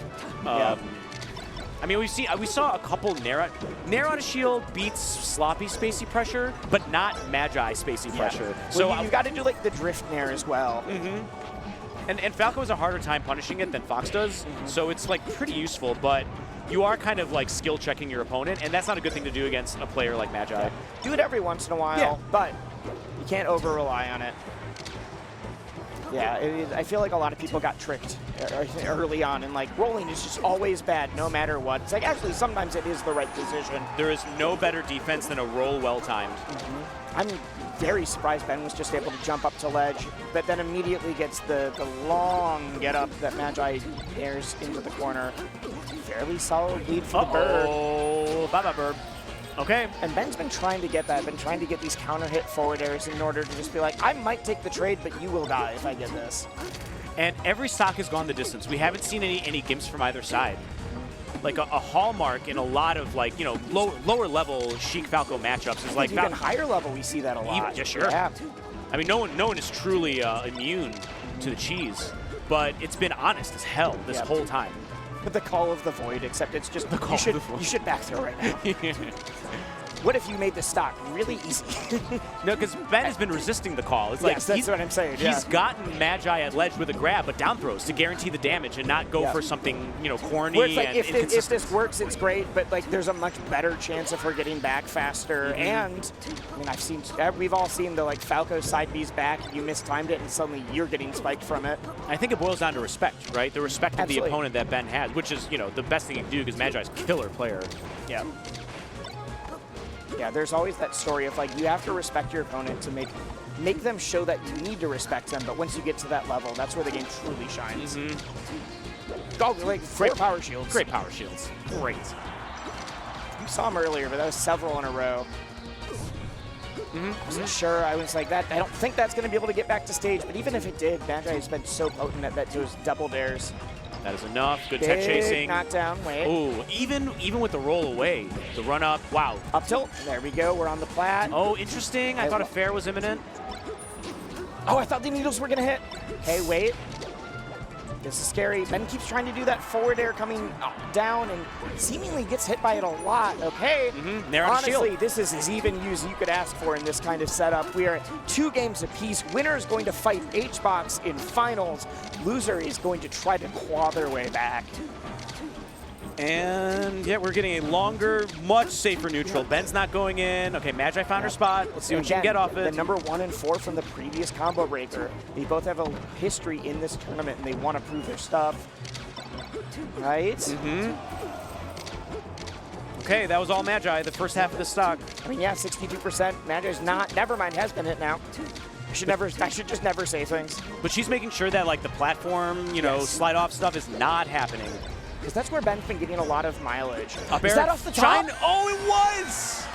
Wow. And Magi takes it. Oh, the big exhale. She's like, oh my God. Exhale, we got the wide eyes, and the crowd the grimace. erupted there too. Close. I think that's one of the first times we've really heard the crowd in this. It's like the crowd's been there, and I even saw people from other games that were starting to like, they're like, oh, Melee's here, and they like start watching from behind.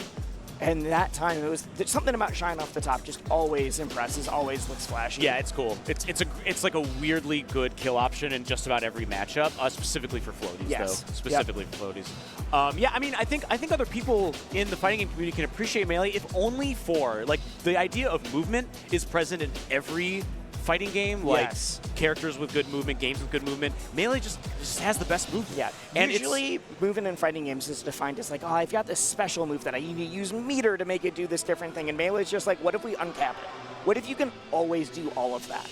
And then you fight. What if we have like 10 different walk speeds and dash dance and wave dash and jump, double jump, and fall speeds and weights that impact how you're getting hit like drifts? Truly a fluid, flexible game, and there's something very, very exciting about watching it. Yeah, and it translates, because it's just, at the end of the day, it's just up, down, left, right. I didn't realize that we were getting this. What are we getting? Up next, we have Preeminent versus Essie. Now this is where the counter pick characters will really come out. Before we talk about the characters, these two are very good friends. Oh, I didn't know that. They play together a lot. Let's go.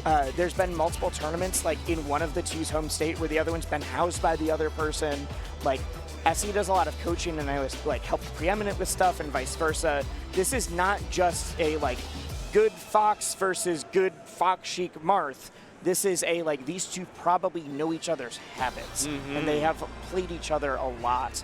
And there's, you know, that bittersweet, like, we have to knock each other out of bracket, but man, we're going to put on a hell of a show to get there. It's the personal meta. It's the familiar, like, like beyond character matchups. It's I know your brain. I know you. I know what you're going to do. I know in this situation what you're going to go for. And then that leads to my counterattack. But then the other person's like, well, I know you're going to do that counterattack. So, and it just spirals. And it just keeps going. It's not only that, but the, like, hey, sucks that we have to eliminate each other. But if we had to do it, at least it's in top 8. If I'm going to get knocked out, I'm glad it was by you. And I don't think either of them were seeded to make top 8. I would need to double check. Really? Not even Preeminent? Preeminent was like supposed to get 9th, I believe, or 13th. So wait, what is controller goes into the ports? Into the port. Okay. No, maybe not. Is there an issue? Like, I'm very confused what we are seeing right now. Because Preeminent that was such a tender A press. Preeminent was, we weren't sure because we can't hear it, but there was some element of like showing the controller in the air as something may have been happening. So I don't know if that was a like, I'm trying to figure out if my controller is working, or like, I mean, we've seen before the people that are like, I had to get my controller fixed between games kind of thing. Like, I don't know what we were seeing. Not as much here today, but like in the past we've seen there, not between games, between sets. Yeah, but in general, that's like, you just talk about a confidence shatterer, you know? So I don't know if that was that, or it literally could have just been like, I'm putting on a, like I'm goofing around for the crowd. Because Preeminent does do that. Yeah. If you remember during the online era, Preeminent was the one who would like randomly wear a Donkey Kong mask and go DK for, like, we did not enter under a different tag. just is really proud of his DK. And if he's like up by 2 games, often will be like, I'm gonna show what the DK can do, and then like puts on the mask while in front of his computer. Yeah. So like a little Smurf energy in your actual like performance. Yep. I like that. I mean, showmanship is another part of this fighting game. It's it's a quality that doesn't have anything to do with the gameplay itself. It's just added flavor. But it's just flavor, right? Yeah. And personality, expression is why Combo Breaker exists. Oh yeah. I've often heard that with this being the 2nd largest fighting game tournament in the world, with EVO being the biggest, people will often talk about like EVO is the pinnacle of like competition. That is, everyone's there, and you need to be the best in the world to get to the top. It's and 7 games. That is what matters. And Combo Breaker is the culture of the FGC. That's why Combo Breaker has like Vampire Savior and like Garu Mark of the Wolves and it's still running Third Strike, and it's still doing like Combo Breaker. Everyone talks about like, oh, there's the one game at EVO that's the old game that they started last year with MBC3, and now it's going to be Third Strike. Combo Breaker has just done that. Combo Breaker has like nearly 20 main games, and they also allow community games called the All In Together tournaments, where people from the local scene or even people that fly out can submit like, I want to run this specific game. And that's where you get like Chicago's own running Sonic the Fighters, and you got Neo Geo Golf. Any game that is like, could potentially Mystery Game. Well, Mystery Game is actually on like one of the main games, but like, there's so much flavor and culture of the FGC on display. Yeah, there's a long history that isn't like super well mainstream documented that like really peeps up and kind of shows you where it all came from. Yeah, it's very much got that like punk alternative vibe to it. Oh, punk is a great way to put it. Okay, let's see. Grab ledge. Easy. Yeah, roll up. You're curious. Preeminent will be the one with Chris on. That is the long time tag for him. Shout out to Chris. That would be his mom, who has been a huge supporter of him since he was 14. Hi, Mom. Yeah. Always hi, Mom. Never a bad time for a hi, Mom. Yeah. Like when he was a kid, that was driving him to tournaments or like bringing him to his first regionals. I drove Ben and Preeminent to one of their first regionals that she couldn't make it to, and I had to do the had to meet me to make sure it was okay to bring them kind of thing. Oh, that's cute. Yeah. Cool, very cool sequence by Essie there. Yeah. Just kind of chasing Preeminent all over the stage. That's why I'm saying I have a feeling that not just for skill level, because these are both top 100 players, but skill level and like knowledge of each other, I would be shocked if this doesn't go to a Game 5. They are going to be very evenly matched. It's like destined to go to a Game 5. Bait the nairs, yeah.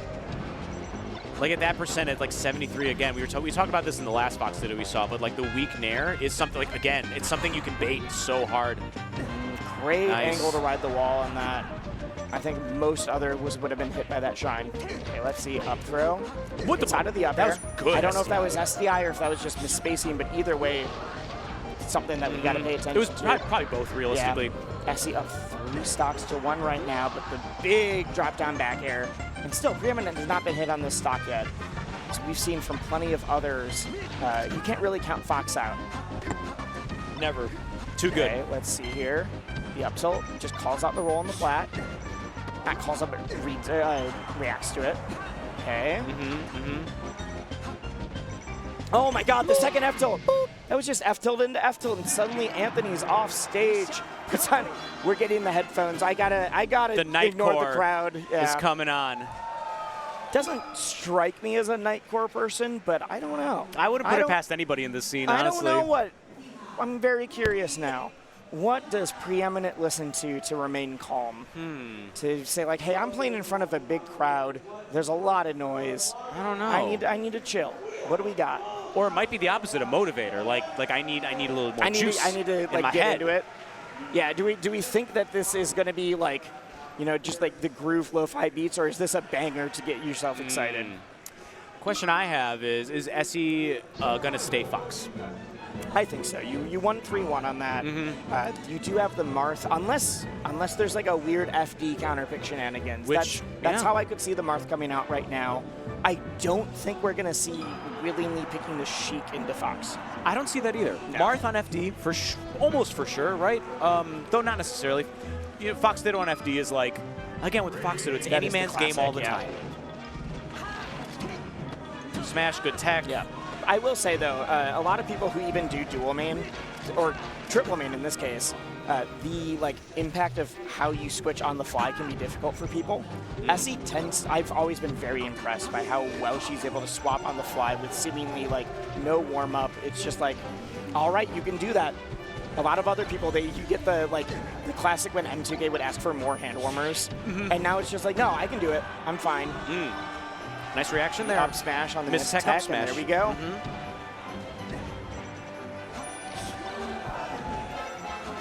I think that we're seeing a lot of moonwalks. We're seeing a lot of different stuff coming out.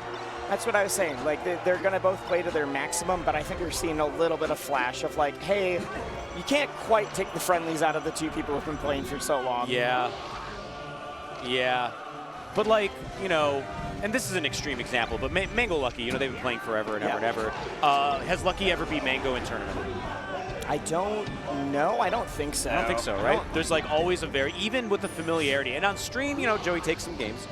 But, Invisible Shine for the lower platform. Swag, swag, swag. But I think your familiarity with your opponent, with your play group, only goes so far. Yes. The better player will win in that regard. That's why it's exciting, because I do think these two are very close in skill. Yeah, and I don't know, I don't know who the better player is. And we're saying that there is something going on. Preeminence struggling. Grimacing. Yeah. I think there must be some controller issue that started with that HBox set. Oh, it just... SDs. What is happening jumps right off. now? I Pulling don't out know. his shirt? Oh, God. That's $200 headphones. Yeah, there's something going on. What is going on here? Looking at it, it's just sad. It's got to be a controller What issue. a disappointed look. It's got to be a controller How issue. could you do this to me? That's the only thing I can think of that would elicit this kind of reaction, but also would have led to those weird SDs against HBox. And then every time there's a missed thing, we're seeing him look down at the controller. I mean, this is getting sad all of a sudden. Yeah. I feel it for him. Oh, it's all right. It's all right. Yeah. Bounce back. Bounce back. Wanted to, and I mean, you just really want to put on a show. You want to do your best on the big stage. Yeah, right. It's, in any profession, in any sport, in any game, doing anything less than what you think you're capable of, it is a disappointment. Awful. It feels awful. I have for a long time, you see the people are I can't believe they cried after what. I'm yeah, there's so much emotion. I absolutely can believe, and that is super valid. And so whether you see tears or you see a big pop off or you hear the yell, those are all honest displays of emotion, and I think that should be celebrated in a community like this. All right, bounce back, Brandon. Yep, exactly. You can get yourself back in the game. Can't believe you chucked his headphones though. That was I can't actually. I've seen. I don't think they're especially great headphones, but also I've seen him get tilted before. Sure. Yeah, not to we're not going to see a spiked controller or anything as far as I can imagine, but they'll just whatever I need to do a strong display of emotion and then try to collect myself after that. Okay, let's see here. Ooh, counter jab. CC counter jab. Nice. Did you see that SDI though? I did, yeah. Yeah, it still got hit by the second hit, but man, we were suddenly pretty far to the left. That was 2 units. Yep. Okay. Good platform movement from SC to avoid and get the hit, thread the needle. It seems like Preeminent, not a ton, but is trying to simplify things just a little bit, which may be indicative of that controller issue that we're kind of guessing about, but they're hey, I can play my game, I just might not be able to do quite the same blistering speed on this platform movement or this shine turnaround option. But yeah, Fox is good enough, right? Yeah. You don't need to be the swaggest person in the room to win as Fox. In fact, sometimes it's a detriment. But I agree with you. It does seem like just a little bit more patient, a little bit more of I got to pick my spot because I don't know if I have the full control if I don't. which is just a far cry from when we were watching that HBox set. We were like, this is phenomenal gameplay. This is, and then we started seeing the weird SDs coming out. Right, and you know, even during that set, like Preeminent was keeping it pretty simple. That should be it. No! How did that shine miss? Essie's gonna definitely try to clean that up. Very nice. Okay, oh, Preeminent. Please take us to a game. I want a game 4. Yes, I want to see one on the board right now. I want redemption. Because I think you need that game to get the momentum and start feeling better about the situation. Okay, let's see here. Look at the spacing, just easy, nice nair shine pressure. Look at this. This is simple. Good stuff. I thought stuff. we were getting up air. Interesting choice to send off stage instead. The back air. Okay. It's back to ledge. I think Preeminent really wanted to make sure she couldn't get back to stage fast enough. That did not happen. And Essie kind of going spamming. Yeah, spam moves, spam back air a little too much. Weak Bear got CC'd up smash. You know what I was saying, that it felt like Preeminent was slowing things down to like really make sure that you've got the full control. In that last stock, I think we started seeing it speed up again, and I'm curious if that is I'm getting a little bit more comfortable, or if that was just like, I need to do this to get the kill, and if my controller has an issue, like, issues be damned. Like, I have to make this happen in some way. Patience is almost always the virtue that gets lost first when you're playing this game, and so forcing it's still a virtue, but yes, it does get lost. It goes away. But like forcing it with a controller mishap like that is like, I mean, you have to roll with it, and it's a pretty good thing. There are worse lessons to be learned for sure. I think some people would argue they don't want to learn a lesson right now. I don't want to improve as a person. I just want to win the game. But they go hand in hand oftentimes. I know. They really do. But it's hard to see how they go one-to-one like that. Big back air. I like the shine stall. Beautiful. The jab! Oh, no! Just barely missed the timing on it. Super high percent from both of them. Should get back to the stage. The roll does not secure any. Roll covered the shorten, the mid shorten. That hit so far. Oh my god. Oh my god. The second, or the first hit, sorry, up air into the up smash was so good. And run up crouch down tilt was the launcher. Like, just smart gameplay.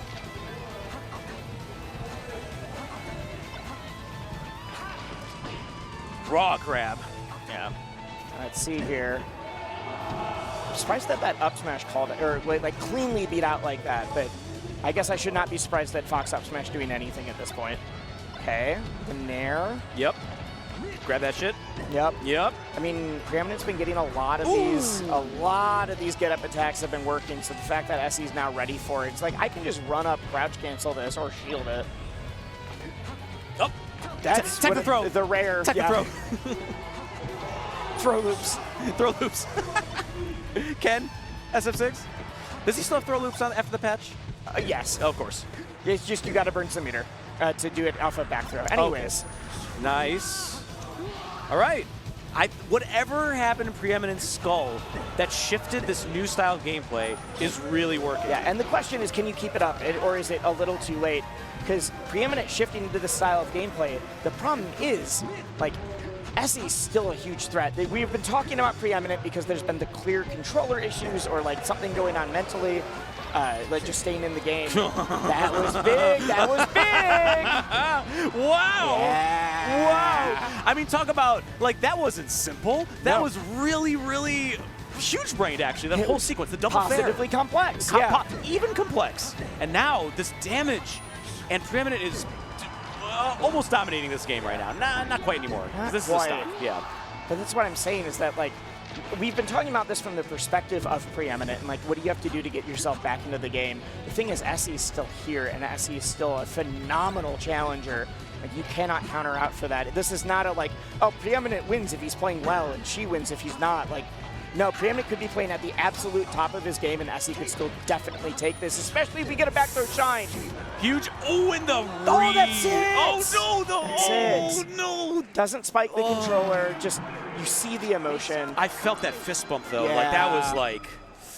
That was, well, I'll let him deal with that himself. Yeah. It is not my place to comment on that, No. but we all saw that. Yeah. But honestly, a really fun set to commentate. Like, it was pretty one-sided for the most part, and obviously it was that weird one-sided when it's like the scoreboard says something, but we saw what was happening and we saw those sparks of like, if both were at their full capacity, that could have been a bombastic Game 5. And I think that's why Preeminent got it in their head because of that. Was the I know what I'm capable of, and I don't feel like I showed that. Yeah, and we all saw it too. We agree.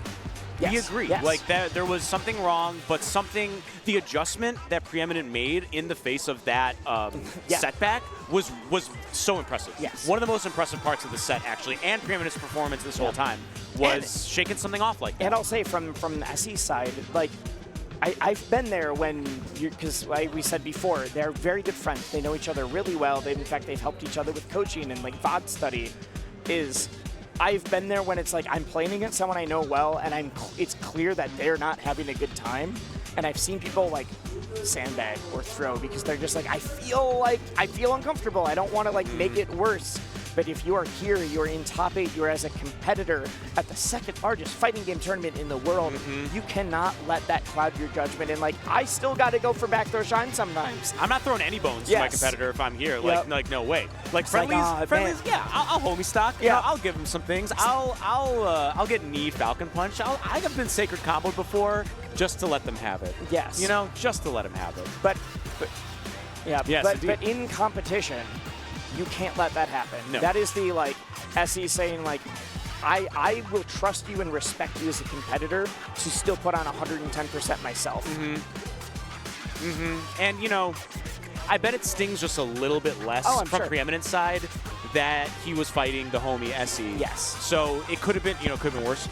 But, or, maybe there's a rival, I don't know the relationship, maybe there's a small rivalry thing going on. I feel like there's always a little bit of rivalry between homies. There has to be, right? All right, and the Minnesota train is not stopping because that is Ben on the right versus Blue, and they fought a lot, actually. They see each other at a lot of the Midwest regionals. These are two travelers of the game. They are journeyman fighters. I believe they'll both be at Out of the Blue, which is the Chicago regional happening next week. Oh, God, they went right into this. Okay, they are starting already. Oh, goodness. This is one of those where on paper you would expect Ben to win just from seeding, and you would expect Ben to win from placement in the top 100. Blue was fairly excited about this because Blue's gotten a number of good wins against Ben, especially at these Midwest regionals. Ben will get 13th or 9th at some nationals and then lose to Blue and Sloping, 2 spaces at a Midwest regional, and it just happens. Okay, let's see. So it really depends on if this Ben's mental game this is a Midwest regional, or is this mental game it is a national on the big stage, because Melee is in a little bit of a weird spot at Combo Breaker, and it always has been.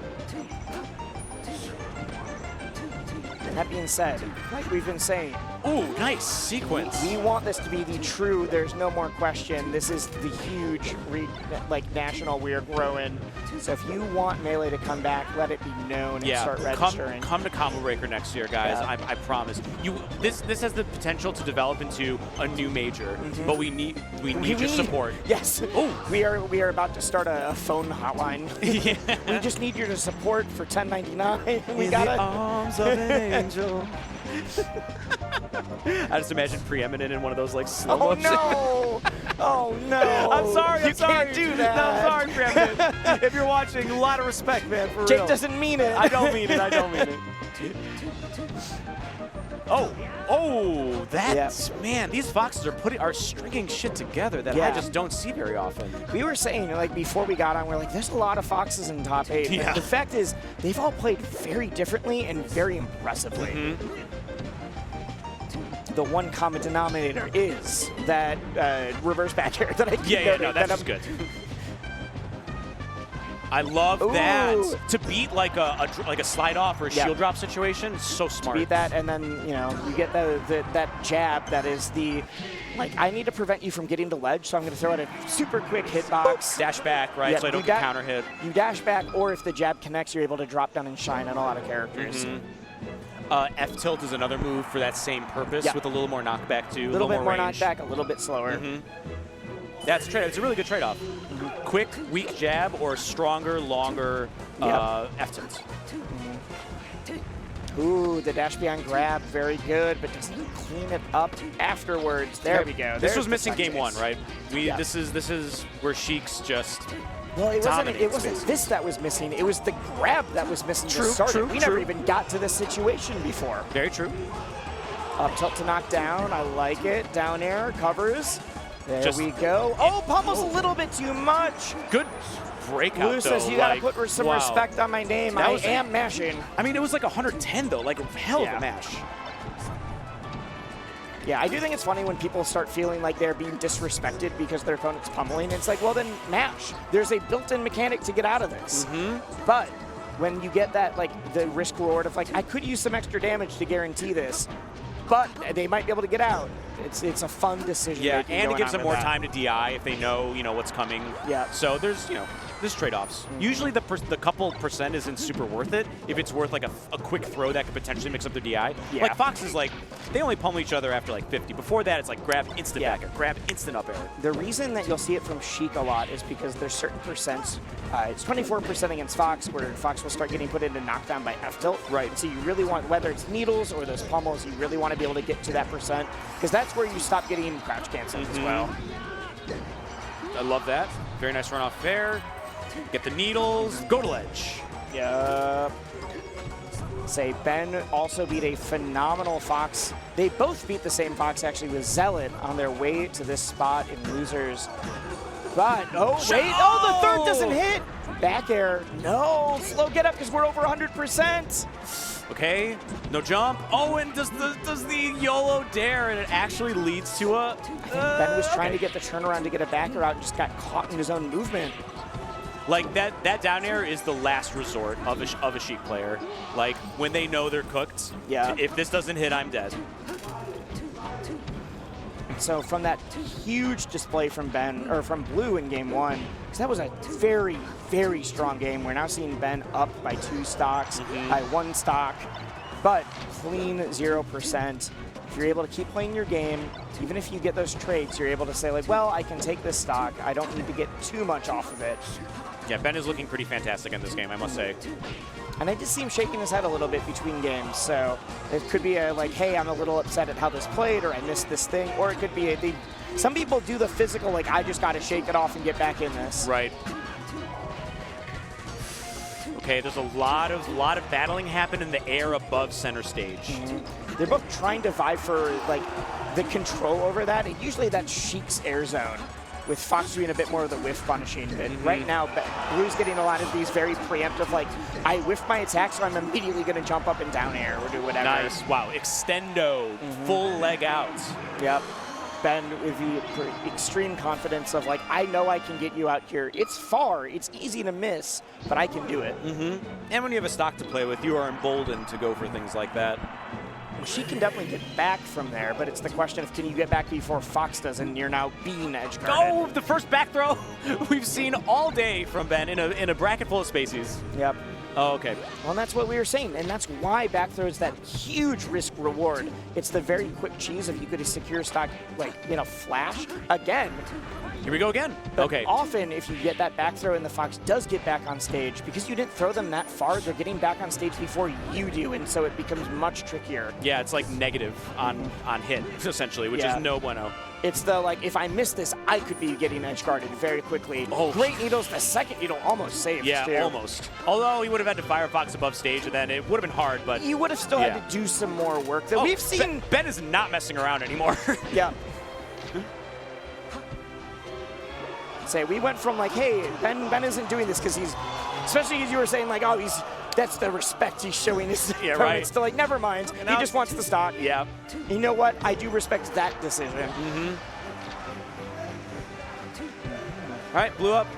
1-1 on Stadium. We're going to grass. The agreeable transformation. Yes. Who doesn't love grass? It's got stuff going on, but it's less egregious than some of the others. There's not a giant rock pillar in the middle. Yeah, right? Crag has not appeared. Crag. Okay. Wait. Yeah, I was Nice. not sure if Sheik was going to be able to make that distance. It was looking really risky. Ben grimacing a little bit. I don't think Ben was expecting to be off stage at that angle so fast. I certainly wasn't expecting him to be there. Great grab. Just pivot grab. So clean. I want to know how much the, like, the weird lumps of the stage in their effect tech chasing. Or if they do it all. But I know that like some characters, their wave dashes feel a little off if you're on the long patch of grass, that kind of thing. It's like, well, I had to go up a slight angle. And shockingly, that's a huge deal in Melee. Ooh, nice recovery from Ben. Waiting on the double jump. Okay. It's not going to kill, but the next hit will. Absolutely. I meant the next up. I meant the next up smash, let's be clear. Oh, hello. Nice. Yep. Okay. That works. Little Sammy stall. Oh, no. The slow get up doesn't get punished for it. But yeah, and Blue's been punishing a lot of spot dodges just by waiting. All right, how much damage are you going to get off of this, Ben? We started at 15. He's gotta kill him We're at here. 32. Didn't happen. Nair through, but the shine in the up smash. Not a great choice, that Nair out of shield. Not only was Blue at a low percent, it was just... Blue is able to get back to ground so fast. Fox can punish that so easily if it's not perfect. Punish it so easily if it's not perfect. Also, Ben was literally still in the Nair animation when he got re-hit. Yeah, exactly. And it was like, boom, quick CC or whatever, ASDI down. I think it was ASDI down with that. Okay, back in the blender. Oh, immediate up smash.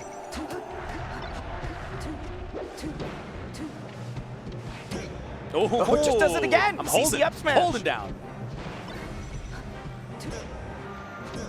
Nice, good follow-up. I think I saw, nope, never mind. And, okay, good recovery by Ben. Definitely fooled Blue just enough to survive. Slap.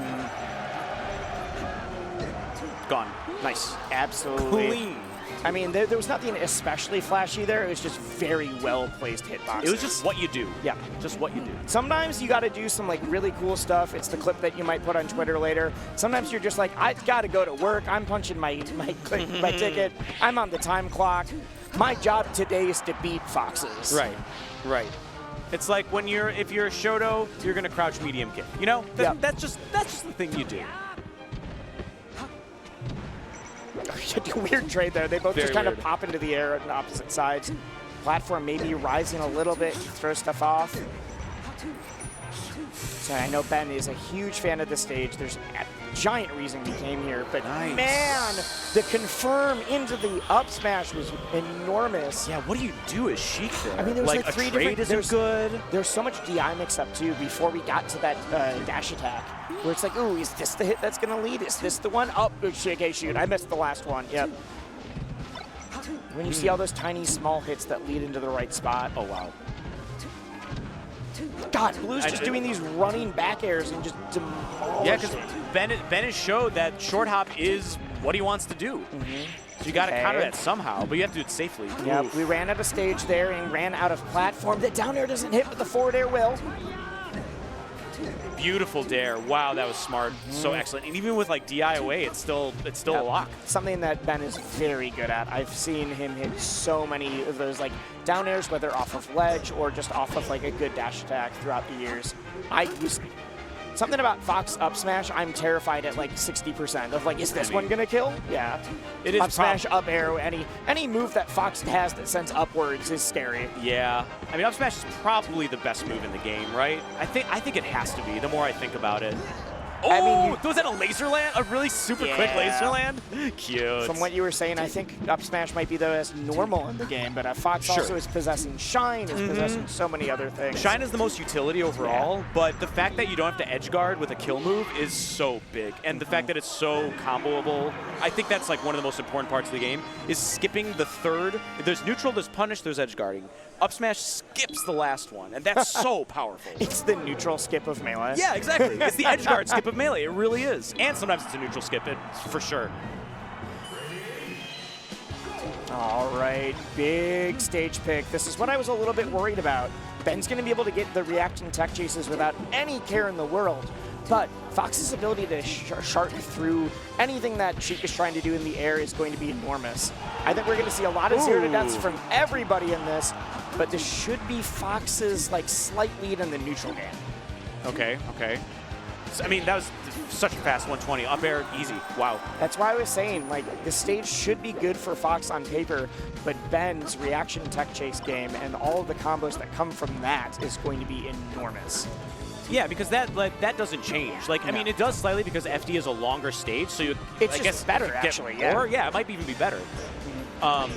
Okay. You never have to worry about DI up to a plat. Oh my god, that down air stopped being active. Yeah, like just at the last moment. I don't think it would have done anything there, but it made it even easier for Blue to be able to secure that, and that will lead to the Yeah, that's a checkmate there. When you're edge guard. that low, Yeah. and you either have to grab ledge or go on stage really shallowly, Yep. yeah, you're getting up You air. can do some of the really weird, ambiguous, like I get to the stage but then fall back to ledge. Sure. Those are very hard. Love that. Yep. All of this is so nice from Blue. I like the up air to juggle. A lot of people would have chosen some other options, but that running up air was able to secure the back air. Like we said, you're playing to your win condition, and in this case, you either want to be able to kill Sheik straight up off the top, or you want her off stage as fast as you can. Sheik on the ledge is scary.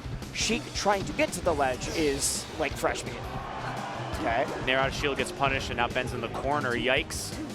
It gets out. So much like short hop aerialing, and it seems like Ben forgets how fast Fox is sometimes.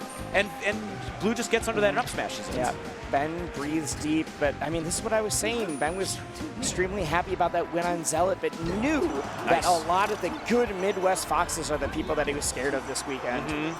Can definitely make this comeback. This is game 5. Blue is trying, like I said, Blue is the person who's like, hey, I can beat HBox. I just got to prove it. Wants to get that second shot after getting 3-0'd. Ben has beaten HBox before. Yes, a couple times during the online era specifically. Has taken him to game 5 in person. IRL? Wow. But got to get there first, and you got to get through this Fox. Wow, that Nair was so nice. Ooh, and the weight, the spot dodge weight. Yes, indeed.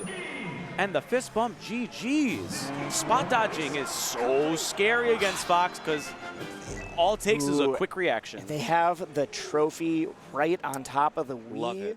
Having that token of like, this is what we are playing for, just so present while you are playing, while you are on stage. It's hype. It's just, It's like when they put like, you know, $50,000 on the poker table when it's heads up. Yes, Like when it's just like 2 people left. Like that's it's the showmanship. It's the like extreme version of like, I'm doing a money match. The money's on the table. Exactly. It's like, here's the trophy. Beat everybody else. Yeah, and then it's yours.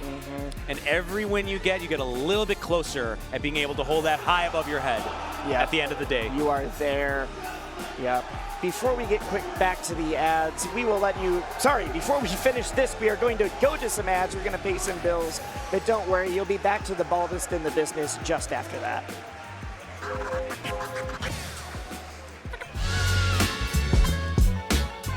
Every year, a whole new generation of games, players, and champions are born right here. And just like those champions that were born, we're going to have a lot more this weekend. So sit back. We'll be right back with more Combo Breaker. Red Bull gives you wings.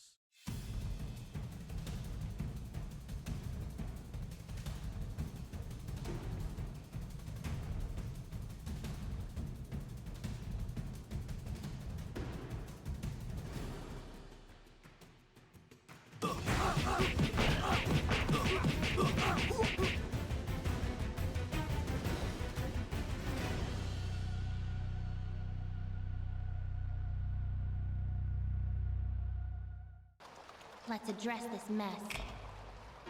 There will be no more wishes and no more Skullgirls. Marie!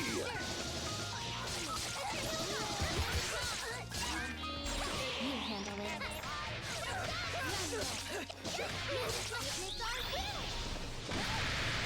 Until we can rest in peace, I will fight. We did it! Thank you, everyone. Sheldon, we here at Wonderful Pistachios take your concerns about our no-shells ads very seriously. Uh-huh. Then what's that? Is that how people eat those? You two, get in here! I'm going in. The Combo button from Hitbox Arcade. Designed for customization. Change actuation distance, total travel distance, silent or hard press, and the colors of each piece. Coming this summer. Check out hitboxarcade.com/CB2024 for more information. 10-0 is launching a host of brand new designs inspired by your favorite fighting game titles this week during Combo Breaker. The Akuma Heaven Premium Capsule includes both a windbreaker and sweatshirt, which sport the famous kanji on the back so you can strike that pose wherever you go. Or channel your psycho power in this new edition of our iconic Burning Sprite hoodie. Kick off a new era of good-ass Tekken with the first appearances of Jun Kazama and Reina alongside this Fist Meets Fate long-sleeve t-shirt design.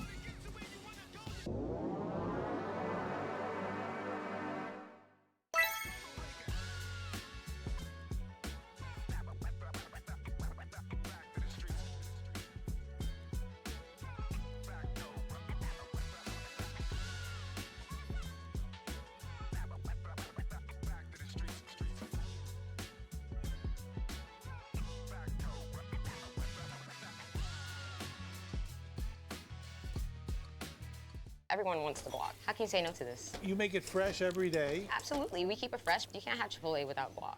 If you guys haven't done so already, be sure to check out all of the new fighting game event merch coming out to celebrate Combo Breaker. We got new hoodies, bomber jackets, and plenty more if you guys check it out over at combobreaker.org/shop.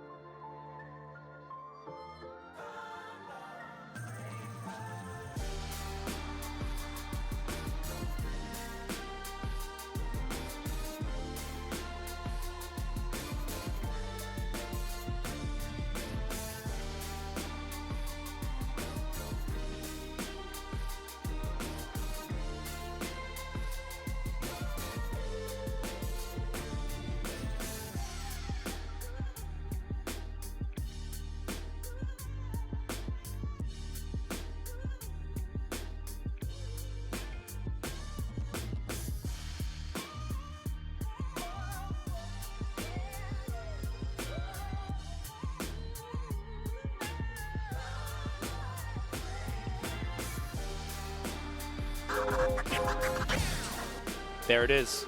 Would you look at that trophy? That is what we are playing for. Combo Breaker 2020-24. I do love the silver and black and white motifs. It's really, really clean. With like splashes of color all around the venue. There's great lighting in this venue, by the way. It transforms like a cement floor convention center into something actually really pretty. The aesthetic design they tend to go for is this. Yes, exactly. All of that. It looks like we're at a music festival that just happens to have fighting games at it. It's this blend of like, specifically like a metal fest or a hip hop fest kind of thing. It's so great. But right now, this is our number 1 and 2 seeds fighting off, as expected. At winners finals, good seeding, tenacity, good stuff. This is Magi, the returning champion, and Hungrybox, who's freshly on the hunt for like the return to dominance of Melee that he had in years past. Still no games dropped. Oh, and it's not looking like it anytime soon. Yeah, that was emphatic by any means. Let's see how Magi is able to answer back. Unfortunately, right now it seems like there's not it's not like the clean answer back of like, oh, you zero to death me, now I zero to death you, and in fact, this is more rests coming out from the Puff than we've seen in the rest of top 8 already. That was a cool punish. Really, really cute for Magi. Really clever. Not 3, no! Oh, no! And I don't think Magi can even get a kill off of this. Like, that's so rough. Oh, no. Now I think you're at the spot where if Puff, but you're at your last stock already. There's not gonna be that missed rest attempt or the clean rest kill. Nice. Okay, Okay. we get that off the top. Nice. Yeah, I guess like conventional wisdom says that this matchup is even-ish, if slightly Falco favored, if slightly Puff favored. I don't know. I'm gonna say I don't care how even-ish it is on paper. If you get rested 4 times in the game, like that's on you. That's on you. That's on you. That is on you. No DI on any of them, right? 4 throws, 4 rests. A couple. Well, one of them wasn't a throw. A couple of them weren't from throw, but a lot of them were just raw up throw rest. Again. No, Magi. Have you learned nothing? Nah, just kidding. This shit happens all the time. Like, I mean, yeah, this happens to the best of us. It really does. But you've got to be able to start, like, because it's not just the, like, oh, you didn't DI it. It's how fast you can react to being grabbed like that. There we go. We get the roll out. The problem is you are then putting yourself in another dangerous situation. Yeah. You get away from the rest, but the job isn't done yet. Okay, spot dodge shine. Works. Wild, like, 15 laser damage. Nice. Hey, against Puff, those 15% makes goes a huge difference, actually. Oh, nice. Great follow-up on the up throw. Yeah, and I, like I said, I don't know if that would have confirmed in the same way if we didn't have that 15. Mm-hmm. Oh, wow. Okay. Counter up so beautiful. Yeah, I think the bird's starting to get its wings. We're starting to fly a little bit more. But, I mean, it all came down to Hungrybox getting those grabs in the last game, and we've only seen the one grab attempt. Mm-hmm.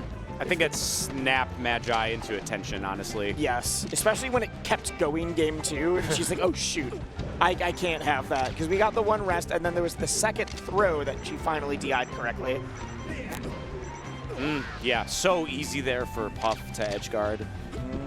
Like, you can react to the side B, and then you can definitely react to the up B. You can do a few things as Falco to make it trickier for Puff, but, like, it's definitely on Puff to not mess up. Right. Ooh. That's it. Okay. Great reaction.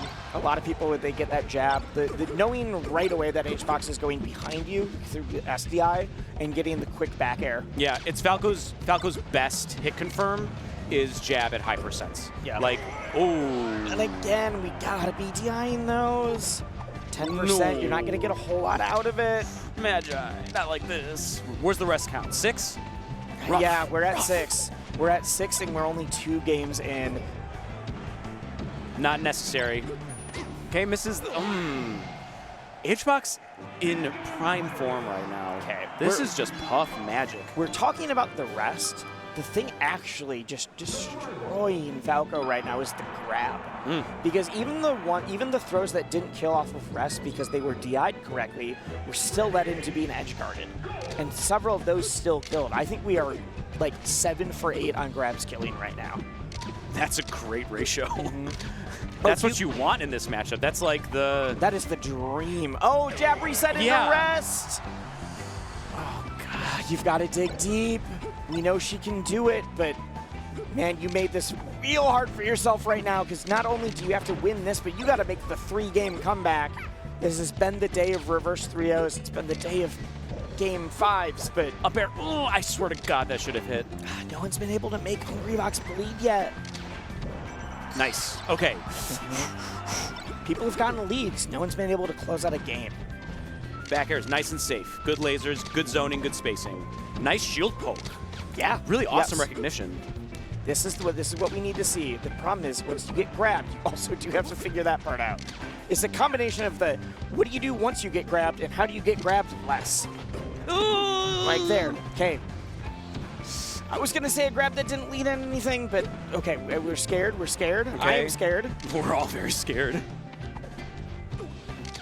This is not the like, we're super biased on this. This is the the story of today is that Hungrybox has not dropped a game and said, I'm coming to Combo Breaker because I have things I need to work on and improve on, and I am grinding and practicing. Gommel wasn't good enough for him. Yes. Gommel was not good enough, and I need to prove it, and I need to put in the work. And that is exactly what he's doing right now. Okay. Down to not just I'm putting in the work, but like I'm not playing any other games. I'm just playing Melee, and I'm just going to make this thing happen. HBox isn't playing no games right now. No. HBox is all business. This doesn't feel like a game to me. you make the jokes about this is a children's Nice. party game at the end of the day, but this doesn't feel like it right now. This feels like a beatdown. I mean, to top players, it's as dead serious as it gets. Mm-hmm. It just has a funny coat of paint. Right.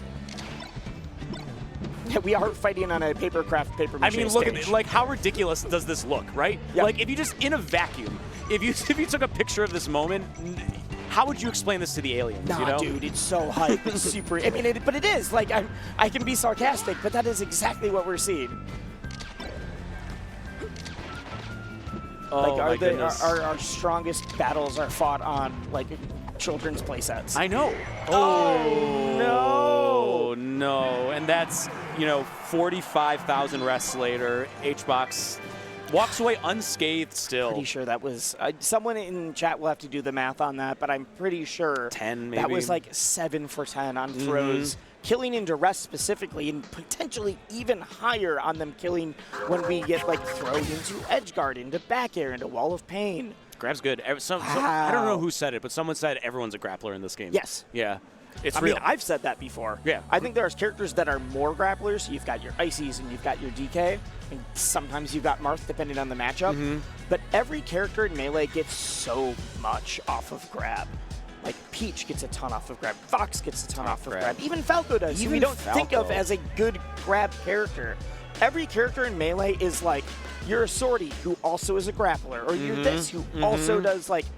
That's just the kind of game we play. Yeah, like I'm thinking of the reasons, and like obviously positionally, and there's like combos and DI mix-ups, but also you can do it out of shield. It's like one of the attacks you can do out of shield, which at a high level doesn't really come into play that often, but it certainly does. Yeah, I think the big difference is that in a lot of other games, grapplers tend to mean you are finishing your combos with grab, or you are killing with the grab, and in Melee, a lot of those combos are starting because of the grab. Yeah. It's they have different functions, but at the end of the day, they're both tools used for positioning and just the pressure. tools of the trade. It is the tools of the trade. Okay, we have Essie, we have Blue. Now I wonder, is Essie, do you think she's gonna switch characters to the first one? Fox is looking great. She played Fox in the Ditto against Preeminent, so I assume we're gonna keep that going. I'd say so. Again, there's a Sheik on the table and there's a Marth laying in the wings. I think the Marth would come out on FD. I think the Sheik is mainly for floaties. That's your anti-Samus and Peach kind of character. Yeah, the first game we saw, I believe, was Levens against Essie versus Levens, Weapons. Yeah, how nice it must be to have such a hard counter pick for like funky matchups. And to be really good at it. Yeah, because I'll I mean, say, that was legit. There was a period where I was picking up Sheik for some of those matchups too. And man, making sure that Sheik was in practice and felt good and I was moving well was like as much as keeping my main together. So to say like I mainly play Fox, but I'm truly a tri-main is extremely impressive. It is. In a world where like dual maining is becoming a little more common, I think. It goes in and out. Yeah, there's fads. It's a fad. Yeah, it is kind of a fad. The jury's out whether it's like a great idea or not. I mean, because it's always the question of like, do you get more out of really leveling up with the one character, or do counterpicks advantage? Does that make a difference? Some matchups are just like, I'm not playing this shit, like straight up, like I don't want to do it.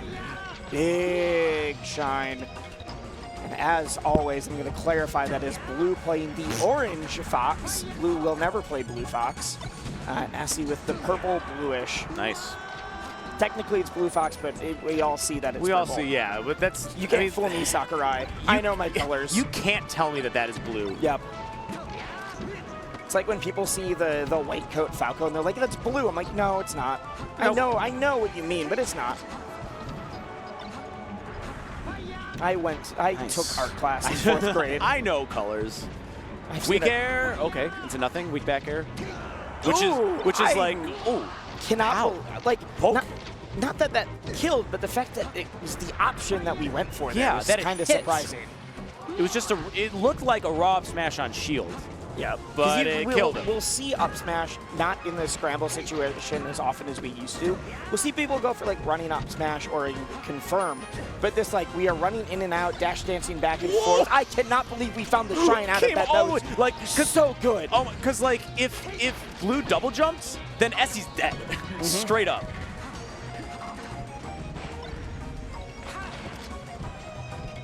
But, risks, you got to take risks in this game sometimes. Oh, we got it again! We got it again. Good Lord.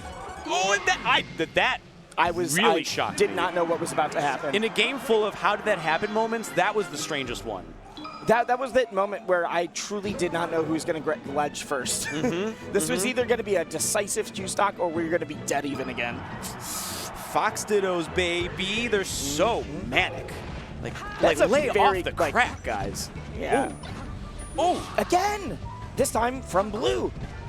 We've seen both of them. They're getting this, like, the cadence of, I need to get you off stage. And a lot of people, they're able to, like, oh, I'm going to set up an edge guard. But they both seem so confident in the, like, well, I hit a soft nair at this percent, and I can drop down and shine. Oh, my exactly God. like that. That's so efficient. 2 simple, safe moves, KO. Why make it more complicated than you need to? It might be difficult, but at least you're not overcomplicating it. You have a very clear game plan. Like if you catch their double jump, you basically add like 50% to their total, right? Because it puts them in a bad position that they can't get out of. Yeah, in a game without a ton of resource management, that's almost what it feels like. Is the how everyone can hit these moves. How well can you string them together in a way that finds your win condition? Because I've seen a lot of the curse of the mid-level Fox is the wow, you did a huge combo in me, did 80%. I'm still alive and I don't care. Yeah, back throw shine. Hold that. Yeah. But the I know exactly when I need you to be off stage or when this will kill with a down smash or an up smash is so impressive. Or, you get those up throws into up air. Let's see here. Okay, scary, but we're not the Fox mains here. Nope, I thought that was too low on the side B, and instead we do still grab. I think he might have shortened it a little bit, so it just kind of raised. I think it raises you a little bit. Interesting. I did not know that. I know there's certain situations where the ledge grab hitbox is a little bit higher than you would expect. It feels like there's a sweet spot in a true sweet spot, and that's right. This has been so back and It's back. forth. It is. It really is. This is a great Fox Ditto. I cannot believe it. This is our third Fox Ditto of the day, of the afternoon. But you know what? We were like, maybe a bunch of Foxes are going to be boring. They've been so much fun. No, they've been great. I have some thoughts on it, but when the stakes are this high, it transposes into something really fantastic. Yes. Yeah. Because everything, it's just the matchup is just a flamethrower, just spraying. Just scorched. Yeah, scorching everything. It's great. It's exciting. I'm such a huge fan of this cinematic view over the CRT. Is it awesome? It's just with the monolith CRT in front of them. Exactly. It's like every game's going to be able to get that cool view, but the fact that you have the CRT just framing the players perfectly. No! Oh, are we able to get the angle? We are not. Blue cleans that up. Failed Armada Shine into good Armada Shine. Yep. Rough. Essie's got the 2-0 lead right now, which kind of ignores the fact of how close each of those games have been. But, I mean, that's exactly what she's been good at so far in the rest of this top 8. 2-0 is 2-0. I don't care how close each game was. What does the scoreboard say? Yeah, so much, since Fox is such a mobile character, juking is just that's how you play neutral, essentially. Yeah, it's all for against Fox, especially in the Fox Ditto. It's very rare that it's I'm going to call you out with this neutral option. It's I think you're trying to move here and I'm going to preempt it. But if you also do that, then I'm screwed. Again, the patience, the waiting, that extra 2 seconds of neutral just can get you a hit sometimes if you just don't bite. Ooh, okay, not quite yet. I was trying to figure out what the right option was, and that was just a very ambiguous height and distance away for that Firefox. We weren't sure if you were going to go up to plats, if you're going to go to ledge. That's where you want to be. If you're the Fox edge guarding, you're they're going low, I know I can secure this, or I at least can cut off these 3 options with a jump up back air, that right kind there. of thing. Yeah. We just saw it. We knew he had to come at an angle that F smash would hit. It was all about just spacing it and timing it. Because then you're not even getting not even just the knowledge check, but the tech check of how well can you ride the wall? Can you hit these shines? Can you get that slide off? That is just you have 5 options, and I've systematically cut all of them out. Ooh, and Blue might get cut out of this tournament. Oh, never mind! As you say that, hang on! As you say that, Essie was at very high percent, so it's not the end of the world, but man, you never want to throw it on the line like that. I'm so scared. Oh, wow. Okay, so again, the thing they were talking about came into play. The ambiguity of Firefox give Blue another chance at getting comboed by Essie. Say 99%. Oh, hang on. Huge. Shine. Ooh, oh, that hits. Fantastic. That hits. Magnifique. Blue keeping Chicago alive in this bracket. Let's go, baby. We are slowly getting... we are discovering who's the best out of all these top Midwest Foxes. Right now, it's we're nice trying to to see. see if it's Blue or Essie. Wisely, when I saw the finals bracket, and I was like, okay, we got 4 Foxes here or whatever. I wish there were more. I was like 3.5. 3.5 Foxes. I'm glad, actually. I've never been this excited for Fox Dittos. Not only that, considering how many things have gone to Game 5 and how many reverse 3-0s we've gotten, this has been a very fast top 8 so far, with Honestly, all things considered. What time is it? It is 4:07. We've only been here for 2 hours and we're almost done. We're in loser semis. Winner of this is trying to get to that one more match. Gotta face waiting. Magi. Blue might get the run back. Still. Yep. Essie has not played HBox yet. So Not that I'm aware of, at least not today. Not today, right. Yeah. Oh! That was definitely a missed waveland. 100%. We were trying to get the waveland into backer, likely. Blue is looking renewed, recharged, refreshed. Moisturized and in his lane. But can we clean it up? Unbothered. Not only do you need to make this game, you got to win at least one more to bring this to a Game 5. You see that Fox got wave shined a little bit? Yep. Like that happens every once. I don't know the mechanics of what that happens, but sometimes spaces do get slide. It feels like it's some elements of spooky knockback or nice. That down smash fell really far into the stage. Very far. That must have been the edge of the toes there. Okay, let's see. Even with the SDI, the Falcon style SDI still got reset. I remember when I first started hearing about that and you started watching Falcons just suddenly teleport into the air. Pop up, right? Yep. Uh-oh. This is scary because this is what happened to Blue in the last game and made it much more difficult to pull it back. I think Blue's just really in charge here. Even with that SD is just full blast still into this. Ooh, hard read, but that's okay. We didn't get punished. Nope, you're kind of far enough out. That's a little difficult. Essie's turn. For some nonsense, for some Mishigas. Okay. They're both so good at these Armada shines or even just the soft nair into shine that now anytime either of them is off stage, I'm just inhaling and terrified. I guess that is one of the coolest parts about the Fox Ditto is that since all I'm scared at every moment. Well, yeah, because all of Fox's moves are viable in so many situations. Yeah. What's it gonna be? Yeah, nothing like a Fox Ditto to make me just terrified for 5 minutes straight. Jesus. Ooh, okay, it does get... Oh, huge momentum shift. I'm trying to figure out what that was supposed to be. Okay. Oh, hi, Firefox. We'll get you. Ooh, that was definitely edge cancel or teeter cancel dare situation, but honestly, right? not going down, it may have been the saving grace there. I think they were waiting. Re-grab, really? Oh, cute, adorable. Whoa, whoa, whoa, whoa. Hang on. It's still going. Oh, I'm still fully considering this part of the same interaction. Did you see that momentum? Yes. Jab, air dodge to I the can't top believe we got the grab into and up that's smash. Wow. Just barely it. Wow. Essie finds her way into losers finals. Blue, what an exciting match that was. Yeah. Blue really fought, but Essie just took it. Essie just had the Fox by the hair of her tail. And the fact that you're able to remain composed in that kind of situation, be like, I know this is scary, I know we're a little jittery. If I up throw you, I can immediately react to any roll direction. I know I can get this. I know this is my option.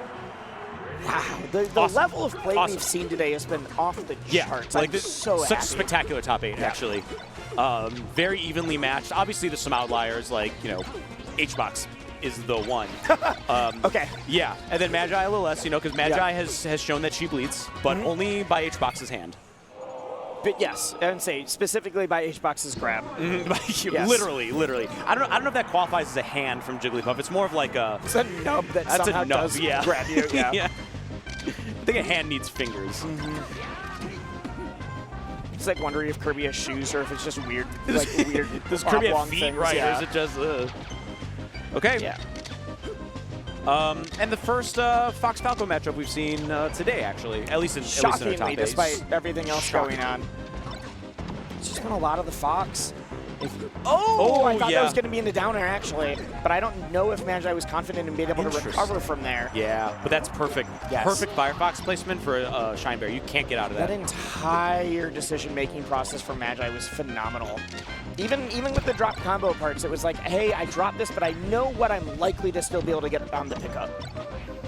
Like, oh, I did true combo, but you're still in disadvantage, and I know what I can do here. Wait, back air. Tournament winners. Nice. Plank and then the grab. And wow, the reaction on the short. Answers right back. When did Magi lose her first stock? About 25 seconds ago. I thought that Magi had 4 stocks there. What happened? She got shined. I mean, I guess. Yeah. I'm sure I said something when it happened too, but my mind is blank apparently. Yeah, it's that commentator thing where like the first minute of the match, we're not talking about the match. We're trying to set up the story of the players, and then it's like, oh wait, okay. Like, huh? Okay, yeah, now we're even. We're at the middle of our story here. Shines, yes. Combo the Fox, yes. The downer hit stun leading into the grab, into getting grabs, because sometimes that will. Dead. Yeah, air dodging above Fox, because you're scared, and you're like, I can't do like a Firebird here or Illusion because I could get hit out of it. So you're like, well, I guess I better air dodge. But if Fox just waits and they shines, you are dead to rights. Absolutely. You went from like dangerous situation to you better be thinking about your next neutral opening with a fresh stop. Nice double dip. The Doble. Okay, super back and forth. What we expect in this matchup. Yeah, I've been very impressed from both of them when they lose a stock, how fast they're able to bring this right back. In fact, using a good use of the invincibility from the spawn platform even. Okay, we're up on the platform suddenly. Okay, you know, a tech chase, but really nice defense by SC to get back into neutral. Yeah, just trying to get something started with these lasers. That was it. Oh my god, that was it. Back air. SC has been phenomenal at these platform reactions. Dead? No, he was dead! Oh, I cannot believe it! She was dead! You just hold, but I mean, you're so scared. You're like, well, what if she does go back up? There we go. There we go. SC's already put a statement on like, hey, I made top 100. You better bump me up a few ranks next time. I mean, this is... But if you're able to get this win on Magi as well, oh my god. This is pretty definitive, right? Yes. Wait. Sheik counterpick on Battlefield? Interesting. Very I guess because interesting. we were seeing the Fox specifically for the Fox Ditto. I assume that we were just seeing Fox for all fast fallers, but that might not be true. And like, what a difference of character, right? Like, how does your muscle memory just snap to attention like this to be able to play a completely different character?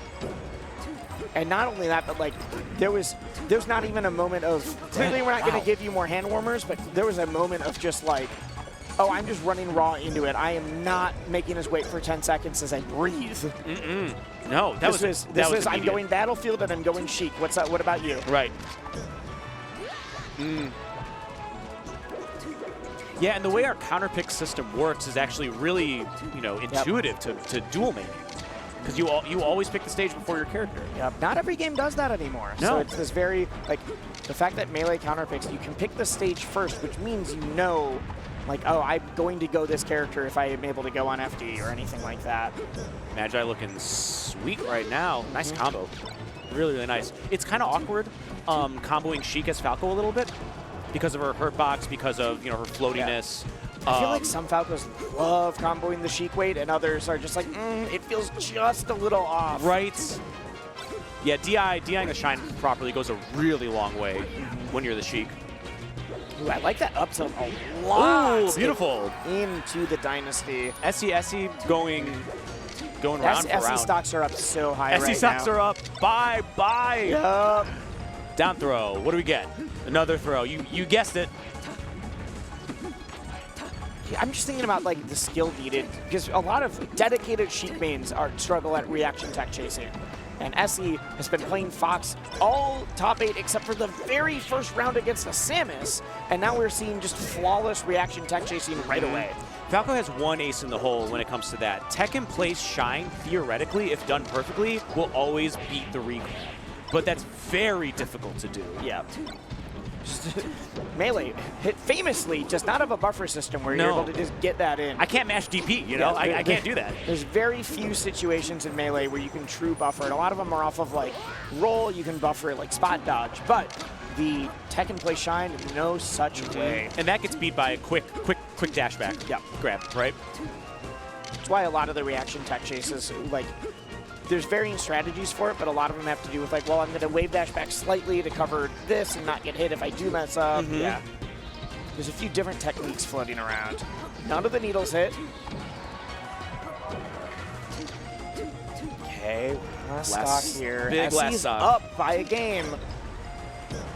Yeah, wow. Same before, Magi has been no stranger to making enormous comebacks in this. We've seen some reverse 3-0s, and we've also seen her come back from huge stock deficits. Now, I'm not going to say that the Sheik counterpick didn't work. No, because I think it did. That was great, actually. I Very think that good was performance. just a very good back and forth, and Magi did a good job. I don't think that had to do with switching from Sheik to Fox by any means. Also, like, winning game one and then switching character is, like, so ballsy. Yeah. Like, wow, is that a... It's like you have to really ask them why they did that. Maybe it's just a preference thing. Like Battlefield, I don't like being Fox against Falco. I think there's a flow chart of character and stages that if they come into play, I switch to this character. And if the other ones happen, I stay, Great DI from Ben to get another chance at life. Oh, what a needle. SE. Oh, I'm sorry. Did I say Ben? Yes. Might be. We saw another. I was like, yeah, you're right. Oh, wait. Hang on. Wrong Sheik. Oh, that was a pillar to be, but I guess Magi maybe missed it, didn't believe. Okay, let's see here. Magi trying to, between the lasers and the, I'm going to down air straight up to the platform, making some difficult decision making. But this combination is enormous. Beautiful. She knew, and then another shine. Oh, yeah, if she full hop there, I think that would have killed. Well, on FOD, I don't know. Okay, we get the shine. Nice, good follow-up. Extremely quick reactions to figure out where that slide off is going in order to secure the kill. Done. There we go. There we go. All right, Magi's found her footing. Bird's looking really nice right now. So what does SC need to do here? Yeah, it feels like Magi in every game. It needs like a game or two to figure out how to spread her wings and be like, okay, this is what I need, both in like matchup dependency, but also player matchups. And yeah, exactly. I think just like mixing up movement has gone really far. Miles. Yeah. That was dead to rights, but instead we are fighting a little bit more. New lease on life. Nice. Huge shine bear. Yeah, that's a really scary position for Sheik to be in. You have to delay your upbeat to not get shined, or do it early to not get shined. I wonder if we were close enough where you could have SDI'd into the stage and tech, but that's very scary and possible. very hard to react. Uh-oh. Uh-oh. Oh, I thought we were going to see the drop down back air. Instead, this is Magi taking the combo. This is mine now. And that's never a good sign. That noise means you're losing. Rough. I think the Sheik did a great job game two, even if it didn't secure the win. I'm wondering if you go back to Fox now. Marth FD is also an option. Or you take Marth FD, which is not what we're seeing. We are seeing the Fox, though. And she hasn't played Marth all day yet, so yeah, I wouldn't either. I wouldn't be surprised if, for today's purposes, this is dual main instead of the try. And already, she can't combo like that. I mean, she kind of can, but I mean, not as fast. It certainly can't combo like that. No. Great job getting back. Nice edge cancel. I'm still just floored at how quickly SE can switch between characters. It's mind-boggling. Like literally 10 seconds, we're running right back. Like I think the only comparison is that their short hop is 3 frames. Yeah, and their up smash can kill, but one is just better. Short hop 3 frames means that your wave dash is the same timing, and that's honestly huge. Switching wave dash timings is very difficult for a lot of people. But like game plan is totally different, and the tech skill required is totally different. Especially when we have seen immaculate slide offs and the punish and like Sheik reaction tech chasing. Like this is not like, oh, I play a Fundies Fox. This is I play a very, very well-oiled machine for both characters, and they're doing extremely optimal character-specific stuff. Yeah, it's really impressive. Nice. Good spacing in general. Just nice movement, nice platform mix from both people, really. Yep. Ooh. Tiny Thunders. It's the mini Thunders. Nice. Ooh. Yeah. Bold decision to go to ledge for Magi. What a scuffle that was. Yeah. Wow. Huge. Oh, if that had gotten into the down tilt, that could have been big. Okay. Honestly, you are so happy you got that reverse hitbox on there if you're Magi. Yeah, as the Or cheat the would call back it. hitbox, yeah. She would call it the ignorance. Yep. That's what that up smash is. Shouts to the cheat. Usually it's called the ignorance because it'll kill no matter what. Yeah, right. But in that case, that is the only reason Falco was able to live just a little bit longer. Just wondering when we were going to see some of the Magi up airs. No one does the up airs quite like she does. If they're like, ooh, here's a little bit extra percent. And the bigger thing than percent is this is going to definitely throw off your DI. Yeah, yeah. I love single hit up air as a combo extender. It's so flashy, too. It's the good combination of flashy and very useful if you're able to hit it. That should be it. Oh, into the down air off perfect. stage. No! But like covered like everything still. I thought we were going to see the drop zone down air. Instead, she went for the rising dare so that, you know, if I miss this, I do want to be on stage still. Big. Essie's been able to kill off this a lot. Essie not trying to go home yet. Come on now. A little fair for flavor. Oh, that was so bold. But honestly, what a risk. Magi's game from the ledge has been immaculate, and that's done. That is absolutely not a shot in the world. Fox is coming back. Great performance from Essie. Honestly, like one of the best I've ever seen her play. Yep. Right here. Fantastic. Well deserving of top 100. But Magi proving that she is not only the higher seed, but for at least for this moment in time, the better player. And like we were saying, this is as the story foretold. This is just how seeding went. Yeah. It's going to be the Titan versus the upcomer. And the rematch from earlier today, which Magi got a bit mollywopped. Yeah. We'll be honest about that one. Yep. But I am fully believing in Magi's ability to recollect herself and say, like, all right, I did kind of throw it versus Hungrybox in those situations because he did a phenomenal job killing me off of the grab. What do I need to do both to avoid the situation? But she's got to take a little bit of time for that. We're going to give her a second to breathe. We'll be back in just a couple of seconds.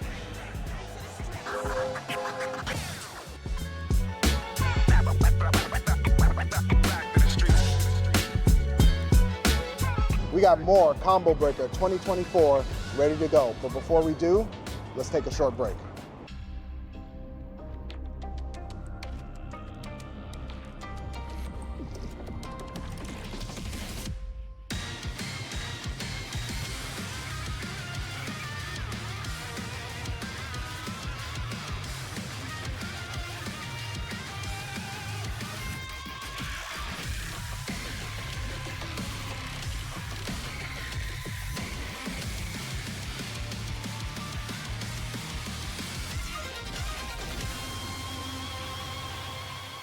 Sheldon, we understand that our no-shells pistachio ads upset you. And to show you how much we understand, we had these made. And you're gonna stop selling no-shells, right?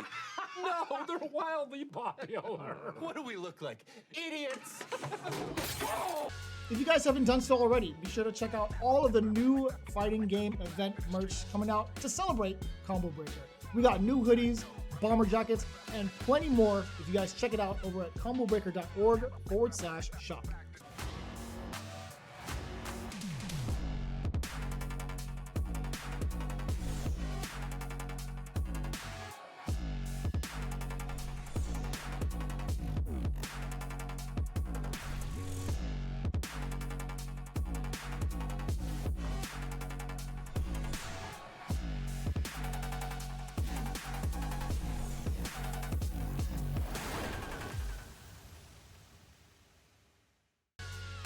Get ready to rumble at Combo Breaker with the Yeti.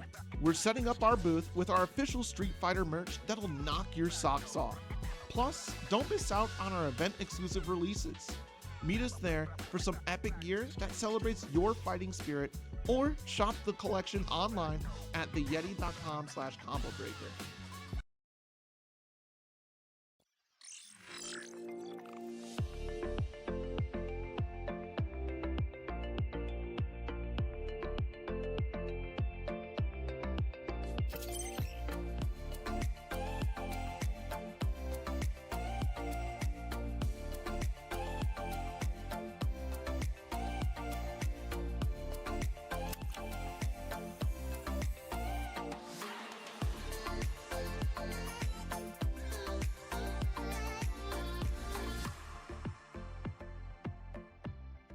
There's a new challenger in Skullgirls.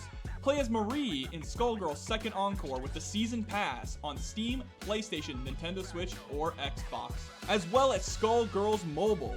Download it today to get Marie for free on the App Store and Google Play. Combo Breaker enjoyers, we are here with the end of Melee. We are going to kick it to Grand Finals in just a sec. But we want to thank you for tuning in. We have had a blast commentating this top 8. I've had a wonderful time. I know you have too. Yeah. I mean, I love Combo Breaker, like, for many reasons. Like, obviously, we're both from the Midwest, so this is kind of like our, like, This version. is my 3rd year here. Yes, I love this event. So just being here, you know, in and of itself is a great blessing. To be able to be commentating Melee at this high level here at this top 8 is a blessing. I'm eternally grateful. But there's the next big fighting game tournament is just on the horizon. Right. This is the 2nd biggest fighting game tournament of the year, EVO. EVO is the first, and you all know it.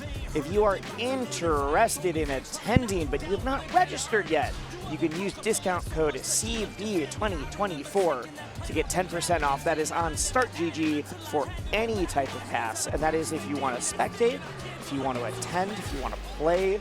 But yeah, I went to EVO last year, and if you are worried because you're like, well, I'm watching a Melee stream, I don't play whatever. I attended last year as someone who didn't, like, there was no Smash there. I had a phenomenal time. It was one of my best events I've ever been to. Absolutely check it out. And, you know, if you've never been to Vegas, you know that there's no discounts. It's either you pay a lot of money or it's free. So having 10% is actually, for a somewhat expensive trip, you know, can help out a lot. I'm not going to say that you should do this. What? But I did not have to pay for my trip there last year. We take those. We love that. I'm not saying that was a good decision, but I did make that choice, and it did work out. Awesome. Yeah, go to EVO, guys.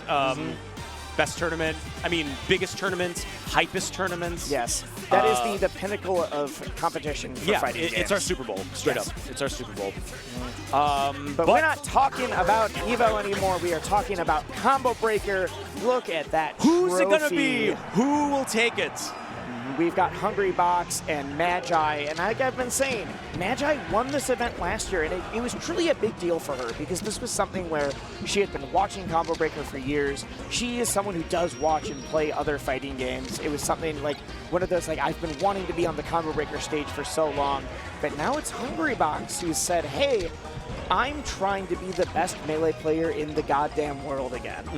And to do that, I need to be practicing, grinding, and going to as many tournaments as I can, and not just online, but in person. And so like, all right, this is my goal. Combo Breaker is the first one. Worth noting, still, yet again, HBox is yet to lose a game.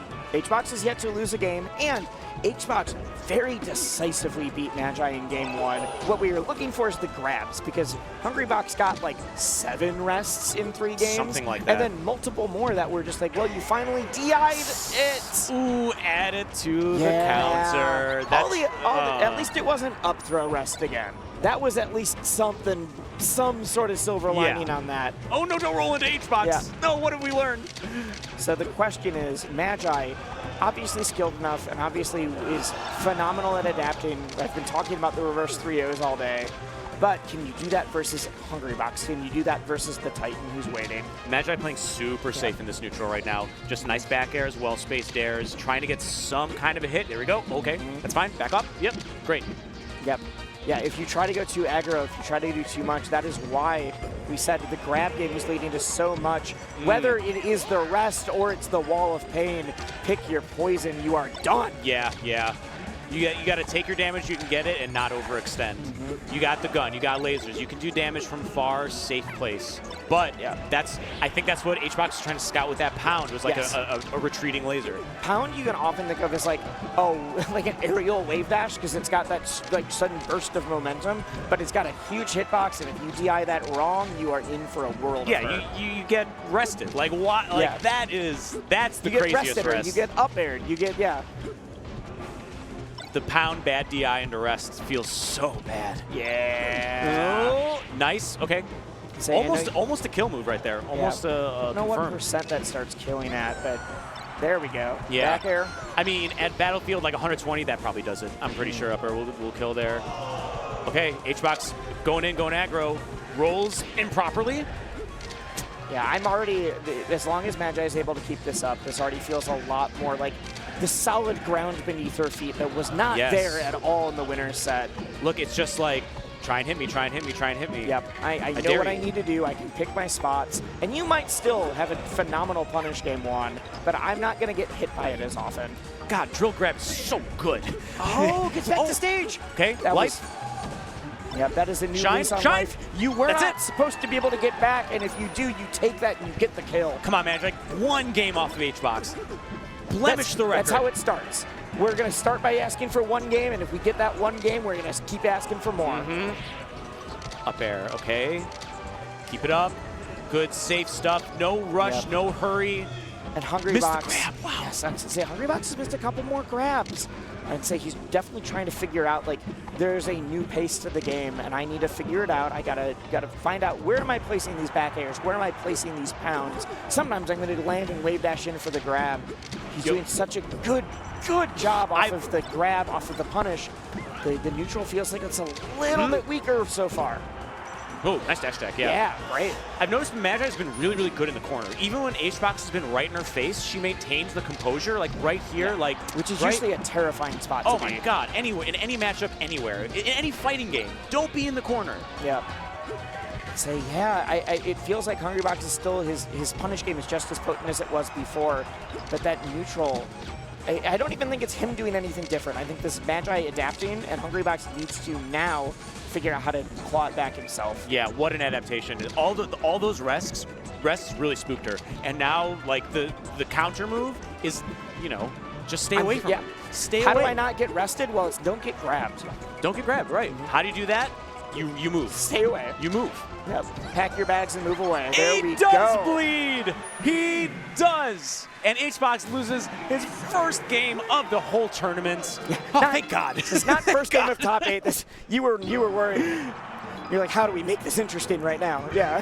Magi did it for us. Yes. Thank you, Magi. Let's go to game 2. Dreamland, of course. Who didn't see this coming?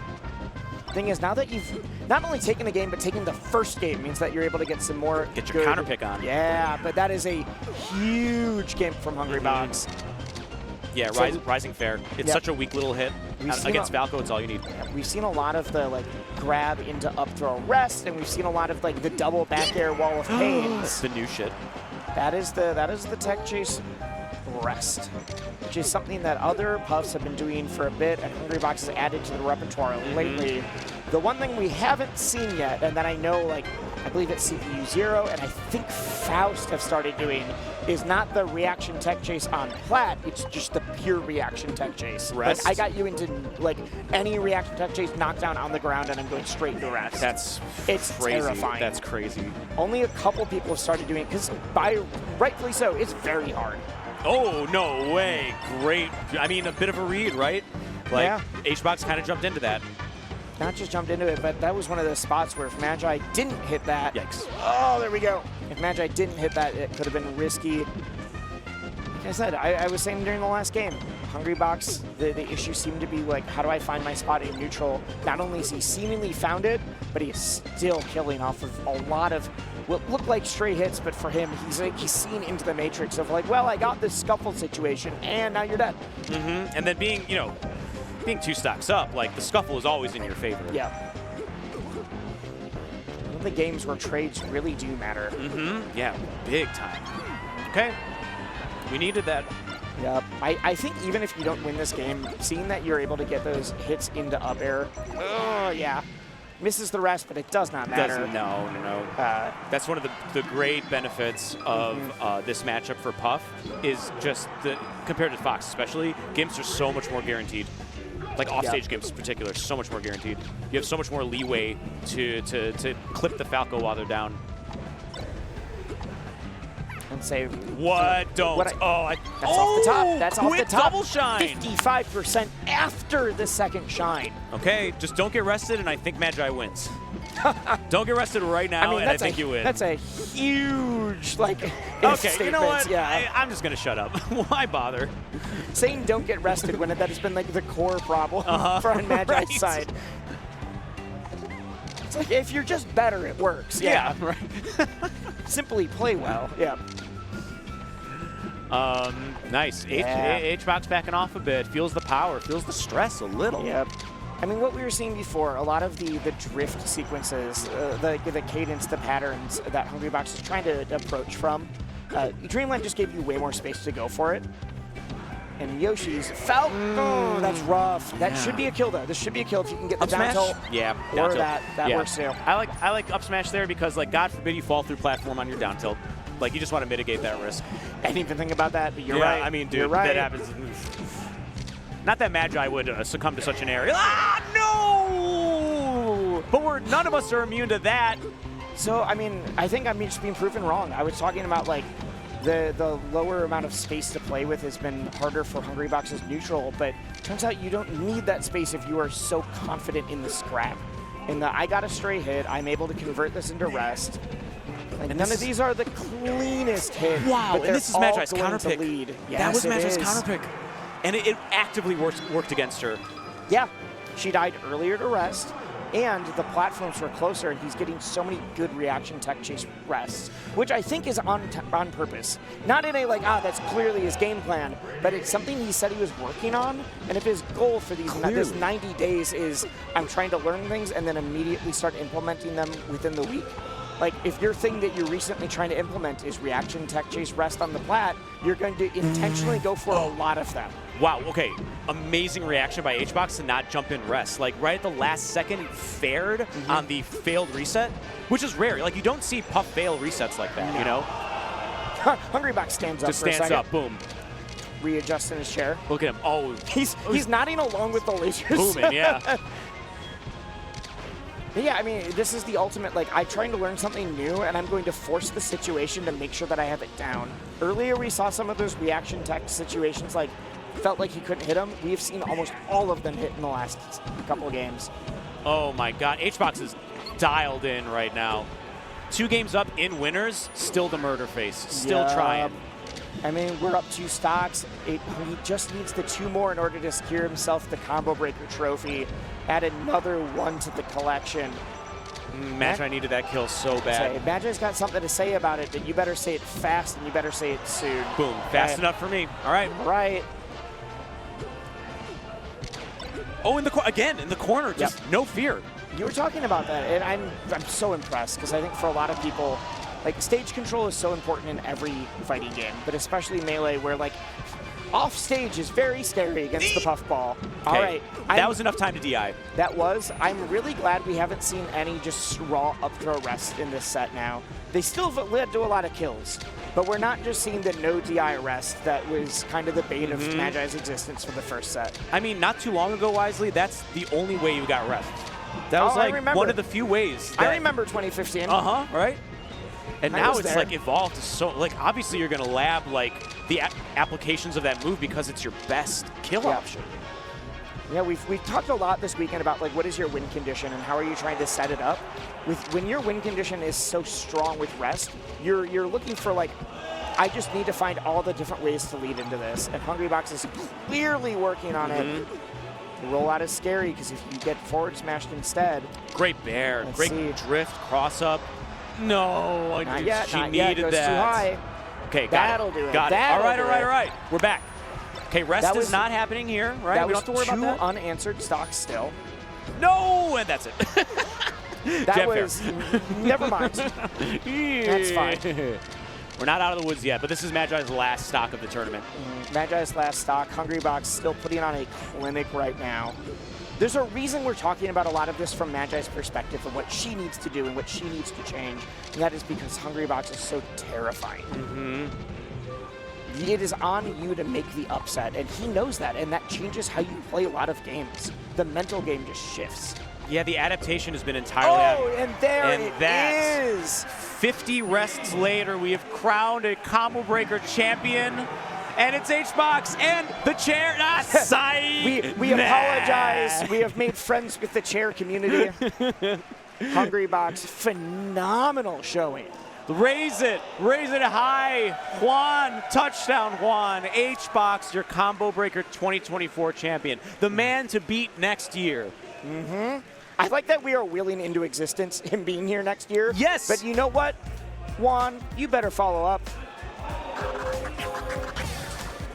What a great top 8 we were just blessed I've had to so much commentate. fun That today. was awesome. I've had All so right. much fun today, and I hope you guys have too. I know our players put on a great show all weekend, but especially that top 8. I want to shout out Combo Breaker. I want to shout out the Melee community. I want to shout out you. I want to shout out the production team, Flashburn, Addy. I've just been here the entire time. Why are Yubbs, we- right. Nikki, Juno, you're out there somewhere, but it's crazy that after all these years, we're still here on Melee every day, just Still doing our it. thing. I fucking love you guys. Still doing it. This is what the Midwest is about. It really is. We are. It has just been such a good weekend. If you can, you might be able to hear it through our mics. Everyone is losing their minds. They were losing it for Strive earlier. They are now losing it for Street Fighter. As soon as we are done here, I am running over to the Street Fighter top 8 and planting my butt in the seat and checking it out. We've had a great time here this weekend. I hope you have too. I've been Wisely. I have had a blast commentating almost like half the bracket for you guys. This is Jake Spear. I'm Jake Spear. Thank you so much for watching. Quick shout out to whoever said we look like cartoon eggs standing next to each other. I will remember that for the rest of my life. So thank you for that. We sat down and we're like, we are by far the two baldest We're the people here baldest right people now. And the fact that apparently I've gotten multiple DMs from friends that are like, yeah, every time you two show up on screen, chat just loses it. It's like, yeah, that's great. I'm having a good time. Mm-hmm. Hey, it's not bad having a gimmick, especially when we look this good. We look great. We do look great. We look really good. Not only do we look good, I know our players are getting ready for that award ceremony. I don't think we are quite ready yet, but we're going to be handing out Combo Breaker has good trophies. Let's be real. They've got good trophies, and those medals are solid. Like heavy. Yeah. And like even our this is real card. This is nice card stock. That's nice card stock. Reflective. Dude, you've got the normal one. No, show 'em. I've got the shiny version. It's gonna blind you. It's so good. Combo Breaker knows how to. Oh put no, on and a then show. now here's Flashburns. Now Wait, why are Flashburns, we the crew. with the gold, with yeah. the gold, like this is a collector's item right here. Put this in your binder. When Combo Breaker does something, whether it is release merch like this was last year, they do such a good job. Go check out their website. I think Tenacity checking the mic. Words. Tenacity are Chicagoland's TO right now. He's the one who runs our tournaments. Earlier. Yes, runs out of the blue. Has run Combo Breaker, I believe, this year and last year. Tenacity, we can hear you. We can hear you. We can hear you. I don't know if they can. We might not be getting the crowd mic yet. Okay, we're waiting. It's all right. We got the players lined up, ready to bask in their moments of being champions. While we are waiting, if you could tell anybody at home right now, like what is the one thing from Combo Breaker you would want someone to know about? Value. There aren't, and I don't think there's a single other tournament in the world where your dollar is stretched as much, because you can do so much here. Yeah, it with might your be time. a little bit more of expensive registration, but you get so much out of that. But we are done vamping, and we are going to go to the players, because they are what we are really here for right now. Take it away, Not Tenacity. us. Combo Breaker 2024. We're here with your Super Smash Bros. Melee Top 8. I'm Tenacity. We're here with Danger, who helped a ton, and she is going to be giving out medals. So to kick things off, in 7th place, we have Zealot. Also in 7th place, Wevins. And in 5th place, Ben. Also in 5th place, Preeminent.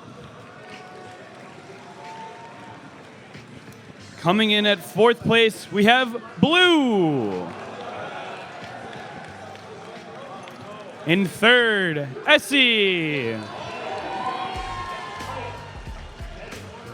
Your runner-up is Magi. And of course, your Combo Breaker 2024 Melee Singles Champion, Hungry Box.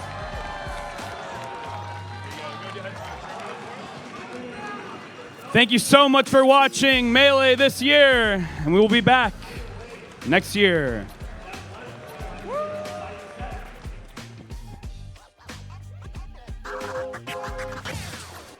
You heard it from Tenacity. You can expect us to be back next year. I don't think that's confirmed, but we are going to will it into existence. In my heart, it's already there. If we are here, I will be here. I'll be here even if Melee's not. But Guaranteed. There's no way you're getting rid of us that easily. It's been a phenomenal top 8. Like I said, I don't really have a lot more to say from this. I've said it all. We have vamped. We have had a good time. The Melee often speaks for itself, and that's the easiest part about this job. Oh, absolutely. Absolutely. So to all of you at home for watching, thank you. Support Combo Breaker. Come out next year. I swear to God, you'll have the most fun. And if you can't, share the streams later. Make sure you're watching the rest. Buy some merch. I have been Wisely. You can find me at Wisely on most social media. I do the one I care about. Go follow my YouTube. I do stuff with a lot of different platform fighters. I'm going to be doing some stuff with fighting games too. That's all. I don't care about doing a plug beyond that. I'm Jake Spear. That's my Twitter. I don't really, do too much online. I'm more of Good for you. I wish I didn't. I'm on there, but I'm not going to plug anything because I got nothing to plug. So I wish I did not. I just hope and pray that you have had as much fun as we have, and that's really all I care about. So thank you once again. Enjoy the rest of Combo Breaker. Go watch some other streams. Go. There's so many fighting games today. Bye. Stop showing us. Get us off the screen. Street Fighter. Guilty Gear.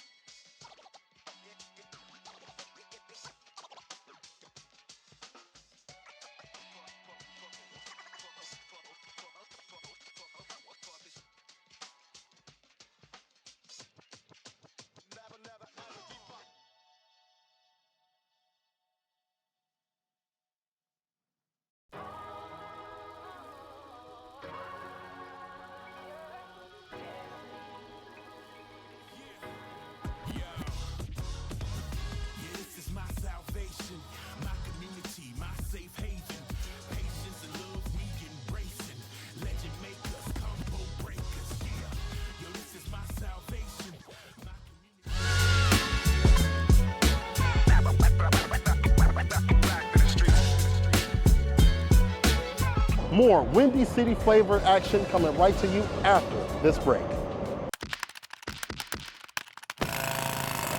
Red Bull gives you wings. Celebrate Combo Breaker and fighting games with all new event merch. We got new hoodies, bomber jackets, and plenty more over at combobreaker.org/shop. You're really making all of this by hand. Oh yeah. The avocados are hand mashed, the chips are hand tossed, and everything is made fresh. You make it fresh every day. Yes, every day. The Chipotle way is we make it fresh every day. Sounds delicious.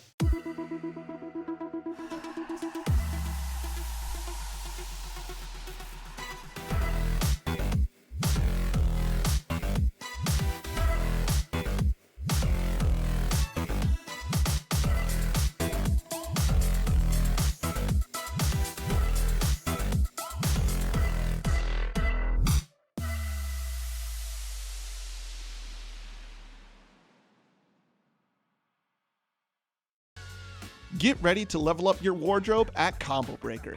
The Yeti is setting up shop with an exclusive booth featuring official Street Fighter merch and more. Don't miss out on event-only releases that'll make you the envy of every fighter in the ring. Visit theyeti.com/combobreaker to shop the collection online.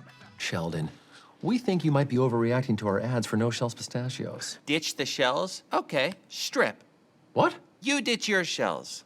Okay, yeah, that's No, fine. guys, I take it back. You want the show? No. You got no the shell. show.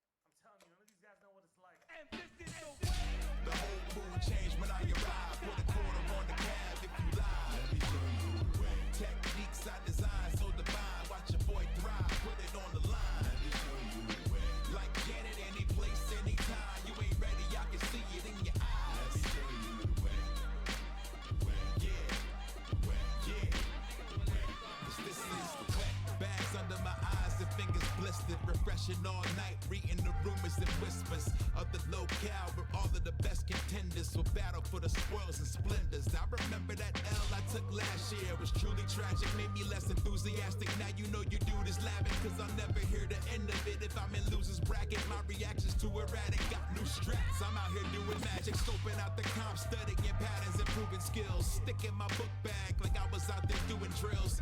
Flight book, they acting like I'm cooked, but the stuff they talk about is what I do for real. I'm prep a competition, been waiting all year leveling. Hunger of a rookie with poise of a real veteran. Deep breath in my seat, waiting with calm nerves. About to set it on Falls Church to Schaumburg. We on the way, the whole mood changed when I arrived. Put a quarter on the cab if you lie. Let me show you the way. Techniques I design so divine. Watch your boy thrive, put it on the line. Let me show you the way. Like Janet, any place, anytime. You ain't ready, I can see it in your eyes. Let me show you the way. This is the way. Vibe yelling while standing next to the setup. Say, why ain't you getting better? That pressure feel like the devil. I feel like I'm disassembled. My Samuel buttons are custom. I stick and feel like a rental. You fucked up my mental. I drop the essentials. I'm all for the temple. Like I'm writing bars, but I scuff up the pencil. They say I'm too gentle. Just rush it down and say what you meant to. Soon as you get to the corner, just knock them up and cancel the special. My favorite feeling nervous watching people know I deserve it. I take the perfect, they perfect on me, and then we serve it. I'm more than worth it if they ain't heard it. They about to learn it. Viant told me they trying to knock you down, well they better earn it. You ever broke up your life so much that you left your family? I remember taking that plane out from Cali and thinking I never had it until I had to go back with my hands out of practice. They gave me that stick and I cancel like it's automatic. Change when I arrive. Put a quarter on the cab if you lie. Let me show you the way. Techniques I design so divine. Watch your boy thrive. Put it on the line. Let me show you the way. Like Janet, any place, anytime. You ain't ready, I can see it in your eyes. Let me show you the way. Yeah. Yeah. 'Cause this is the way.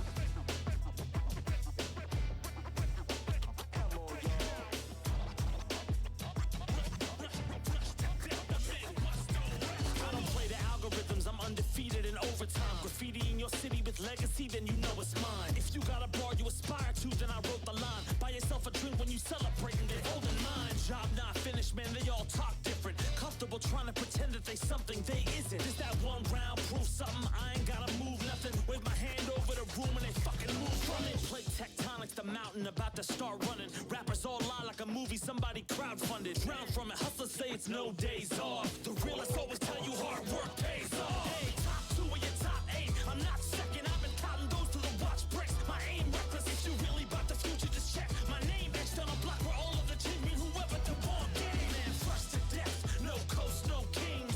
I don't jump, I let the fears just swing. Build up legends and get your name on ink till they're screaming when you step in a ring. Break it down now.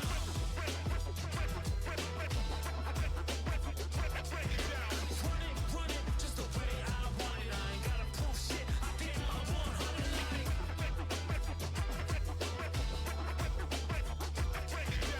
Run the set, come on, I got next. Fresh to death, the Midwest go west.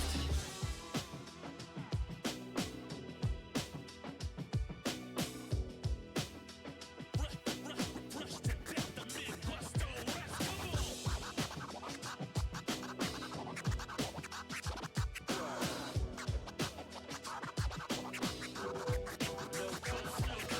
I know myself better than last year. My motivation's half inspiration and half fear. Tragedies all build innovation, my path clear. Money buy you happiness that never feels sincere. I'll flip a 180 from broke, all I want is to smoke. Destiny anticlimactic like whoever is Snoke. They tell you to play the music where you hit all the notes and you'll be proper. I guess that's why I developed the flow outside of the melody. Passing my buttons is every memory.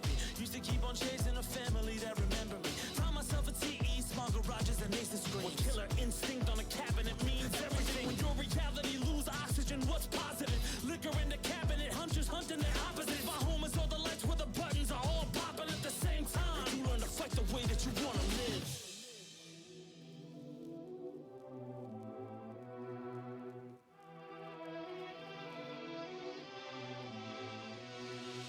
People chase the fountain until you found that they drown from it. I ain't scared of titans, I'm standing still while the ground rumbles. Y'all stumble trying to play it, no days off. The realists always tell you hard work pays off. Hey, top 2 of your top 8. I'm not second, I've been counting those to the watch bricks. My aim reckless, if you really about the future, just check. My name etched on a block where all of the children, whoever the wrong get it. Man, fresh to death, no coast, no kings. I don't jump, I let the fears just swing.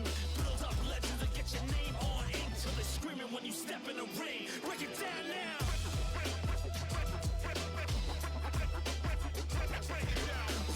Run it,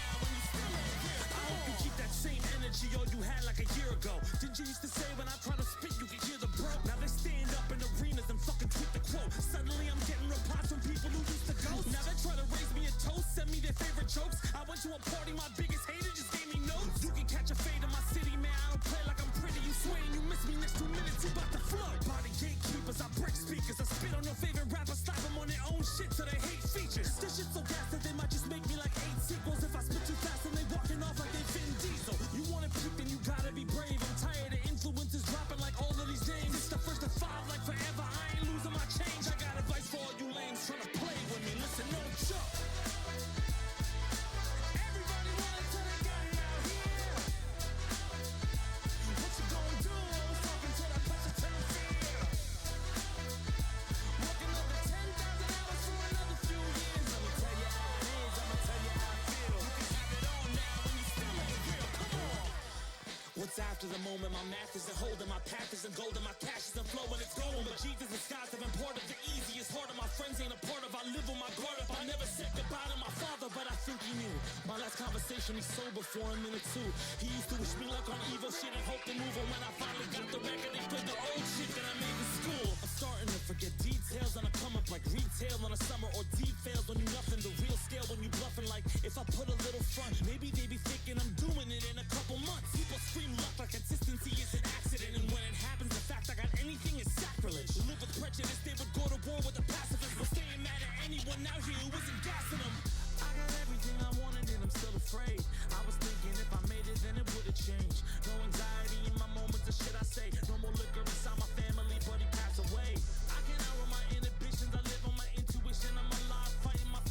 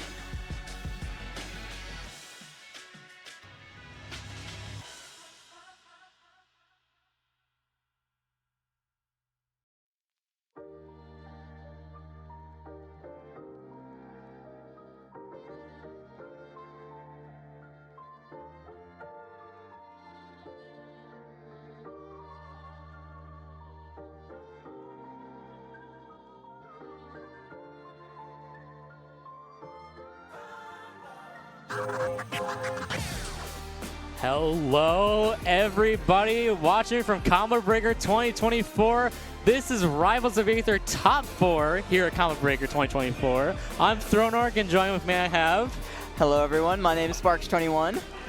I'm so excited for this Top 4. Obviously, we had Rivals 2 yesterday, and today, surprising us, Top 4 over here on the main stage for Rivals 1. That's really, that's kind of big, because last year I think it was in that same ballroom over there, right? Yeah, no, absolutely. So that's kind of a big jump, actually, for us, and that's a big deal for our competitors here today. Of course, we are up to the very best of our bracket. On our left, we have Gucci Vale, and against their opponent, BioBurb. Two of the best players from Wisconsin, actually. Yes, yeah, both in that region. I don't know how many times they play against each other, like, regularly, but matchup-wise, we are going to be seeing Vale using the Eliana and BioBurb rocking the Krag, actually, because BioBurb normally does Raster, but today he's showing us a little bit something different here. And we're going to get started off here with our winners finals underway of Combo Breaker 2024. Oh, are you serious? Is that the way you started off?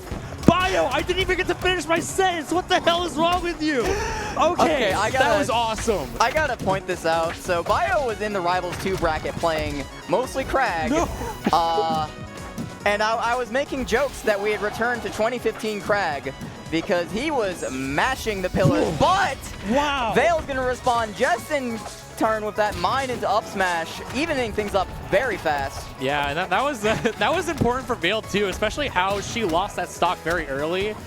She adapted very quickly there with the overheat charge attack up in the air, and Bio was already in hit stun, so she landed that pocket super well, and that she almost tried to do it again too.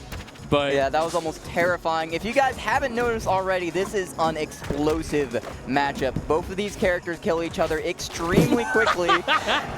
Bio just ripping out up strongs. I respected so much. But how can Bio think about the stage? Yeah, you're gone. Just gonna wait out that air dodge to carry you all the way up, and that up smash is gonna seal it. Yeah, but 140, you know, this is... okay. Oh, okay. Well, I saw what Vale was going for there, like even when Bio was in the stun attack, but they kind of traded it back and forth enough to where Vale was in trouble, so you kind of just have to respect it. For sure. Now Bio off stage again, but gonna side beat back, gonna get caught. Vale still in the driver's seat though. Gonna keep these juggles going. No air dodge, gonna have to pillar. I like how she's placing these steam clouds like around up and top the side of the stage. To catch Bio, like, probably landing there. Oh, beautiful! If you blink, you might as well miss. Dude, her air dodge reads have been on point this game one. Holy moly. Well, she was also doing those earlier in bracket too. Yeah. I don't think I saw her miss a single one. But hot, man, that's a one way to start off Combo Breaker 2024 for game one. Yeah, no, that's nuts. Oh, okay, and we're going to see a character switch. Yeah, Bio going to be switching it off to the Hodan. That's interesting. Yeah, no, Bio plays many characters. He has personally told himself that pretty much the only character that has felt foreign to him is Maple. Oh, okay. So any other character, you can realistically see him playing, and playing it pretty dang well at that. But going to parry that neutral B.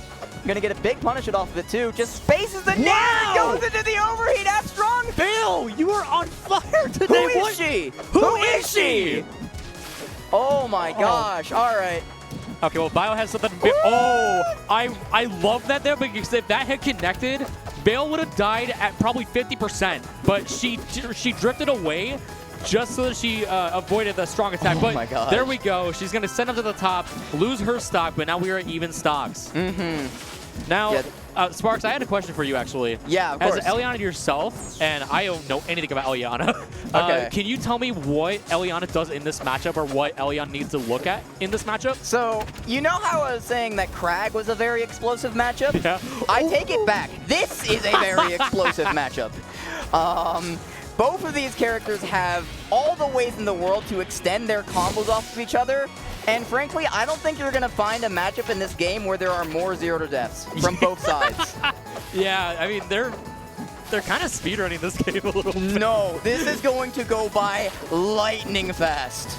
I don't think we're going to have any issue running on schedule if this is the matchup we're seeing. I mean, Meanwhile, Vale off stage here once again, not going to find that charged up. Just not enough time to get it out. Also, didn't he hit the sour hit of it, or what happened Maybe. there? All right, well, that charge up, he's going to take it there. Yeah, 28% of extra credit there for BioBurb. Still in a pretty good spot here, actually, with only 35%. Yes, and I love that. There was that drop-down nair that you saw from BioBurb, and that long-lasting hitbox is active for, I don't know how many frames it is exactly, but that put Bio in a very good spot here, because look at how much percent he's racking up on Vale right now. Just have to find your way out of the corner. This is what I mean. It's so hard. There you go. He shoots, he scores. Both of them just laughing at it. Wow. Oh my gosh. I mean, beautiful. Knowing Vale, she loves this. Like she loves the matches where both players just get to go absolutely crazy on their punish game. Oh yes. And she just loves to just laugh it off. I think both of them are having a great time right now. Well, you can tell. I can tell. They show it off too. And are we going back for game to Merchant 3? Port. Okay. When in doubt, always go to Merchant Port. Well, I respect it, especially of how close some games were previously. If you go back to them, sometimes they might work out in your favor again. And Vale already starting off very super strongly here. Woo. She's kind of demonstrating what she did in the first game against Bio. Or, I mean, second game, excuse me. Because, wait, did Vale win the first game? Yeah, Vale won game 1, yes. Oh, okay. And that's what caused the monkey switch here. Meanwhile, so far, I'm waiting to see who gets hit. Because, frankly, that is when you need to be on the edge of your seat. Just beautiful. Catches there. All right. Okay. I don't know if that was going to kill, like, regardless. Like, wow. Okay. I hate this monkey so much, man. I hate this monkey so much. Oh, okay. There we go. Gonna beautiful. find another air dodge. Have we seen an air dodge that hasn't been punished yet? I don't think so. Yeah, this is insane. Just 100% accuracy on the snack here. Yeah, meanwhile, another mine baits out the parry. Oh, just solid mood over here from Vale. Has Bio stuck in a very bad spot up in the air. This is where Vale wants you, because she'll put out these long-lasting hitbox. Okay, all right. I'm sorry. I would have jumped out of my chair if she had done that. Didn't quite have the same follow-up on the DI, but still in a terrible spot. Okay, back on stage, but gets caught by the nair, and another air dodge. Oh my god. You cannot air dodge. Air dodge is not safe. Stop. Oh, man. Okay. Bio's still in this, though. Yeah, that's the thing. It's like, as fast as these stocks are, as fast as Vale has taken away these stocks, Bio responds just as fast, keeping them in the corner. Another parry bait. Yeah, Bio. I'm recognizing that. I'm noticing that Bio's jumping a little too much in the air, and Vale's been recognizing that on point, and I don't know how that didn't kill. But okay, forward air is going to do the stock there. One stock apiece, 47 minutes, 47 extra credit. Okay, gonna catch up the up tilt. No resources on Hodan, but neutral B's gonna keep you safe. Yeah, and thankfully for Bio, he didn't have mine on him, so. Well, there's mine. Yeah, now there is again. Okay. Oh, the down B connects. That was so smart. The reach on that. And you saw after Bio did that, the mime on BioBurb went away. Yep. So that gives up a pretty good spot here to bring the things back. Wow, that forward air's clutch. Oh, and no parry actually. Went for the, is that up special? I couldn't tell. Whoa, okay, up smash is gonna get you out of overheat. Goes for it all with that up smash, but not gonna find anything. Bio out of resources again. How can he recover back to stage? I love that little stall with the sweat spear, but gonna get caught on the top left of that platform. And Vale going up 2-1 in this set. But again, best of 5. Ooh. Bio still got another game to play with here. All and Bio right. doing the Ori. The third character switch of the set, going to Ori this time. I mean, this is going to be interesting because I felt like that was super tensely close. Maybe Bio doesn't trust the volatility of the heavy on heavy matchups. Like, all right, let's switch to something reliable. When in doubt, movement is king for keeping yourself safe when it comes to a game like Rivals. So, and I was about to ask you for Ori. I don't know if this. You can correct me if I'm wrong. I don't know if this matters as much for Ori's, but like, does Ori's speed maybe will help Bio in this? I think matchup? it definitely can if what you're looking for is to get on Eliana, you're definitely going to do it much more reliably with a fast character like Ori. Okay. Combined with just quick buttons and quick aerials, and you can definitely give Ellie a rough time trying to contest you. The big thing that Vale's going to want to look out for is placing those missiles. Because shooting Ori with missiles is going to be very, very important, because hitting Ori at all interrupts sign charge. And Missile is so good at doing that. Meanwhile, kaboom. When you get enough of those openings, enough of those missiles, eventually you lead to some very early kills. Because unlike Krag and Hodan, Ori is light. So that is definitely going to lead to a lot more of these early stocks going to be coming out from Vale. Even if the openings might be a bit harder to find, and I think that's what Bio is trying to hope for with his counter pick. That was beautiful placing there on that F strong there, because you saw Bio just kind of wait for Vale to land right back to stage, and right as you land, you can try to panic parry, but Bio just recognized the time to get the F strong out, and eventually they'll kill, and went for the bash setup there. I don't know if that would have done much, but it would have racked the percent. Definitely. Meanwhile, both of these just trying to find these last stray hits. It feels messed up seeing Ori at 59 and Ellie at 100, but these are kill percents. Why was that at 84? These Connor, are kill why percents. was that? Why did that die at 84? Welcome to Eliana.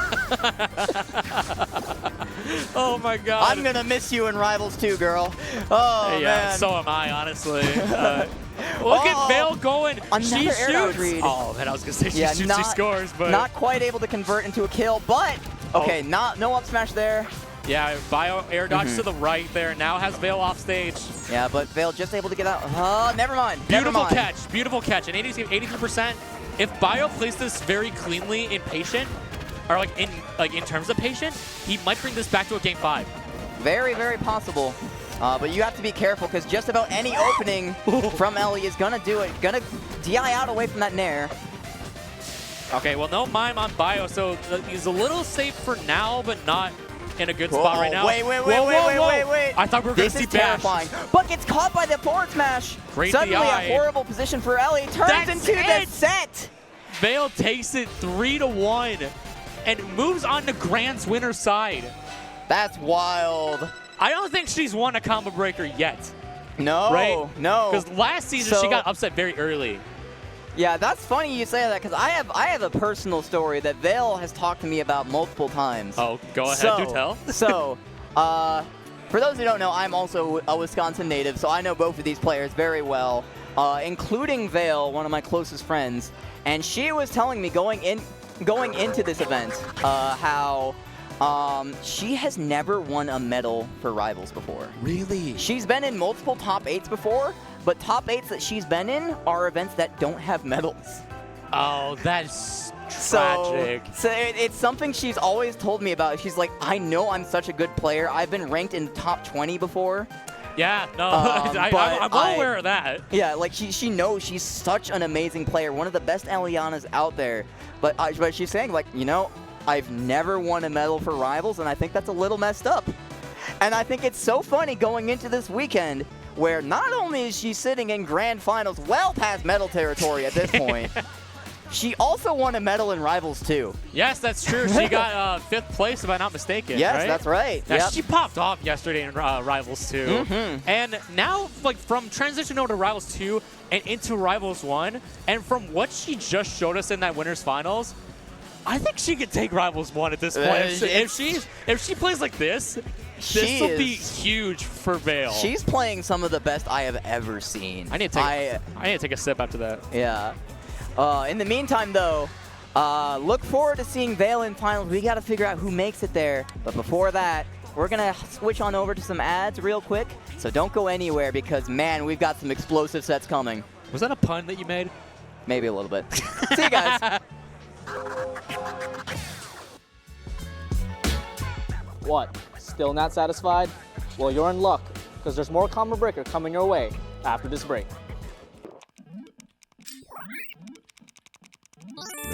gives you wings. If you guys haven't done so already, be sure to check out all of the new fighting game event merch coming out to celebrate Combo Breaker. We got new hoodies, bomber jackets, and plenty more if you guys check it out over at combobreaker.org/shop.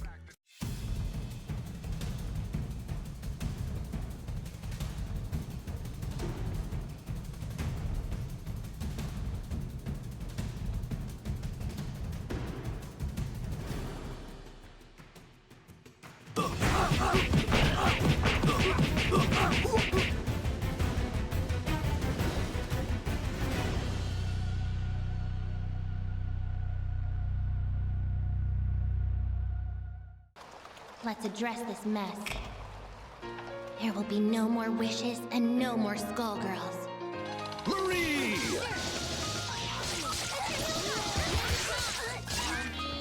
You handle it.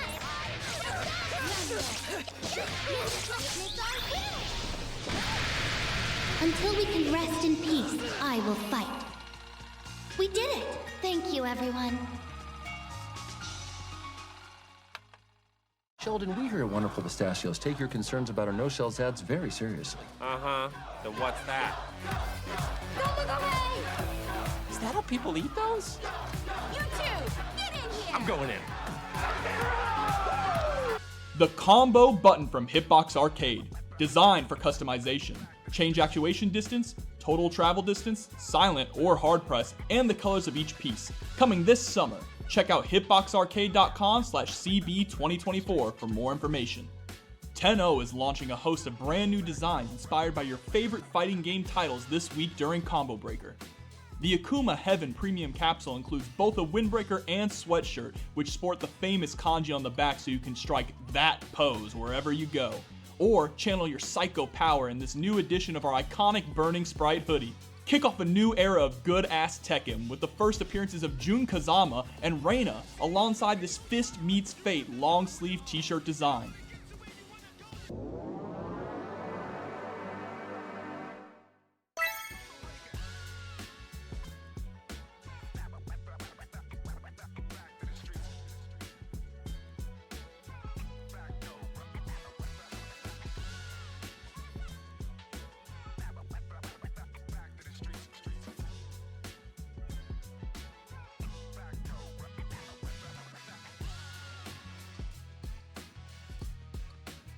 Everyone wants the guac. How can you say no to this? You make it fresh every day. Absolutely, we keep it fresh. You can't have Chipotle without guac.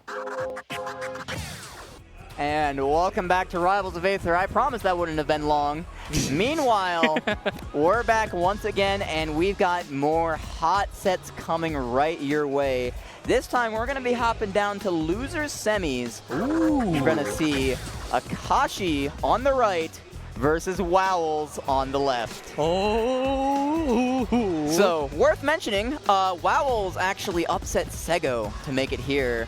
Sego's currently in Nasby, and I think was definitely taking it a bit easy this time around. But that is not to say that Wowls has not been playing hot. I am also going to take a little bit of credit because I warmed up Wowls for Maple. So thank you, Sparks.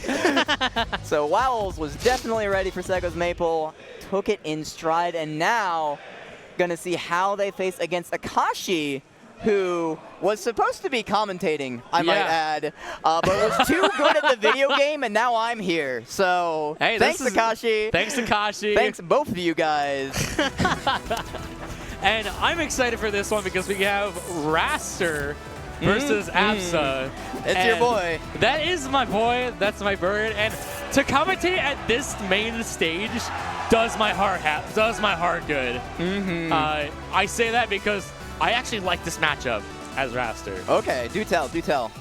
So I used to hate it, obviously, because I played this game for 6 years and I sucked at it before. I mean, yeah, of course. But the reason I like it is because, like, if you parry the Akashi lines, which, yes, I will say that because that is Akashi's main thing, then Raster can destroy the crap out of Absa, and both are very light too. So either way, Raster or Absa will die a little bit earlier, and we already see greatness coming in. I appreciate Wowls that for so so much there, but that wasn't the right alignment. Yeah, not quite. A little too far to the wall, but yeah, this is something I was noticing playing against Wowls. His punish is looking so good today. Yeah, it's really good. And one thing I want to mention too, actually, that I didn't forget to do it earlier, is that Wowls was last year's Combo Breaker champion. Yes, so you are right. Seeing him back on this main stage actually could be a very, very important run for him if he can make it 2 Combo Breaker wins. But is down a stock here right now. Whoa, yeah, not gonna able to find that up clap there. Beautiful wall tech actually from off of the down air. Not able to find these up claps either. Yeah. No, so the up clap there, you don't want to do that. Like, you were in range literally to do a sweet spot down air, because that would have sent Akashi a little bit to the downward angle on the right. Yeah, just struggling to find this last kill here. Meanwhile, Akashi's been taking it slow and steady. He's able to rack in these hits, 42% currently, climbing to 54. Yeah, at this point, what Wowls I think should go for is a sour spot up special, because from a little tipper from underneath, it'll actually connect closer to the blast zone, and with that.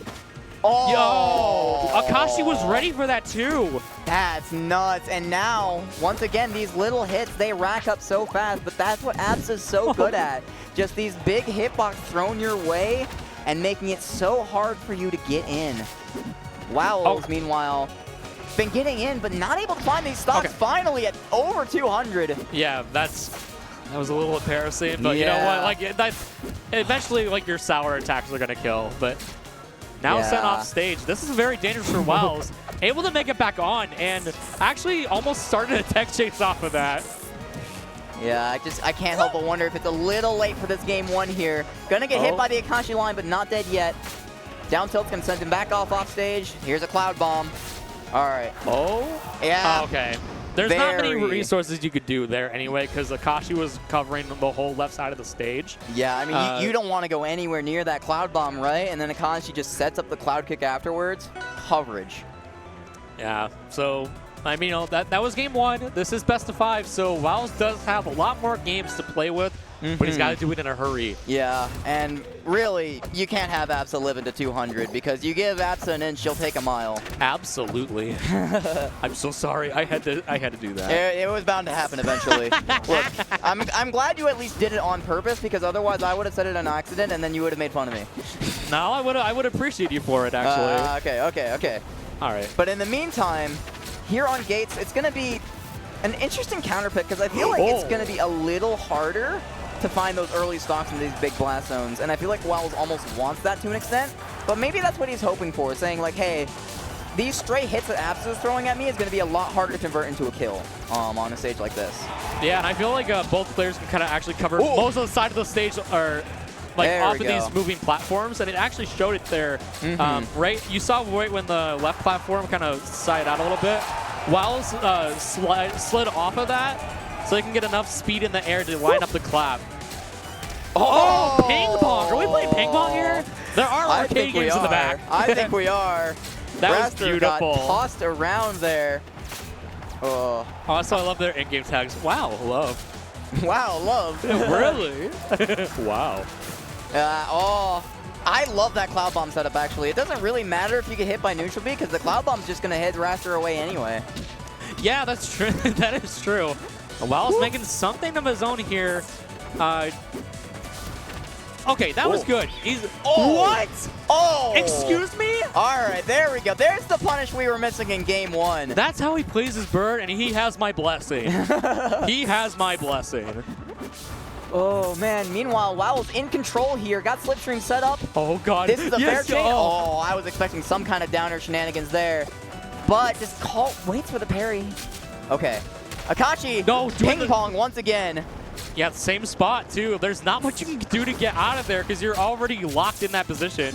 And now Akashi's starting out with these drag down nairs. This is going to be really, really tough for Raster. Went for the clap, but I think he angled it the wrong way. Great tech off the wall here. Still has a chance to make it back. A little bit pushed off stage again. A little bit of antsiness here. I mean, one good kill confirmed from Wowls will do it, but also one good edge guard from Akashi. Oh, no! No! Oh, I think I mean, it was a very aggressive air dodge. I think what Wowls maybe wanted was to try and see if you could time the air dodge through the Thunder line to maybe get a punish afterwards.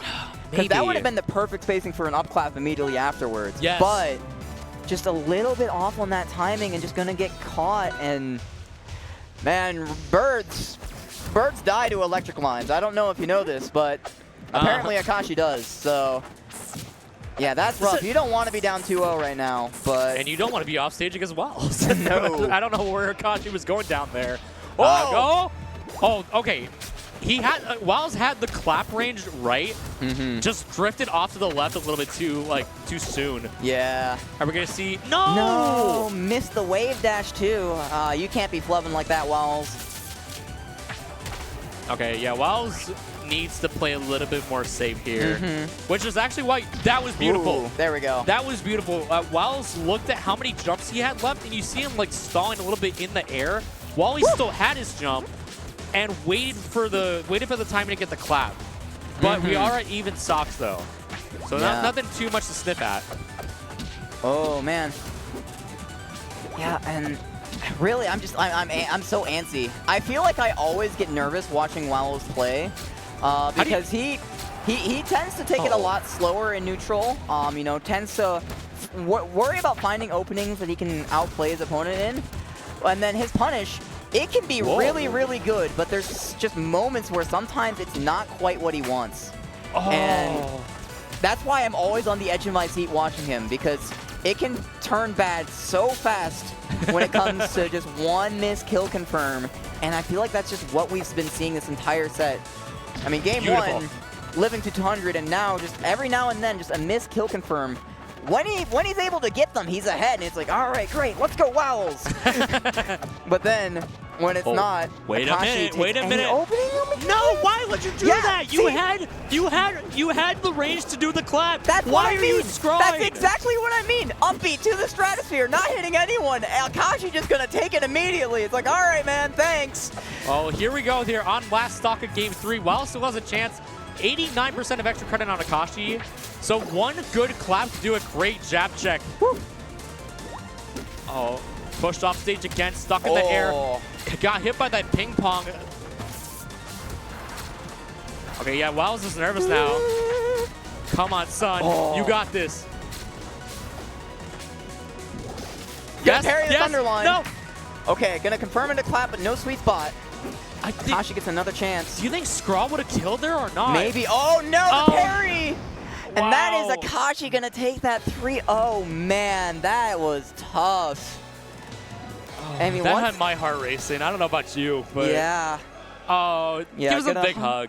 Gives it a big hug. I mean, Akashi, genuinely one of the sweetest guys in the Rivals community, but, man, that was tough. I mean, Wowls... Really, it was so many just slightly dropped confirms where he put it all on the line and missed. I'm still thinking of that up B in game 3, you know, just whiffing it off to the other side. I'm still salty about that. And I can't believe I'm even admitting that on stream, but... No, that was tough. Go for that stuff, especially if you're down to like 0-2, whatever. Go for the safe options. I think Clap would have connected. Yeah. Not a Scrawl. Yeah. Moveset does that. Oh, man. Really just going for it all, you know, really wanted it all, but that's how it happens, man. If you're going to go for it, you got to hit it, and Wowls, this time he missed. So, unfortunately, that's going to be Wowls bowing out at 4. Still a very respectable showing, and honestly, those sets could have been, like, any of those kill confirms hit, and that would have been a very different set, I think. I think so. I think there was potential for reverse 3-0, but I did notice some spots where... every time Akashi would set up the cloud near the side of the stage, and Wowls was already out of resources, I noticed he was using his jumps a lot more than he was supposed to, which when Rascal doesn't have that many resources left, your most option to recover back is just Tornado only. Right. And that can suck if you don't have many jumps left, because you don't know where to align your Tornado for recovery. You can, like... put it upward and then like ledge cancel off of it. But needless to say that I don't know if that really happens. But we have our is this losers finals? Yep, we're moving on to losers finals. We're in our top 3, everyone. Wow. So the winner of this gets the chance to fight Vale, waiting in Grands. Shout out to Squawk Esports, by the way. Squawk Esports Bio. Shout outs to Squawk Esports. Bio has been with them for so long. Mm-hmm. And seeing these two players on this very stage here. Mm-hmm. This might be a really good losers finals. We'll see. We're going to check it out. Going to the Swampy Estuary for our game 1 here. Bio back on the Crag. We saw quite a few characters, but it seems like Crag has been the old reliable for most of this weekend. So not again. I thought we were going to see the exact same thing we saw in game 1 against Vale. Oh man. Being on top of Crag right there, or at least up on the top platform on his pillar, that's scary. Nobody wants to be in that situation because he'll just up air you, even if you're at lower percent. Oh my God, the cloud parry? Oh, that was pretty good, actually. All right. I'm gonna just kick him back on stage. Okay, I respect that, but and man, Akashi's been breaking BioBurb's pillars a lot here.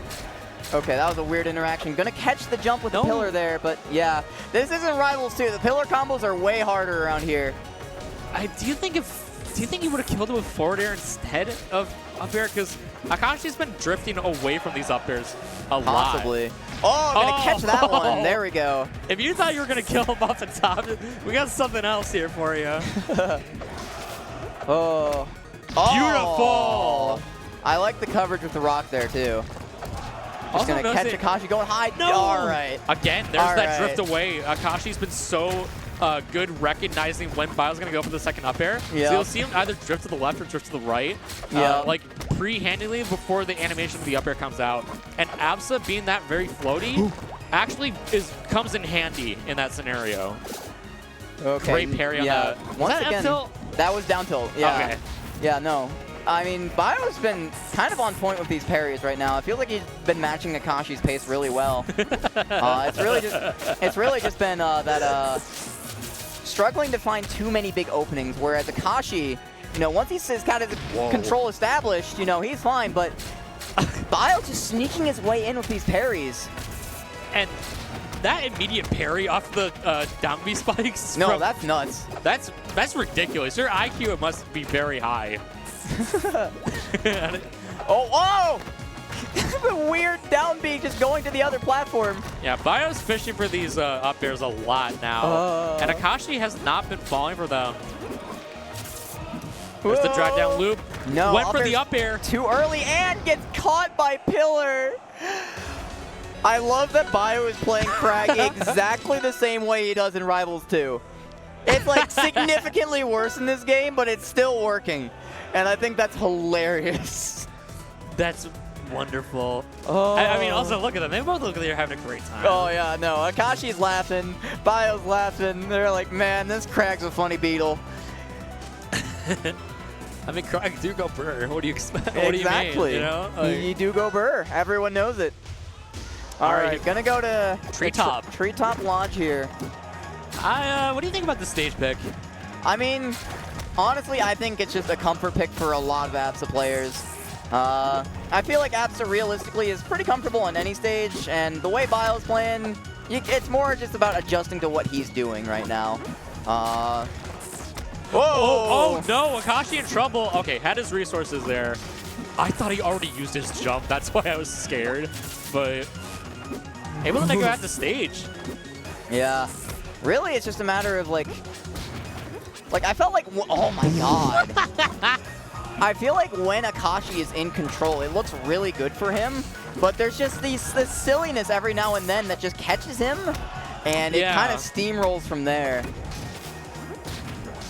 Went for the Akashi line again, but Bio's not having any of it, actually. Like, Bio's spacing has been super good in this game. I mean, that's why he hasn't lost a stock yet. No. And down B shard is going to be keeping Akashi off stage. That Thunder line saved Akashi's life. That rock was coming. That was very smart. Whew. Okay, good kick. Went for it again. No. Okay, another forward air sets him off stage. That might work. Yep. There we go. I like it. I like it. This is what I mean. Beautiful. Yeah, when Akashi's in control, it looks great. Akashi needs to stay in control. Please stop getting hit by pillar. I beg of you. No. All right. He could have, if he drifted a little more left, I think he could have teched off of that pillar. Yeah, possibly, but either way, now at a stock deficit. Yeah, I don't know if the small stage is actually working much to Akashi's favor here. I feel like it's giving him more chance to just get caught by some shenanigans by Bio here. And we see Bio covering so much of the upper space of the stage. Yeah, because that's what he's been doing. Yeah. And honestly, with these pillar shenanigans, I can't believe I'm even saying this on commentary, but Bio is playing exactly like the pillar spammer Krag Jess. You know who I'm talking about? Yeah. Yes. I'm sorry. I had to let that go. Died 2015, reborn 2024. Welcome back, Gecko. Welcome back. But yeah, no, but it's been giving Akashi a little bit of a trouble here, but we'll see. Yeah, gonna be going to Julesville here. I think I like this a little more. I think the top platforms gave Bio a lot of ways to mix up his pillar, along with the small stage size. Meanwhile, here you kind of had a lot of flat ground to calmly maintain your control. Okay. And I think that's what Akashi really wants right now. He wants a stage where he can just play it cool, say like, I'm gonna win this slow and steady. The parry rocks. Are you both playing fetch? Possibly. Oh, look at the neutral. Look at the neutral. Oh my god. They're looking at each other. They don't want to approach, but the pillar might make them approach, or the platform might make them approach, rather. And Akashi gets the first hit. Immediately. I mean, that's the thing. When Akashi gets to play his pace, it looks great. And I think that's really where this stage is going to come in clutch. Yeah. That first stock is going to be sealed very nicely. Good jump read on that up air. But now... Okay, that was very sick maneuvering there, but Bio gonna catch the up air with the drag down nair into the up air. I love that landing there. That was great. All right. And once again, I'm gonna find these openings. I feel like Akashi's just, I almost want to say he wants to play more patient. Give me more of those like Western Showdown neutrals, because I think that's where Akashi really thrives. Gonna parry that back air. Not gonna lead to much. Yep. Ooh. Oh, what a catch! And all of that stock, like, Bio didn't allow Akashi to land at all on the ground. So when Akashi was in there, like, juggled in the air out of resources, obviously can't do much at all. Oh, no, not on the pillar again. No, please. Okay, not dead yet. This ain't Rivals 2, but you got to break that pillar. Oh, hey, this is huge, actually. No pillar on Bio. Gonna land and retreat back to the side platform there. Cloud setup. Doesn't get the Akashi line there, but good drift away from Biopper to avoid that. Oh, you see, Akashi's been trying to get these strong attacks. Great parry on the Cloud. Dude, Bio's getting so many parries. Yeah, I don't think I've seen him do this many parries like in a row. Okay. Wow. Gonna parry the rock back. No. Oh, another parry. Wait, the wall jump. That was clutch. That was smart. If that didn't work, like, Akashi still would have been stuck in the... Yeah. Yeah, but... Speaking of dead. Gonna get caught. Yeah, I felt like Akashi really just got caught DIing in a lot of times, and if you're a Krag, you really love when they DI in for you. It's a treat. Oh, for sure. All right, but that is Bio gonna be very swiftly taking that 3-0. Wants that rematch against Veil, and this is where I think it's gonna be really interesting, because I couldn't help but notice, right? So many parries against Akashi. Like, so many parries against Akashi. But compare that to the set we saw against Veil earlier, where Veil baited out every single parry and every single air dodge. That's right. You know? Yeah. And I can't help but think, you know, Akashi fell victim to so many of those parries. That led to so many big openings, so many early stocks. Bio really relied on that to get through that set. If you don't have parries, what are you putting up against Veil now? Oh, yes. Ooh, all right. Coming up in our next slide here. Keep that in your thought. Yeah, keep that thought in your head. In the meantime, for the record, in case you don't know, EVO is coming up. And you can use the discount code CB2024 to get 10% off on your registration. Look, I know you guys, all right? We're not all made of money. Take any savings you can get. You know you want to go to Evo, all right? Yeah. It's Evo, baby. We all want to go to Evo. Save that 10%. It'll save you, yeah, through StartGG only, but it's gonna save you. We all need that money in our life. Yeah, Evo, from what I was told, is actually like the Super Bowl of fighting games. It really is. It really is. It really is. Especially in that arena. There's nowhere else you're going to find a tournament of that size. But No, Combo yeah. Breaker's a really cool second place. I was gonna say, we're at Combo Breaker. We should at least be praising Combo Breaker as well. Yeah, straight up, I'm going to take that moment to praise this event because this is my second year here. The first time I was here last year mostly as a spectator, and there really is nothing like it. I mean, look in the back. Yeah, I was going to say, you can look on these stages right now. Every single one of these projectors is a different game. And on Sundays like today, every single one of those projectors is a different top 8. And Yes. that is so cool because you get to experience so many different facets of the fighting game community, so many different games that we all love. And I'm going to break my train of thought. What is Shovel Knight and Clarin doing on the screen? Huh? I was not expecting this, actually. I know these two like to have fun, but what in the blue hell am I watching right now? I can't say that Vale is on the Shovel Knight. So this is Bio's Clarin against Vale's Shovel Knight. Are they doing a random Ditto? Oh my god. Wait, I wonder if they're both rolling the dice for each character. Do you think they're doing that? I don't know. I don't think we have any dice, but this might just be a random Ditto in Grand Finals. Well, either way, I mean, Grand Finals of Combo Breaker 2024 for Rivals 1. Can Vale take her first Combo Breaker title from winners? From winners. And take home another medal this weekend. I mean, this would be a wild way to do it. I've actually never seen Vale play Shovel Knight, but it's looking so good. I mean, I almost have to feel like maybe Bio has the advantage here, because I was mentioning it earlier. Bio is comfortable with so many characters in this game, pretty much all of them except for Maple. So if we see Maple, that's the Achilles heel of the random selection.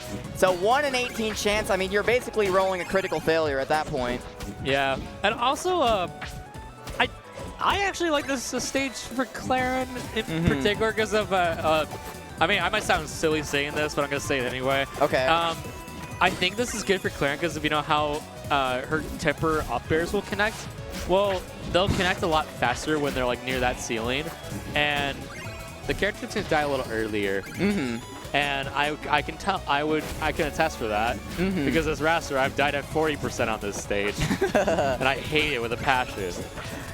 But against Shovel Knight, I don't know how that goes. Yeah, no, I think Shovel Knight's at least a little bit heavier than Raster, so especially if the Shovel Knight manages to get that momentum mail, which so far Vale only has the Ghost Gloves.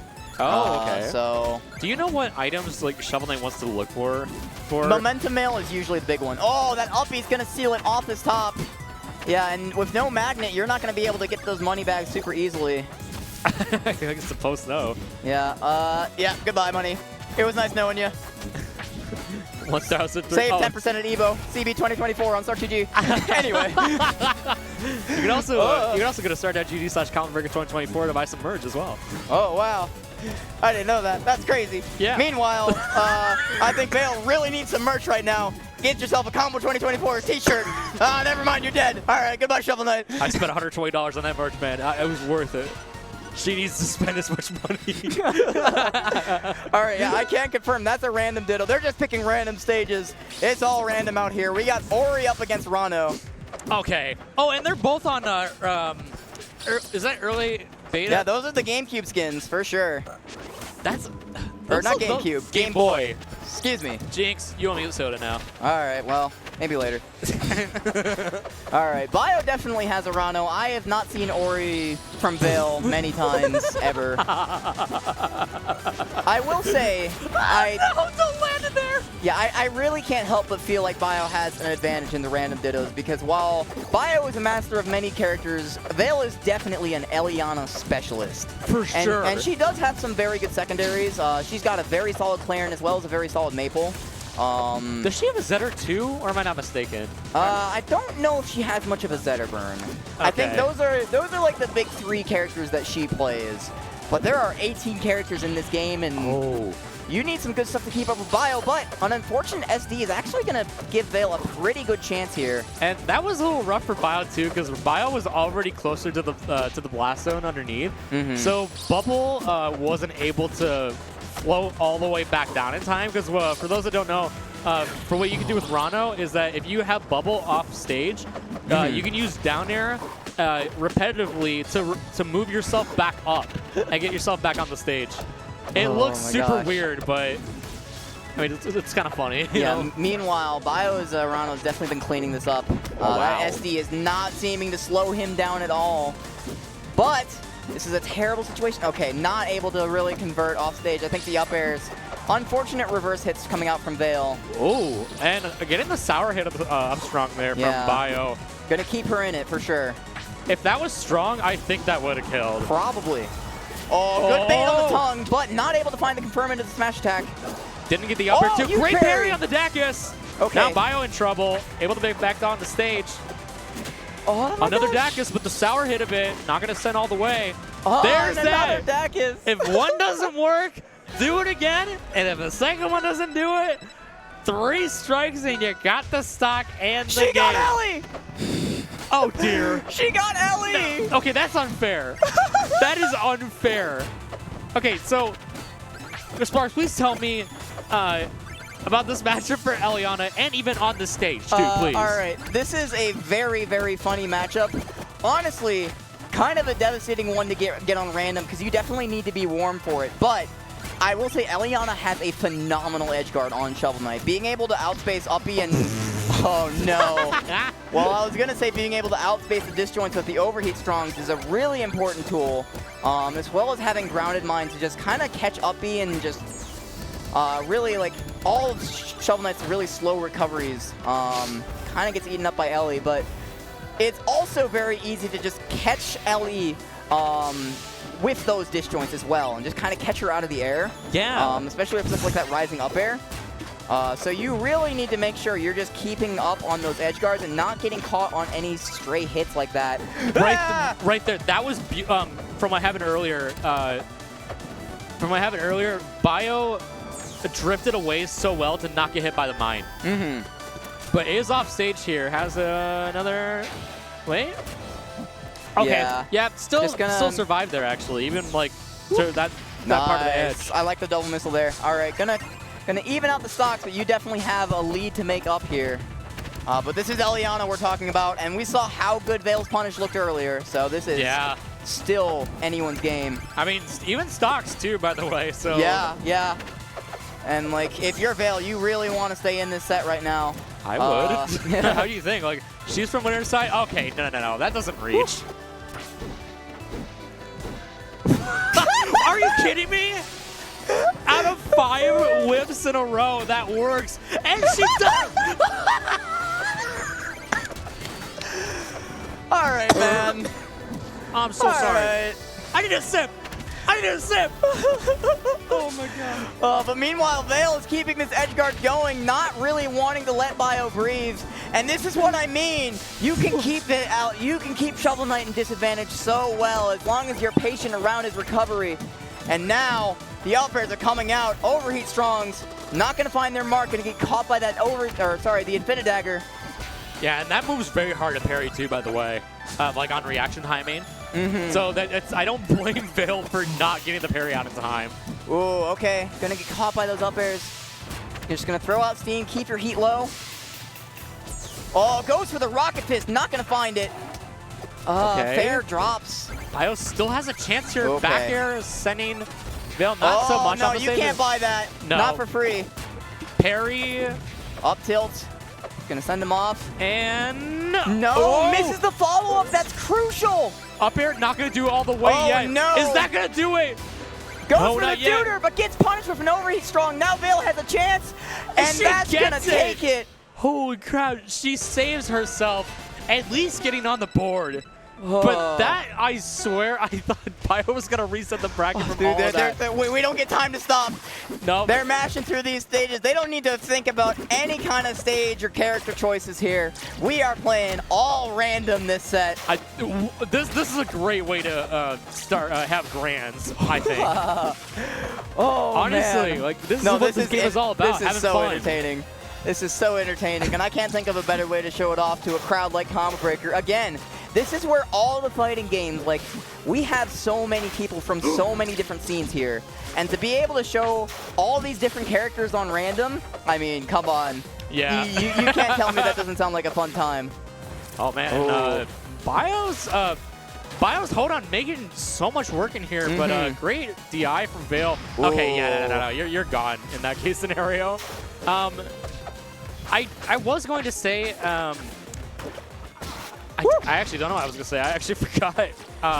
In terms of stage-wise, like this is definitely a really nice Arcane stage, I think. That's what I was about to ask. Yeah, no, I think this is great. Like, having a very flat stage that you can really control space with bubbles is going to make it really hard. On top of that, Arcane's just so good at controlling the ground. I mean, you have a very lagless dash attack and a very lagless down tilt.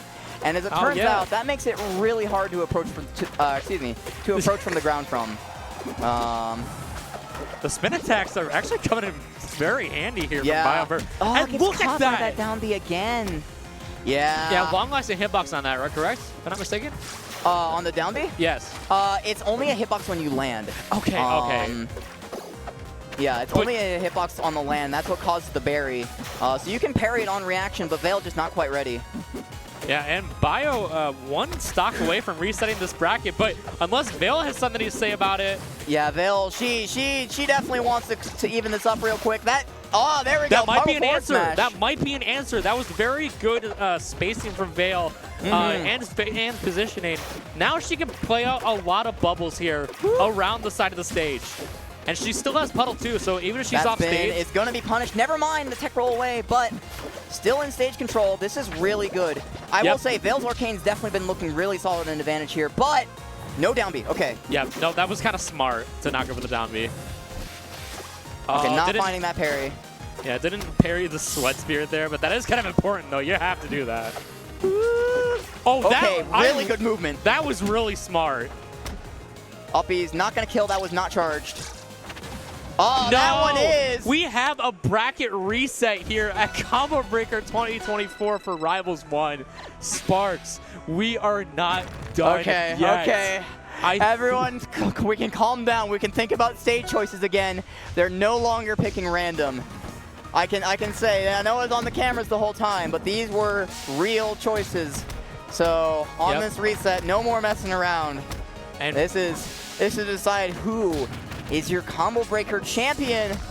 Will it be Bio or will it be Veil? And if I'm not mistaken, neither of these two have won Combo Breaker for Rivals 1. If I'm not mistaken, correct?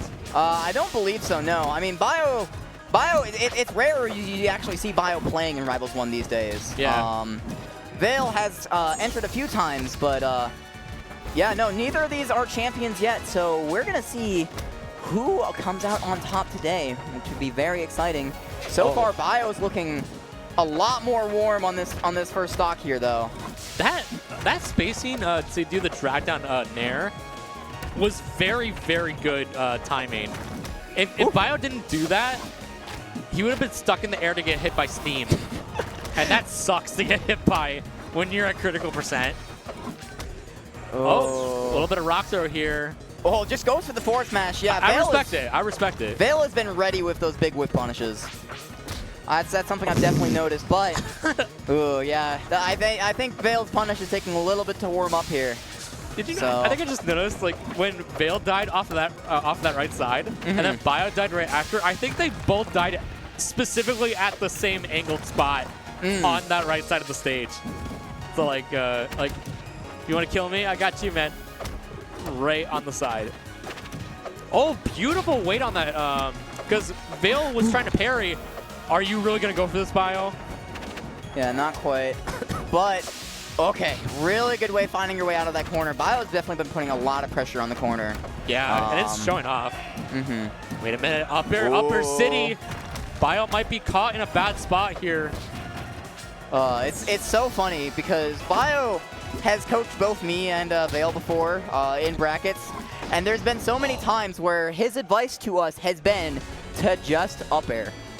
You stop overcomplicating these things. I know Ellie's a very complicated character and all, but you can just press up air sometimes. And it's so funny seeing Bio get a taste of his own advice. Thanks for the advice, Bio. Really, really kind of you. Here's some up airs for your troubles. All right, but let's meanwhile, see where game 2. Game 2 leads us into Merchant Port. Same stage, but like different scenery. Yeah. So yeah, I'm interested to see how much Vale warms up, because I will say, having played with her before, it definitely takes her a few games to really adjust to playing Ellie again after playing other characters. Which honestly, fair enough. The character itself is just so weird. You know, no other character has an overheat mechanic and a flight mechanic. But man, when you know how to use it, am I right? You are right. And Vale showed it off there. Like the second you described it, she went. She did it there. Yeah. Perfectly timing. And she's still going with this. Yep, that's what you got to do with Eliana. You can never let go of the brakes. You need to make sure that this punish is on point, because this is your best strength. Oh, intercepted by the rock there. Yeah, a really funky interaction. But these overstrongs, okay, goes for the up smash. I was really worried about that. I was really, really worried about that.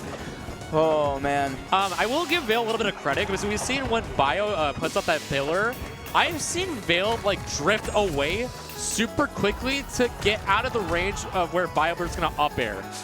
And I don't think she's been hit by that once yet. No. In the set. Uh-oh, this is bad. No pillar here on Bio. Yeah, just gonna jab him off stage. Keep it simple. Don't overcomplicate it. All right, you're kind of overcomplicating it. Look what happened. No. But, gonna find the air dodge read. Once again, I was waiting for those to come back. I was waiting for those to come back. We saw so many of those in the winner's final set. And Vale looking very, very strong here in this game, too. Like, where did we see this the last game? This is crazy. I don't know, like, maybe that last game might have lit a fire on her or something, but... Oh, yeah. No, she's adjusted to Eliana back again. I can tell. I've seen this multiple times myself. This is what it looks like when she's playing good. Bio just really needs to find this last hit here. Cannot get it. She's been so evasive. No! Why? Why? She's been so evasive, and then she just jumps into a fully charged smash attack. I'm never complimenting you ever again. Crag in 2024, ladies and gentlemen. Oh my God! Oh, okay. Okay. I was really worried she was gonna hit by that. Okay, great parry on the rock shards there, back a little bit to hit Vale. Yeah. Didn't do much damage, but still got a little % in. And now Bio shortly bringing this back. Get him the dunk. Okay, there's some momentum here. There's some momentum here.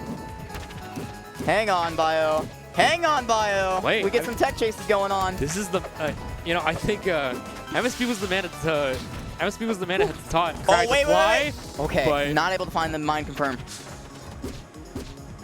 Woo! Went for the double backer up here. I think that would have worked, actually. Okay, not able to punish that air dodge, but an F smash is going to keep Bio away here. Just going to missile here. I love the loop around. Going to push Bio off stage. Oh, man. Forward again. Both players are kind of flubbing. Bio at 148%. Wait. Okay, catches the air dodge back. Yeah, Bio's got to be really careful where he's I at love in this the patience air. here. That was Parries beautiful. the rock. No! Breaks the pillar. Up air is not going to seal it out. Okay, armor rolls a little bit. So much % here on Whoa, Bio. whoa. Okay, there we go. Woo. Wow. Okay, that was way too close. Bio was so close to running away with that robbery, but Vale going to clean it up. Oh. Wait, what? That's a big switch. I'm going to wait for it to be revealed on stream. Oh, yes! We got the bird! So for those of you who do not know and have been living under a rock, or at least haven't played this game since pre-COVID, basically, Bio is one of the best rasters in the business. Formerly a top 3 raster in the entire world. Or not even top 3 rast, but a top 3 player. Best raster main back in his prime, and it is definitely through and through his main. So this is going to be very interesting to see how it adjusts, because we have not seen the Raster at all today. I think this is the first time. Oh, no, I'm saying in terms of bio. This is the first time we have seen his Raster at all. He was playing a little bit of Raster in the Rivals 2 bracket, but nothing, no Raster in Rivals 1. So this is, I'll say it, this is pretty gutsy. To go into Veil's Eliana with no warm-up on your Raster, you've gotta bring up your game plan fast. In order to stay in this, because right now Veil looking in control, gonna find that parry. No, okay. Ooh, okay. Beautiful. That was very good alignment for that Quack. Oh, looking to do it again, but.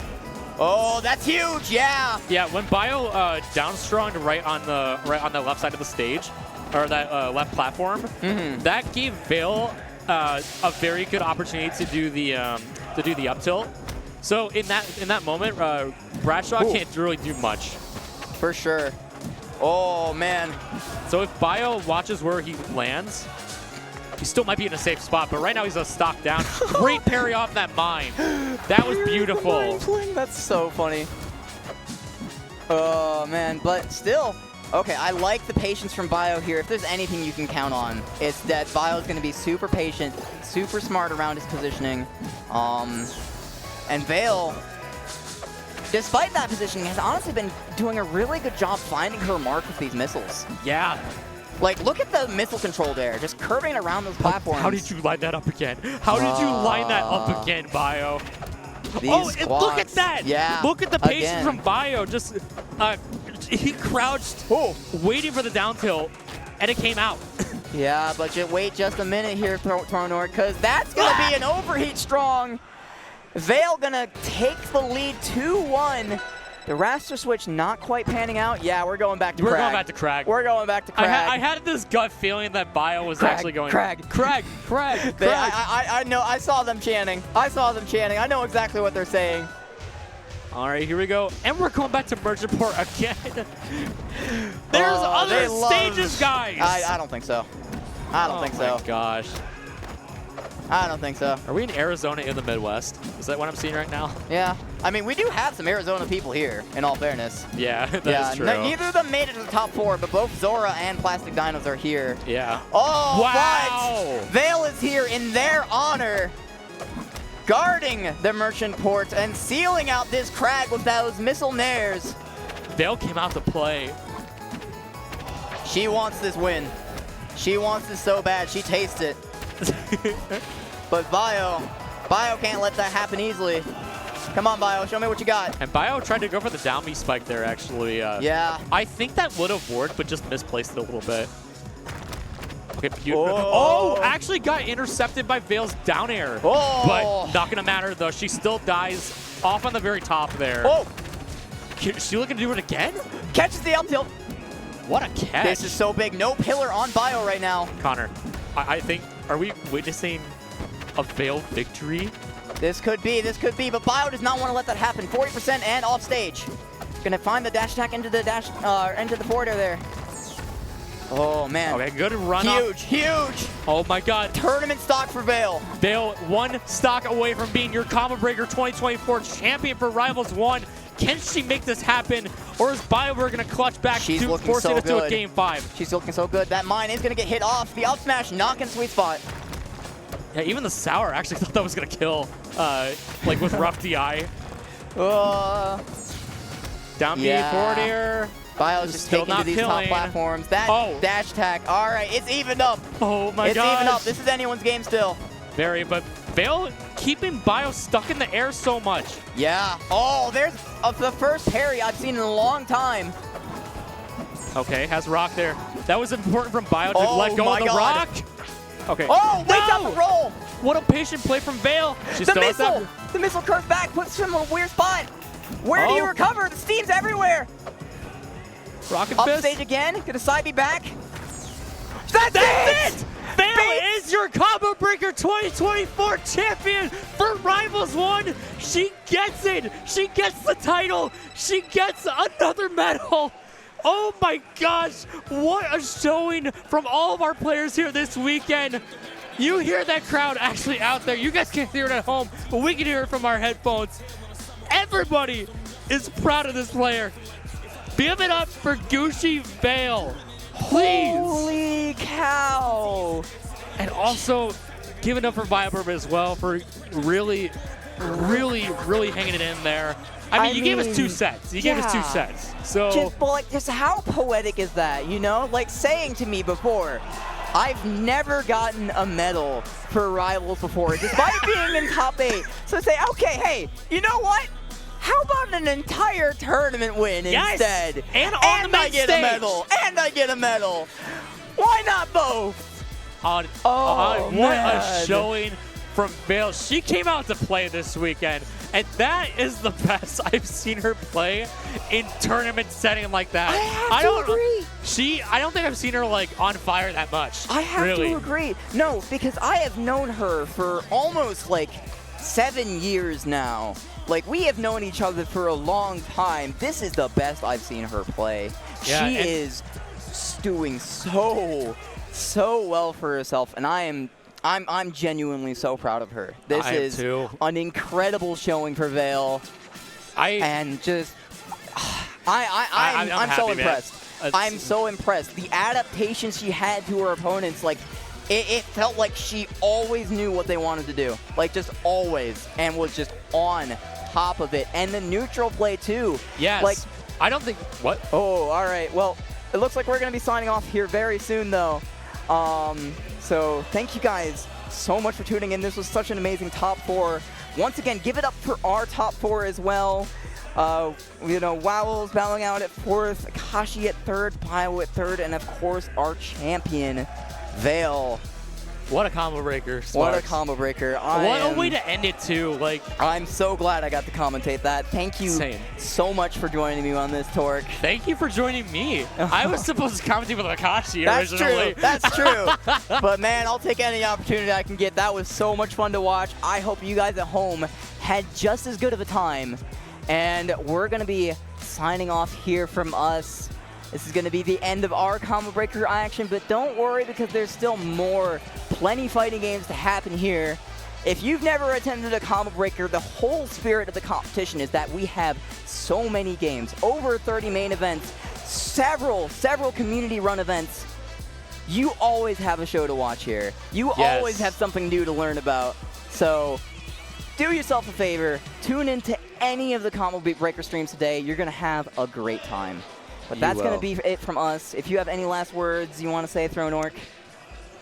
There's one thing I want to say specifically. I wanted to shout at the whole Combo Breaker staff and production teams on every single stream because I know these guys have been working their tail fins off all weekend, updating all the systems, getting everything ready, and making sure that we have a good event for everybody, you know, spectator or competitor. And honestly, I don't know why you guys at home don't like thank the staff as much, but I'm saying it right here. I'm saying it right here, goddammit. Let's get some thanks in the chat, guys. On this stream. Please give a heart in the chat, give a follow, and subscribe to Melee every day. And on every single Combo Breaker stream, please at Combo Breaker 2024 or just at Combo Breaker, let them know. Hashtag thank you Combo Breaker 2024 for all the things that they've done for this weekend. This is my first Combo Breaker. And damn, was it a good experience. It's a damn good time. It's a damn good time. All right, that's going to be it from us. Thank you guys so much. We hope you have a great rest of your night. Catch you around.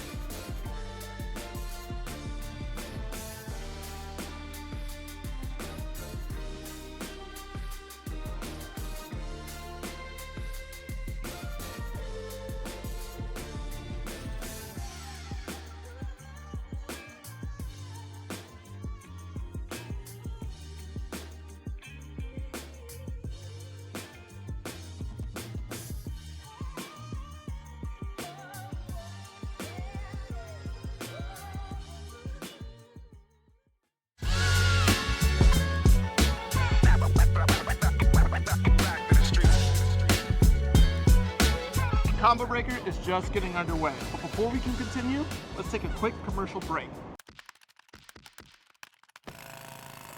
Red Bull gives you wings. Sheldon, we understand that our no-shells pistachio ads upset you. And to show you how much we understand, we had these made. And you're gonna stop selling no-shells, right? No, they're wildly popular. What do we look like? Idiots!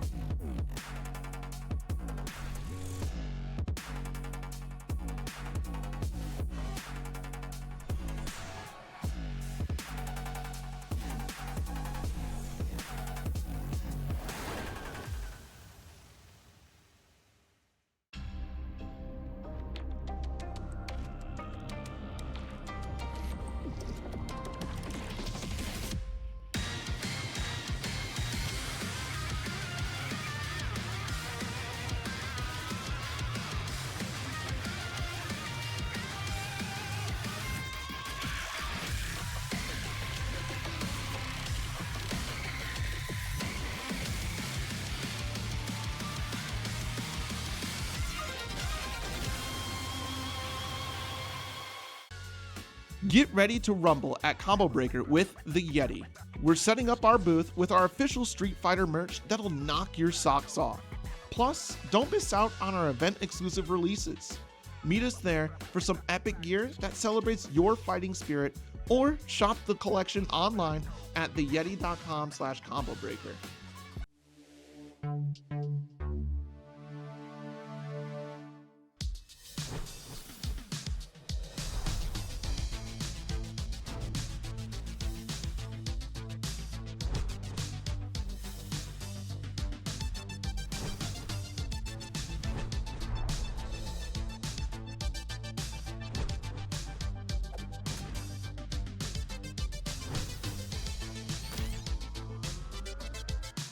There's a new challenger in Skullgirls. Play as Marie in Skullgirls Second Encore with the Season Pass on Steam, PlayStation, Nintendo Switch, or Xbox, as well as Skullgirls Mobile. Download it today to get Marie for free on the App Store and Google Play. Celebrate Combo Breaker and fighting games with all new event merch. We got new hoodies, bomber jackets, and plenty more over at combobreaker.org/shop.